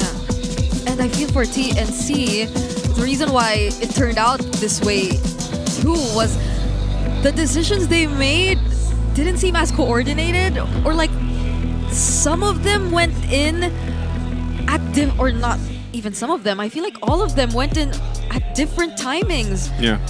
We didn't get to see like the, I'd say, expected sequence of how they're gonna layer their ults or how they're gonna layer their skills, either be it through 3mar or Chaknu going in first or complementing each other, and then having the follow-up from Zyda and Benny Cutie, and Lancey also supporting or assisting that through the glorious pathway that he can get through the IMU. And we did see that happen once or twice, and that's wherein they got some kills. That's wherein they got some wins up against Team Liquid Philippines. But when they don't get to do it at the same time, or when Team Liquid Philippines is successful enough in forcing them to react or bait out a single member from TNC, then that's where it goes downhill for the Phoenix Army. I love the select choice by Sanji to pick up rapid boots. This allowed for Liquid to basically extend the range of their kill box, because you never know where the Farsa is, even when she doesn't have wings by wings. She's able to keep the wings by wings and still rotate very quickly because of the extra move speed you get by exiting combat. And I love this too, like the fact that, I mean, look how much damage Sanford took on the Lapu Lapu. And it's crazy because sometimes you see the Lapu Lapu built a little bit differently. This time he also just like, he went like basically full tank. You know, he had a War Axe, I think he had a War Axe there, but the dude was tanking everything. And you know, I think part of this is like you get to see a different Lapu Lapu in the hands of different players, but obviously Sanford being one of them that just makes it work so well, and given how he needs to play it for the team. That's no longer a conversation that Sanford and Coach Tic Tac have. Confirmed, Tic Tac respects Lapu Lapu and Sanford now. Yeah, when you ask him who comes to mind first, whenever we talk about the Lapu Lapu, it's no longer Edward. It should be Sanford. Although Edward did, like, I think a great job with the Lapu in their first series. It just didn't convert into a win, but here it's different. It's so great to see them back. I feel like we're slowly getting back to the San duos again. Like, it's not just the baby cake that we're gonna pay attention to, but the rich guy, this is no surprise.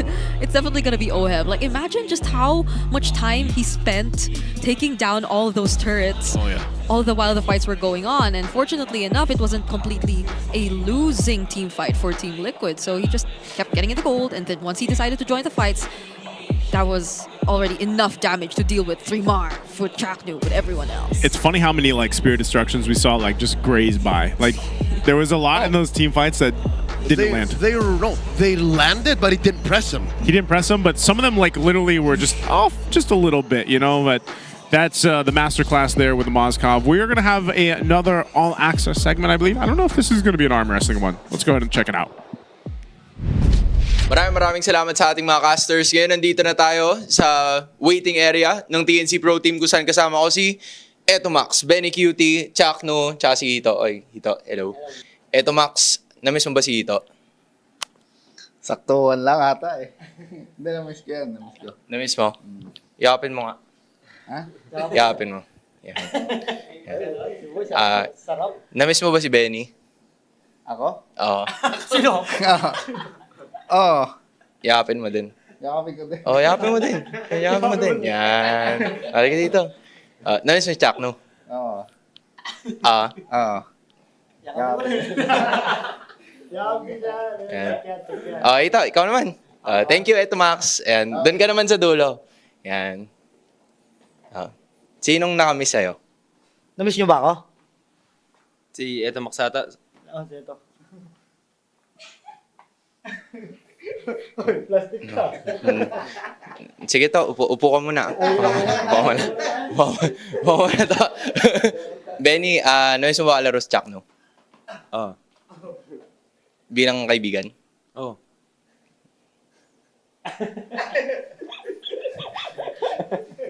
Pero nayakap ka na ni Etomax. Namiss mo din? Namiss ko yan. Okay lang? Okay lang? Sige. Ayun, Chakno, halika na dito.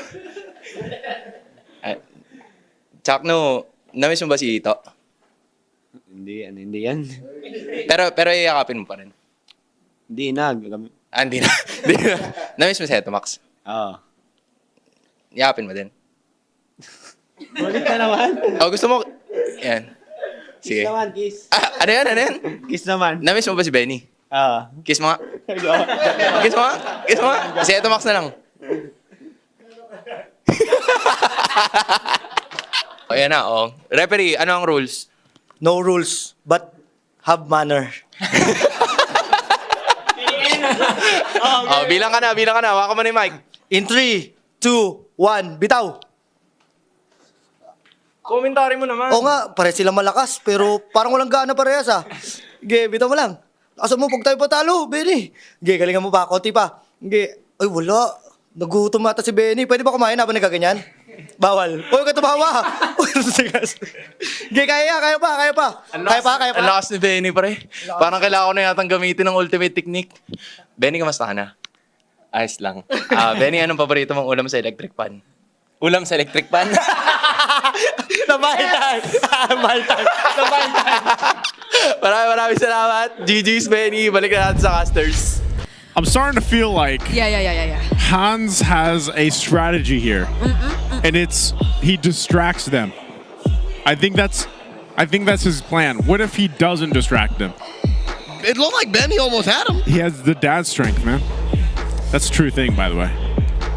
Dad strength. Yeah, no, again, just the physical act of carrying one's child, in this case, little Wan. I'm pretty sure that built up his forearms and his, I don't know. Aww. 1-1. I've never seen that, by the way. Which one? Like arm wrestling with your... I've seen it and I don't like wrists? it. I've seen it, I've done it, I don't like it. It's a very weird point of contact and you're just not... your body is not meant to put that much strain on that part. Yeah, on the wrist, that's what I was saying. But... at least not in that way. Not in that way. I don't know what to take from the All Access, by the way. I don't know how we explain that. They miss one another. There's nothing to get, Joseph. Just take it. Just accept it. All right. You guys saw it. Take 2-second clips from that little segment. Just kisses, hugs, and just, yeah. Classic Poison.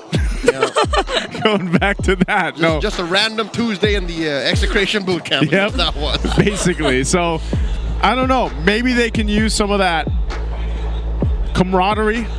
I'll call it that. Some of that camaraderie. The brotherhood and get a game 2. Like, get game 2 under the belt so we can go to a game 3. Because, I don't know, man. Like, I feel like TNC was doing some of the right things in the previous game. It's just like something happened, you know? For the most part, picking Lancelot into the usage isn't always a losing match, you know? It's a clear decision. It's still a 50-50 when you come down to certain parts of the game. But here, I think Liquid just gave him too much to think about. They gave him the Moskov off lane to worry about. They gave him Sanji's Farsa. They gave him 40's Lapu Lapu. So maybe like all these key picks. Yeah. Yeah. And I feel like through the ultimates that Lancey decides to pick up all the time, I think it was just a glorious pathway. By the way, it's pretty much given that what they want to go for is just the constant closing in onto Team Liquid Philippines, pressuring them and engaging in the team fights. One might wonder, don't they really want actually the feathered airstrike? It's That's just they don't true. have the time to do it. They just never get the chance. You know what I think it was though? I think that's something we usually see this from Sanji, and it's just like he's so good at staying away. Oh yeah. Like what's Rapid Boots played a big part. Yeah, the Rapid Boots. You talked about this, and I think whenever we see that with Sanji, like it's that sense of the Filipino word popped in my head, like tago. Like the Tago hiding. Yeah, he's just always hiding. He keeps himself scarce. He's like, Lancey, you're never gonna see me. You're never gonna steal it at the right time. Exactly. That's why Lancey, like most of the time, he just had the glorious pathway. So, whoa. Yeah. Whoa.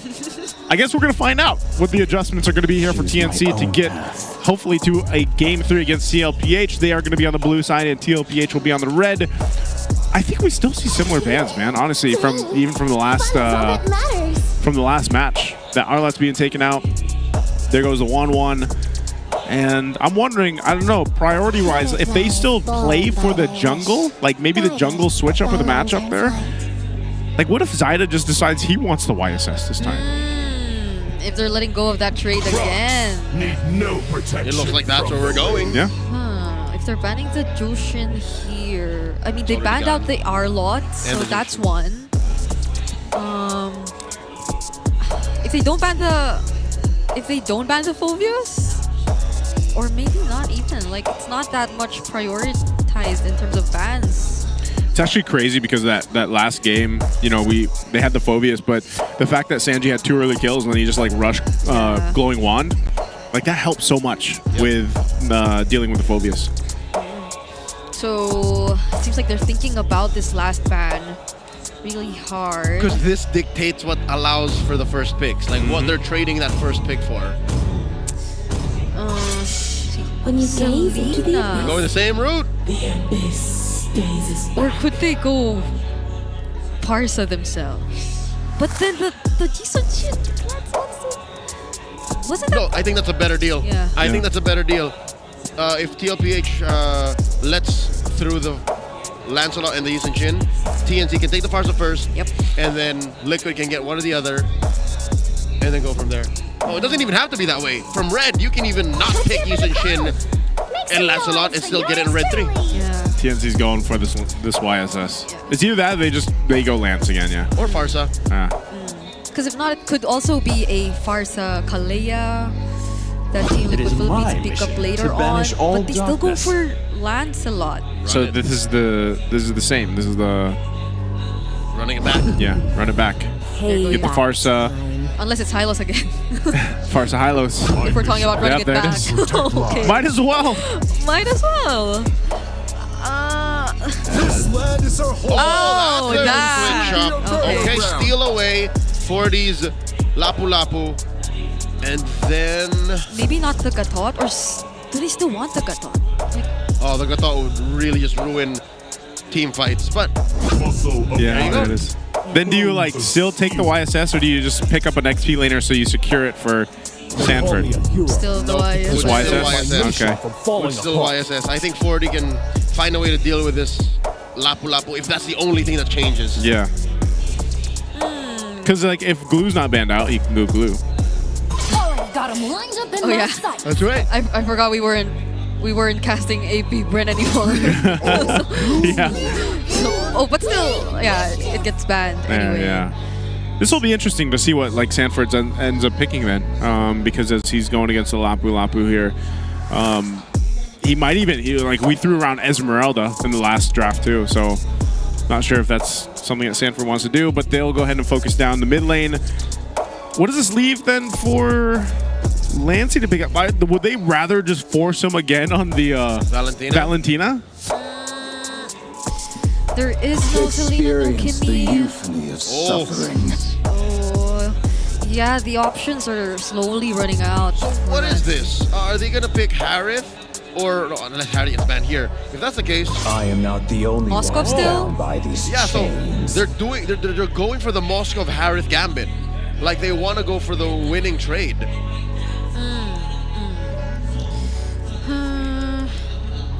If I were Team Liquid Philippines, I'd be feeling the Moscow. And maybe they want to save it though. Like, what do they want to save? Is it the XP or the gold? Because you already know the matchup in the EXP lane. There's the Harry. All right, so they'll go do that. And then you go Moskov. Moskov in Benny's hands. Okay. Yeah. What do you put mid? I actually still do not like the Valentina. I was just saying they might be in a position where it's just. Maybe what if they? What if he does Kagura? Yeah, I was saying. What if he does Kagura?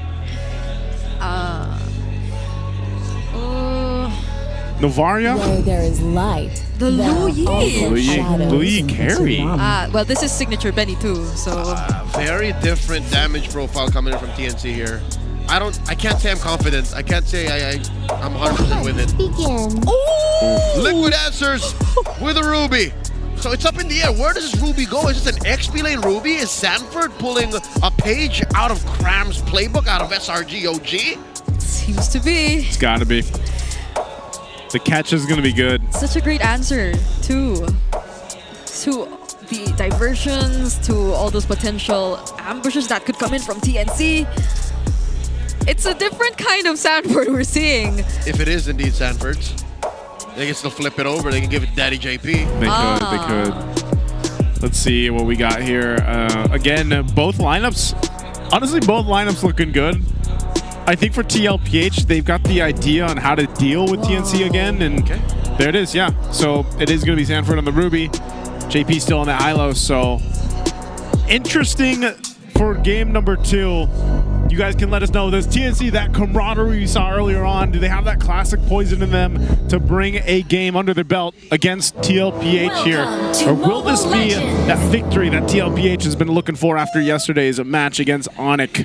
We will find out, as it's going to be match point here for TLPH. Yep. It's been a while since we saw the Lu Yi again, but they might have to play this a bit more carefully, especially with the adjustment that was made. Definitely it's gonna keep the opponent on their toes, but you get to know when the diversions are gonna happen. So that's the biggest adjustment that we're gonna be seeing, especially from the Lu Yi or from Lancy heading into this game. Looking at the emblems so far, I'm looking at the Ruby. So it's still the agility and the overall sustain. Oh! Wow. Blast Benny Cutie here. Put him in half, forcing the regen. They're up here too, even Carl Teasy, so knowing that information that Benny Cutie doesn't have the flicker, it look for them to capitalize off that, even though JP's taking a couple shots here too. So some trading happening here, and I think even Oheb himself will play into this advantage if he can. It's really interesting to see how the dynamic is gonna be between like the Ruby and the Hylos, because if earlier the play was JP could bait out some skills, he could get poked down. Oh, but wait, Zyda. Okay. 40. All right. Yeah. So if that's gonna be the play, and JP is gonna get poked down, Sanford can go in at a later time and then just isolate some of the members. I don't think that is something a Ruby can do. It's not entirely playing all by himself that we could expect from a Ruby. It's more on being much more coordinated with your teammates so you could set up and allow them to burst down particular heroes. Oh! Ooh, like that. Coming in with a flicker, I'm offended. Ooh. Compromising the position of Zyda. There's the Mount Shocker and the committal from 3mar. TZ. JP holding on, gets drawn first blood. 3mar finds him. Now 3mar in the sight of Sanford. That's a man down for TLPH. Zyda still on his way back. Oheb dropping the Zaman Force, finds the Mamba, slashing through. Down goes the Mamba, serving up a kill to the chef. He's cucking. In comes Benny Cutie, running for the hills. Our Team Liquid. And there's another I'm offended. Down goes 40. TNC are able to reposition. The Retribution still online here for Zyda. Look at 3mar pushing him back. Zyda secures the turtle for the Phoenix Army. Carl Deasy goes down, traded up for 3mar. Sanji out. It's a full-on fight here in the lower part of the map. Down goes Lancy. JP the only one left standing. Lancy tried to get out of the diversion, but man, talk about an extended team fight for that turtle. Everyone just wants to be part of the fight. That was such an eager setup we saw from Sanford to start things off, but even both gold laners, they were already part of the first fight. Oh, fight forever. They throw out that last part of the Mount Shocker on to Chaknu. JP protecting Carl TZ. Sanji holding on. Off camera, what happened? 3 more finds 40. Oh, that was that would have been a great thing to see because 3-Bar just took it to Sanford 1v1. I mean, what happened? 1 or 2 cameras might not be enough even because even the gold laners both had to recall just now because they were poked down so low. So the laning phase has been so action-packed for both of these teams. Ooh, Sanford, he could be feeling it on this Ruby, right now, the pressure as well. Carl TZ's there though too, so he's got that Dreadnought. Sanford needs a little bit more time to get, built on this Ruby though. He's tasted that tail end of that bravest fighter thrown up by 3-Mar. Carl TZ securing his purple, prepping up for the turtle up in 30. Yeah. I guess that's going to be one of the biggest differences for Team Liquid here. It's more of a front to back approach that we might be seeing from them, so it might be a bit more predictable if you're TNC, and you're the team who can come in from the more unexpected angles if you're TNC, especially if you're 3-Mar. Because through this Lapu-Lapu, and we've seen it in as early as Turtle 1, he's been able to isolate, he's been able to deal so much pressure onto the members of Team Liquid Philippines. So they have to take that into account. I'm offended! Comboed with all of it, plus the Mount Shocker, plus the Feathered Airstrike. Down goes Lancy. What does Liquid do with this advantage? Oh, and Benny's low too again. This is what I was saying earlier. The gold laners, these two will go at it 1v1. The fight for this turtle is going to break out though. We'll see TLPH if they can get control of it. Diversion's going to be used to bring to the fight faster. Saida going to secure this turtle. Finds Sanji at the back of that pit. Sends him away with the wings by wings. Look at this, Carl TZ stealing away the purple. Liquid playing the long game. Now Sanford caught between 4. How does he survive? The answer is he doesn't. 3-Mar gets another kill. Sanji will still use the Feathered Airstrike, but will not stay any longer. So they don't even get to trade the turret up top. Salmon Force dropped in by Oheb. Going 1v1 against Benny Cutie. Benny wins. Oh man, every single lane has these battles going on. I think we do need some more cameras here. Mid lane going to be the focus. Slow push here by TNC, converting those wins from lane to lane, even compromising Carl TZ's purple. The arena goes wild. Yeah, all Carl TZ is able to do is just trade for now because they don't feel as confident enough to get into a fight. And once Team Liquid Philippines does their usual routine of surprising TNC, surprising a single member with a setup through a Flicker I'm Offended combo by Sanford, there's nothing else holding TNC back from setting up a fight themselves because they know that the Flicker's gone for Sanford. They know the I'm Offended's not there anymore. They know the ultimates are already down. Long and short of it, the cavalry is ult dependent. If TNC sees or knows that the green dots are off, then they can pick fights, they can force things. Liquid getting some breathing room, gets a push up top, but that's it. That's all the cavalry have to their name, that tier 1 in the gold lane. Yeah, I think a big part of this for TLPH to make it work is once Sanford gets a little bit more durable, I guess. I mean, he's had a really rough start, so that's definitely delayed them, and so he's leaning towards what you just mentioned, like this. I'm Offended finds one, and it's Lancy once again. Look at Oheb trying to space out 3-Mar. This is not a good place to be for the Filipino sniper, and the rest of the cavalry in the spawn. Oheb blinkers away. The Gore's Pathwave dropped in by Daddy JP. Chaknu finds no one with the AOG, and they get away with murder. Liquid looking to reposition. Finds Chaknu once more. Benny pushing away. Mid lane goes down for the cavalry. Who's going to secure the turtle? Even when they take out Lancy, TLPH knows they still can't win a team fight because they got to catch up on this, but they want to fight for this turtle. That's 5 members of Liquid underneath the turtle, but little do they know, Benedict Gonzalez has taken the tier 2 down bottom. Zaida still secures. Feathered Airstrike not going to save Daddy JP. 3-Mar total menace, sending back 4 members of Liquid. He isn't on a Moskov, but he's doing the exact same thing. You could still feel the pressure coming in from Benny Cutie, and just now he even took away the purple buff from Carl TZ. They have such good map control in their hands right now. But fortunately for Team Liquid, Oheb's not too far behind. Man, Benny even got that shield up top.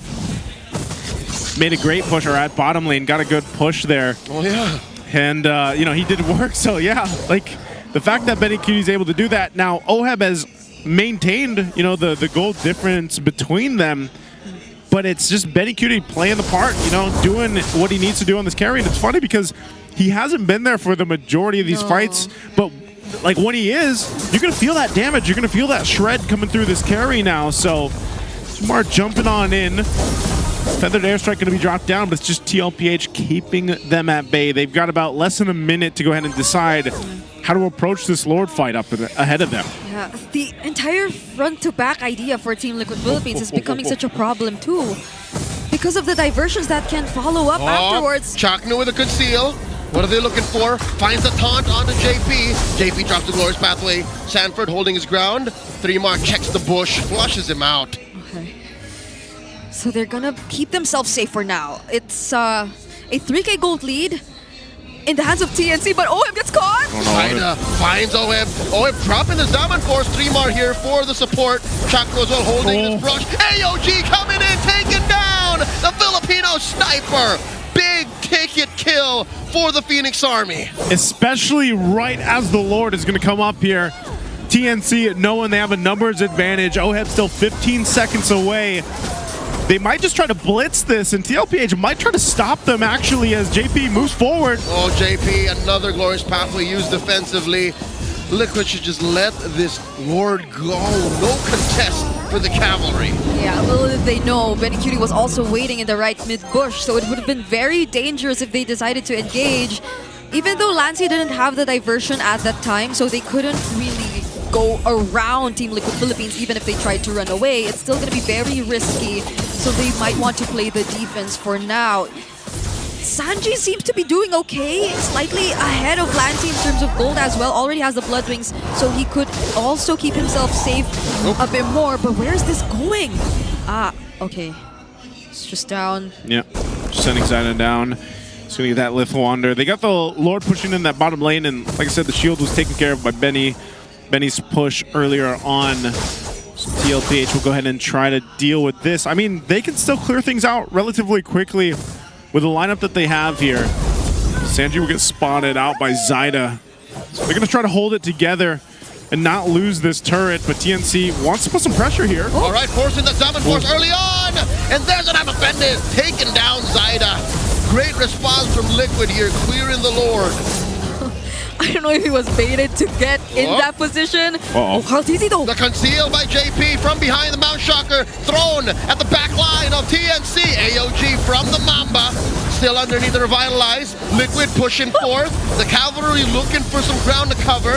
Carl Easy throwing out them arrows, the basic attacks. 7 first from Oheb. One more time against Benny Cutie. He can't take it. Serving up a kill to Lancy. Another high value target for TNC. Take it out. Lancy wanted to get a kill. He's been pulled by Sanford all game. You know, go ahead and get Oheb. Oheb having a hard time to make this Harith work here. He could have survived, but the lethal ignition, that was what took him down. And we saw that missed opportunity, that missed flicker, I'm offended too, from Sanford. It could have been different if only that landed. You know what? That boy don't have enough shields yet. So he needs maybe one more item. He has the, I like to call it the expensive trinity. Yeah. He's got the Feather, the Starlim Sight, and the Holy Crystal, but maybe one more. He was short one more. That's where we felt really the difference between Benny and Oheb's farm right now. Yeah, Benny's, like I said, Benny's been doing the work. You can see the amount of, that's actually surprising too. I mean, the amount of damage that 3mar is doing, and he's also building kind of this hybrid, and he's only got that War Axe, but just Lapu is able to do so much damage when he jumps on in, pops the Bravest Fighter, and is durable too. So that seems to be a big problem for TLPH. So that was just something, that was a great thing to take when it came to the draft to give over 3mar. Oh, I don't know if Oheb, all right, no.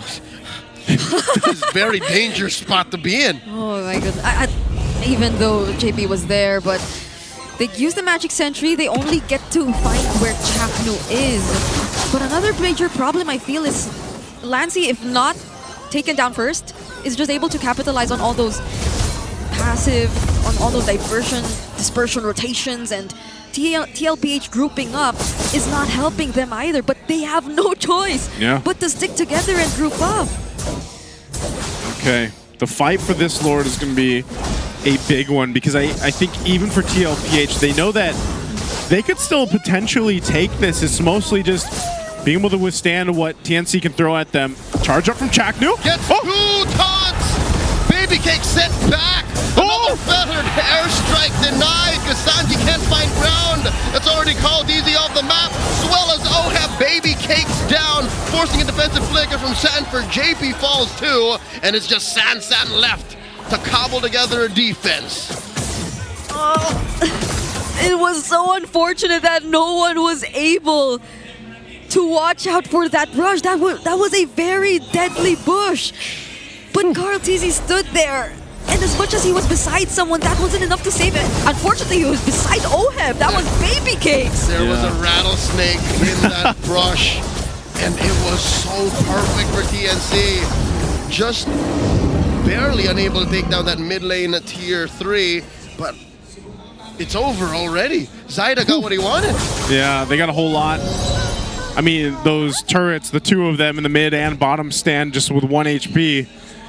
And TLPH, you know, I thought that they would even be in a position to contest that Lord, but great play from Chaknu, great play even from Lancia. I feel like, you know, we forget about this Lu Yi pick, and then every single time that it pops up, it's like, yeah, she's still, you know, she's still competitive in a way, not just with the diversions, but even the damage, you know, that she's able to pump out, especially with the the reactions that she gets from her passive and everything else. So if we look at it, 6,000 behind for TLPH, trying to defend into the base here. They're clearly going to lose the base turrets, but do they have the potential to stay in this game? I think Oheb has had the most difficult time coming online here, you know, this time around. And so there's only so much that you can do. This might be one of those instances where they just have to pull off a miracle defense to make this work. Yep. Oheb does have the Holy Crystal already though, and they might want to respect that a bit. So they're waiting for the other waves to come up and just focus on the base turrets for now. But Chaknu, looking for a taunt. Just enough space to buy to be able to push that mid lane tier 3. And Liquid are holding on to their final one. Oheb flickering out of the AOG. Oh no. Airstrike, the answer by Sanji. Mount Shocker looking for them to lock someone down. Chaknu here, gonna get his immortality pop. And there's so much damage coming from Lancy. And now Zaida down through. Puncture. Looking for one more. Called easy. Looking to finish the job. Thorn Rose saves him. No one falls. Not yet. So close.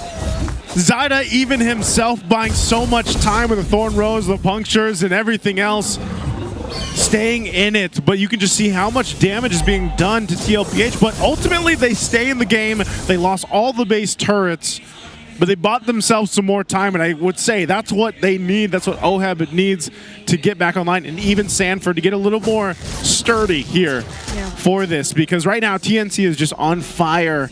And they're able to kind of take what they want. Yeah, that's all they need, and that's what they really have to do. They have to prolong the fight a bit more so that Oheb gets to complete his items, gets to dish out the right amount of damage, and just the same for Carl TZ, because again, earlier we saw the ability of a Yi Sun Shin in the late game. Once you get to make use of the information through the Mountain Shocker right, once you get to base whatever moves you do next on the information you get from that, especially if it's a fast-paced decision that we're talking about. And this is Team Liquid Philippines.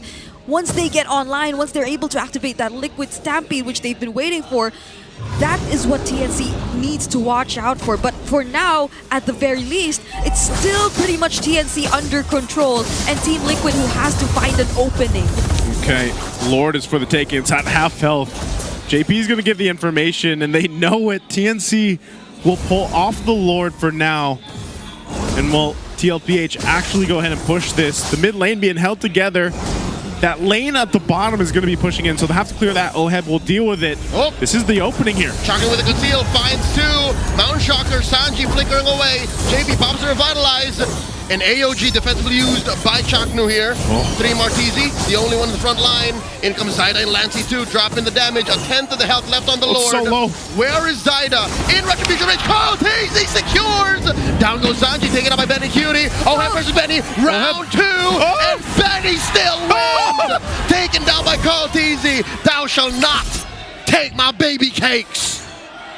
A 2-for-1 in favor of TNC, but Team Liquid Philippines gets to secure the Lord. And without Benny, they might be a bit more encouraged to look for another fight because they have the Lord in their hands, but they have to wait a bit longer for their other members to come back. Oh man, that was such a good team fight for the Lord here. They delayed it so much. This is after the Lord was taken. And even this, Oheb going with Benny Cutie and then Sanford's like, hey, I'll come and clean it up. But now, they're going to go again. One more time, here's the answer. I'm offended. Cortese gets caught out. Immortality juggle. In he goes. AOG. Cortese barely alive. 1 HP. Sanji pops an immortality there. Another rotation coming in from Lancey. The damage in comes Oheb. Still holding on to the Zaman force. And look at the discipline in this young man. A very close call. The arena doesn't know what's going on. The winter crown and everything else that was switched on forward. Bottom enough time. They still have the Lord to deal with, man, but TNC is fighting to stay in this one now. The Superfans are on the edge of their seats. Even I can't believe what happened just now. Zyda still being alive after all that. Oh, Chaknu gets caught though. All right, 2v2. JP holding that small brush. Chaknu gonna get his immortality pump. No, the Revitalize able to keep him down. Sanji with a feathered airstrike. Zyda dashing out through. Puncture 1, puncture 2. AOG by the bomba. Knocks him up. Oheb and Sanji working on it. Benny Cutie coming through. Down goes Sanford. This is a losing fight for TLPH. But look at that push down bottom. 3 more here, gonna get caught out. Zaman force, down he goes. The chef cooks him a lethal dish. Woo, what a trade. Both XP laners going down. But I would say, you know, TNC did what they had to do to stop that Lord push coming further for TLPH. Whoa, whoa, whoa, whoa. This is a dangerous brush. Sanji found him in. Zyda's circling around like a shark. Sanji goes and finds Benny Cutie. Benny flickers forward, taking down the team captain. I can't believe he went for that. He was surrounded by 3. Didn't even know that Zyda was a bit ahead. So he could have also provided some support if needed, but oh, what a call from Sanji. The flicker from Benny Cutie. Didn't even have tough boots or anything. So was that just a well-timed reaction? This might have been a stroke of genius. I don't know if it's going to pay off just yet. Maybe Sanji baited out the flicker from Benny. Yeah, before this Lord. He's going to make it to the Lord fight. Some tell me he can wings by wings in, but look, the instincts on Benny Cutie. Hey, man, we're going to find out. The Lord is up. It started. Benny Cutie knows he doesn't have that for a minute. So could they delay it or are they going to go for it? Chaknu charging on up. Looking for a target. Mountain Shocker coming in. Oheb. Cocked and loaded. That's his Zaman Force off of cooldown. JB. Oh, the jump in. The AOG. Chaknu very low. Zyda secures the Lord, but Chaknu falls. 3 more as well. Gonna get taken down here. There's the immortality. Benny! Benny! Look at Benny is inside the base. Somebody stop him. In comes Sanji. Looking to clear the way. And he gets taken down by the immortality. Benny going still. And the minions are gonna fall here. Not so fast. Liquid live. And they are wiped out. TNC Pro Team. Nowhere to be found. What a play! Benny went for it! They've seen it time and time again, but not this time, says TLPH. They're still complete. They have all 5 members and they're gonna make quick work of this Lord in an attempt to go for that one-way push. They have a complete minion wave alongside them and the earliest to return is gonna be Chaknu, but that's only Chaknu. Vintage Benny Cutie. His former teammates have seen it many a times before, but they won't let it through. Liquid Philippines sweep the series. In a nail-biting game 2. And just when Benny thought he had it, TLPH said no. You could hear the cavalry. That was not an easy win for Team Liquid Philippines. TNC made them work. Oh my goodness, there were just so many things to consider. Sanji couldn't really toss out the veteran airstrike whenever he wanted to. Sanford wasn't able to do the same things he was able to do when he was on the Lapu-Lapu. And Carl TZ had to play a bit more reserved. But props to TNC. It was close, it was close. There were multiple times like the Benny Cutie just wanted to go for it. What an amazing game we just got to see in a series to finish out week 1 here. I know the fans loved it.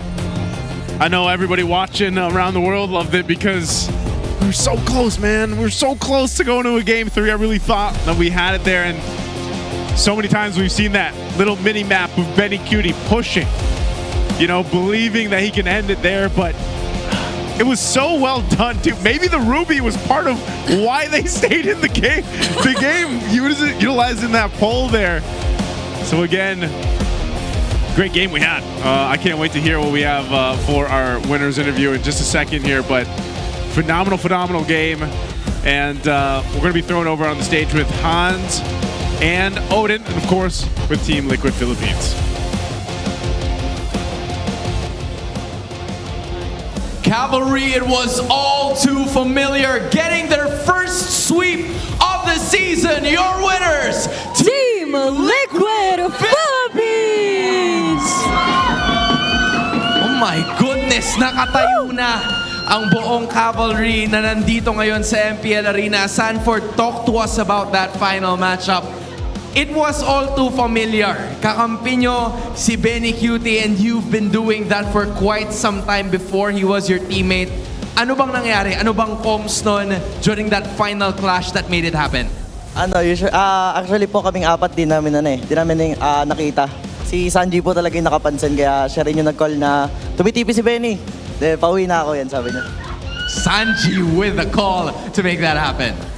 Ang ganda nun nangyari yan. Halos ngayon di pa rin kami makahinga, and I'm sure ganun din ang buong Cavalry.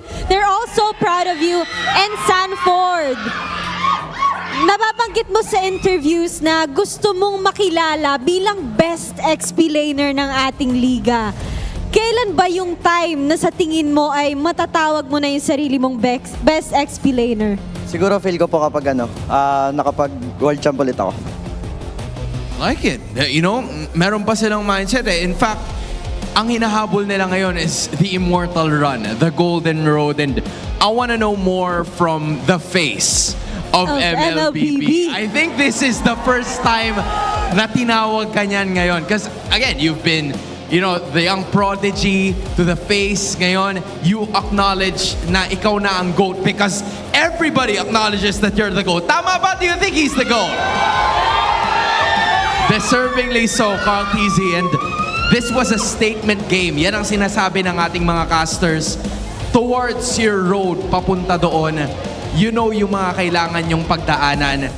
How hard would you think it be at ano ang kailangan yung gawin para makumpleto ang taon na ito? Tingin ko po, need pa namin i-improve yung laro namin. Kasi ngayon talaga, feel ko kakabalik lang talaga namin, kaya medyo shaky pa yung laro namin. Pero tingin ko kaya naman talagang konting batak pa. You know, in that finals rematch from yesterday, it was Onyx Philippines, quite familiar kasi naririnig ko din na gustong-gusto talaga nila na bumawi sa inyo, and they were able to exact on that. Looking forward sa mga susunod nyo magiging laban, what's the mindset that the GOAT has for this season? Yung mindset ko lang po, siguro kami naman pong lahat, parang back to zero kami lahat. Kasi dikit na dikit yung laban kasi yun, kagaya kanina, parang feel ko di pa namin laro yun That was, you know, the mindset that they definitely have. And Carl TZ, before I let you go, there are a lot of your fans na nagpunta dito para suportahan kayong lahat. Same, sa kanilang mga bahay, anong mensahe mo para sa kanilang lahat?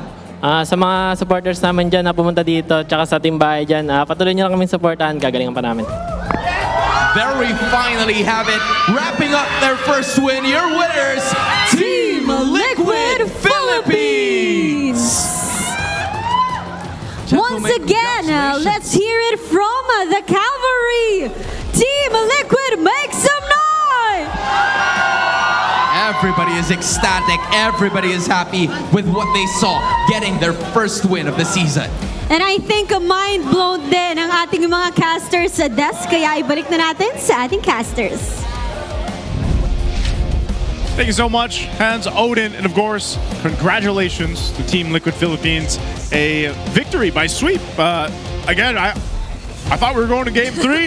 I think a lot of people did, but hey, it's a sweep for TLPH. I was emotionally prepared to go all the way. That's true.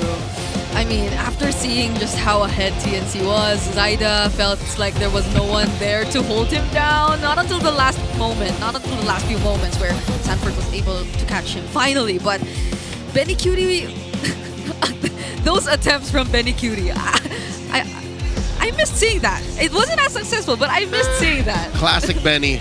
But what I do like and I do enjoy is the fact that the setup of the bait by Sanji paid off, and then TNC pivoted and said, you know what, Benny, just go for the back door, don't join the fight, they're going to try to kill you. And Liquid still read into that. And because of that, you get a back-to-back MVP performance by the face of the game, the man who completed MLBB, Carl TZ. I'm glad he's starting to accept it, you know? Now he's like, okay, I'll accept the GOAT title. Very deserving, but, you know, like you mentioned, Leo, it was a good attempt with the play that Sanji made, and then TNC had a game plan for it too. In a very, I still want to say, like, even without the Ruby, maybe that would have been enough where the minions were hitting it, and then would have been enough time to end it the game. But still a good response for TLPH. Nothing like that's going to go, you know, under their nose there. Because I even think, like, if Benny Cutie happened to join that fight, would it really have changed the course of things? You know, like, would he have been able to escape them trying, TLPH trying to get him down or anything like that? But nonetheless, it's TLPH that gets that victory. And this was a hard-fought win. This was a challenge for TLPH because TNC, man, they were giving it to TLPH in some of these moments, as we see from the highlights here. And I think even across the board, Zaida had a hell of a game. You could really commend him here on this Lancelot that was picked up first, again, as priority. Even 3mar, I think, like, he was doing so much. I mean, he was at top of the damage at one point, too.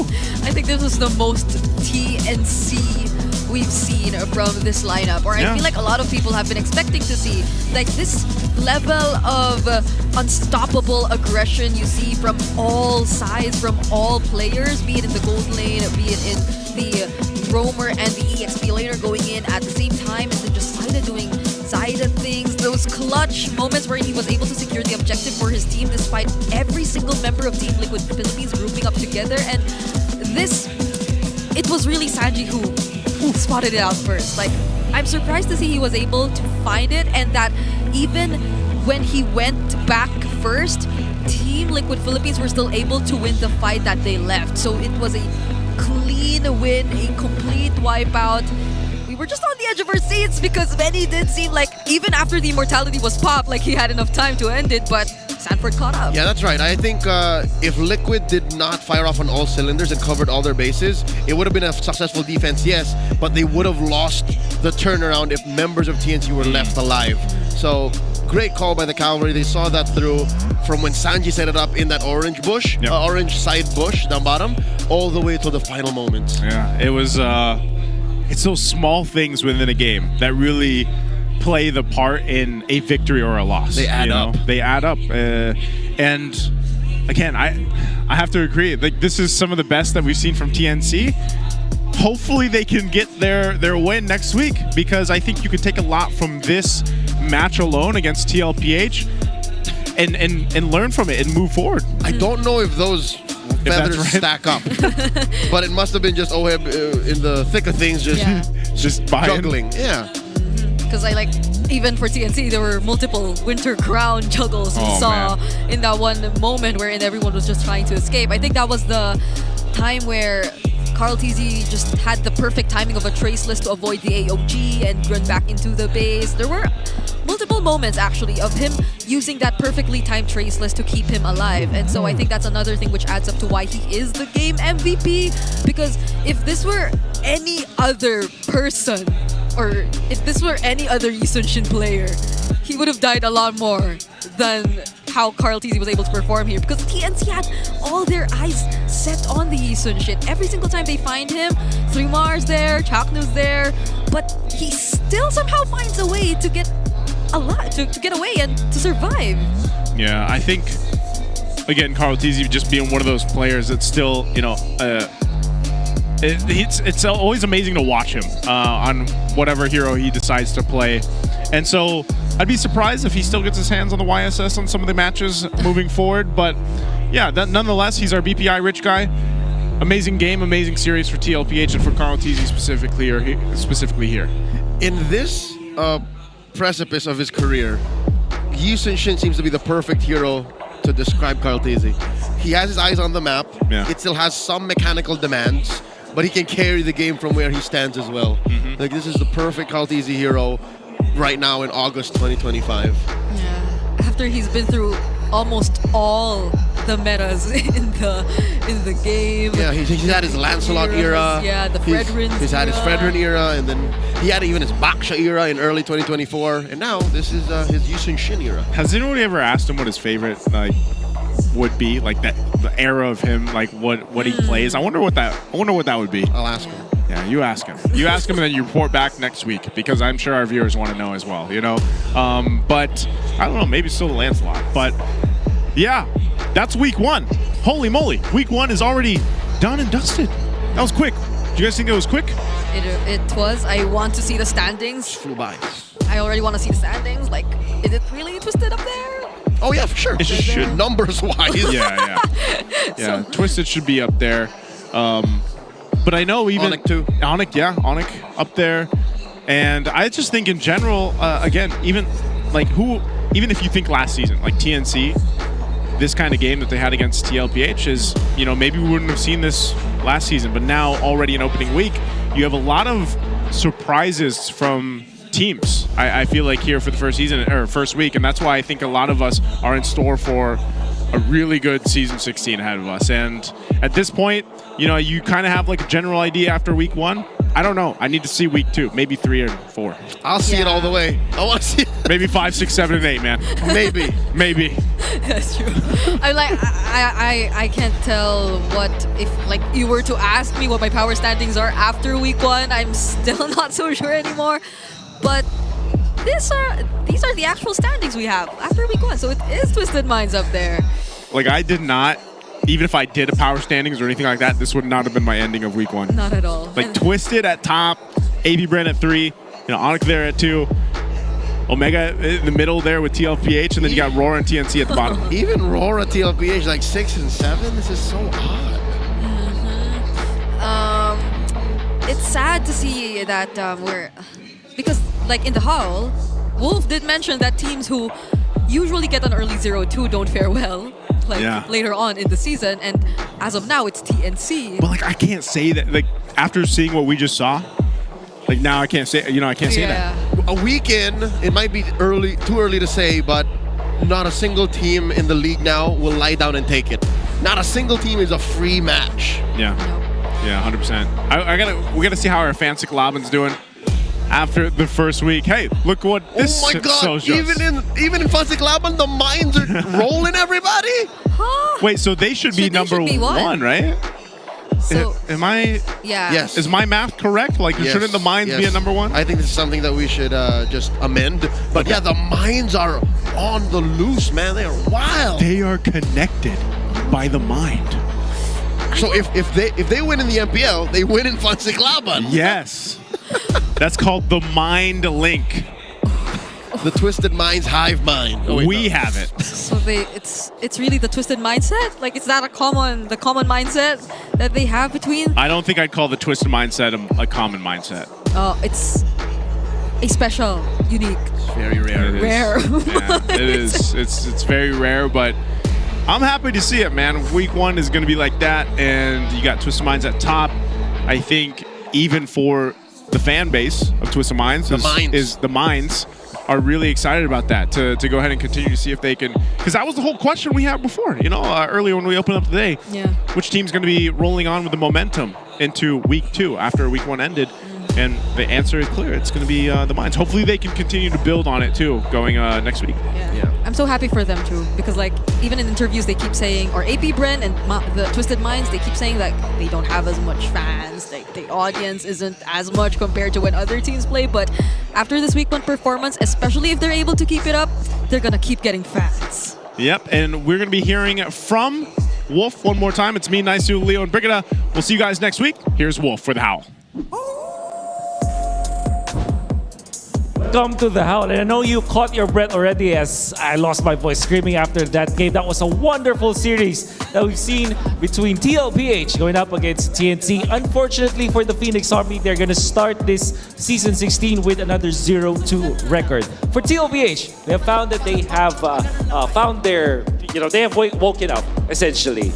But I think that they are, number one, express proof. That is what they proved to us, especially in game number 2, where it was a carry that was picked up by TNC with Loyi as well as this Lancelot that actually was utilized so properly by TNC. In fact, I honestly thought that TNC has got it in the bag, but there was one specific moment we saw where TNC lost control of the game. And I'm not talking about the split push coming out from Benecuti. I'm gonna talk about that last Lord fight. If you look back that moment, there was that reset that TNC did. And they thought that TLPH will also allow the Lord to reset. And the thing is, if the Lord is going back to the pit, but somebody else attacked the Lord, now the HP of that Lord will not be reset. In fact, because of the fact that it was a soft reset only for the side of TNC, Zaida had to come back, and that's why he died in front of Krautizi and the rest of TLPH.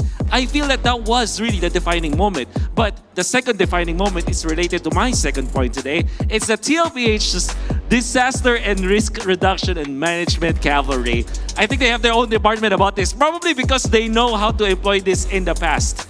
And even if you heard the interview, you know that they know what Benecuti was up to. They recalled back, and I think Sanjay found a good opening to get out and not cancel his recall from anyone from the members of TNC. That's why Benecuti's plans was actually not accomplished. That's why TLPH is on top of our standings. And has been my analysis. I hope you enjoyed the week as much as I did. Thank you so much. And now we're going to be throwing it over to the hosts. That marks week number 1, day 3. Ibang klase ang nakita natin from all of the teams. May mga nagpasiklab at may mga nagpakilalang muli. Pinatalon nila ang ating mga puso, and just today, Twisted Minds is on a great run, undefeated for the first week of this season, at tinapos nila itong linggo against APBR. At ibang klase din yung pinakahuling serye natin para sa linggong ito, because it's Team Liquid Philippines, the defending champions of our country, getting their first win via an intense sweep kontra sa Phoenix Army, and there's nowhere to go but up para sa TNC. Kakaibang chemistry na rin talaga ang pinapakita nila at pinapatunayan nilang mas malakas sila pag magkakasama dahil isa na nga rin silang pamilya dahil Sunday, Family Day. You know, I'm kind of expecting and wondering if a lot of people would think na pwede bang week to na agad dahil marami pa tayong makikita. There's gonna be a lot of consistent plays and who will crumble in the pressure. We will find more about that later on. Dito lamang yan makikita sa MPL Arena, kaya kita-kits tayo next week dito sa MPL Philippines Season 16!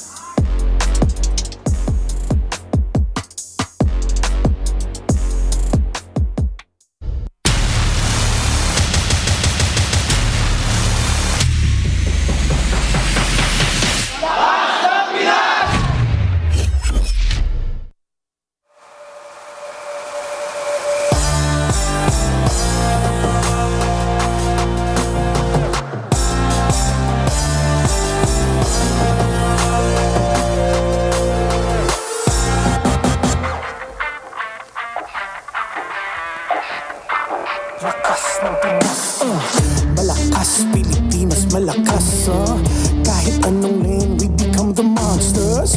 Malakas, Pilipinas, malakas, face the golden sun and repping for the 3 stars. Get us to the top, no ifs, no buts, winning any game para to sa PINAS. Di mo Matitinag aming boses sa new level. Nasa kalye man o mobile, you know I become a legend. Listen, open fire, we unite, we winners. But with pressure, like diamonds are made of. Switching the lane na parang gera, HP racing made a setup. Pagkakatang buhat ni Hilda, full dome SS parang Laila. Susundan ko ang iyong bakas, kasama pataas, tagumpay natin to dahil tayo'y malakas para sa Pinas. Nasa amin ang alas, hindi to atas, kinikilala sa taas kasi kami ang malakas para sa Pinas. Nasa amin ang alas, hindi to atas, kinikilala sa taas, ganito kami sa Pinas.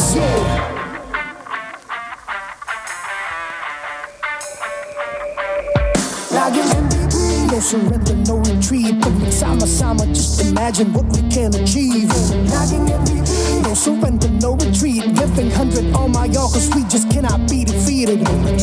We are unstoppable, immune and invulnerable. Ready ang equipment, lahat frozen, mala, crowd control. Pakita on the jab, beast to the southeast. Taas ang matawag, proud and loud, cause every enemy we devour.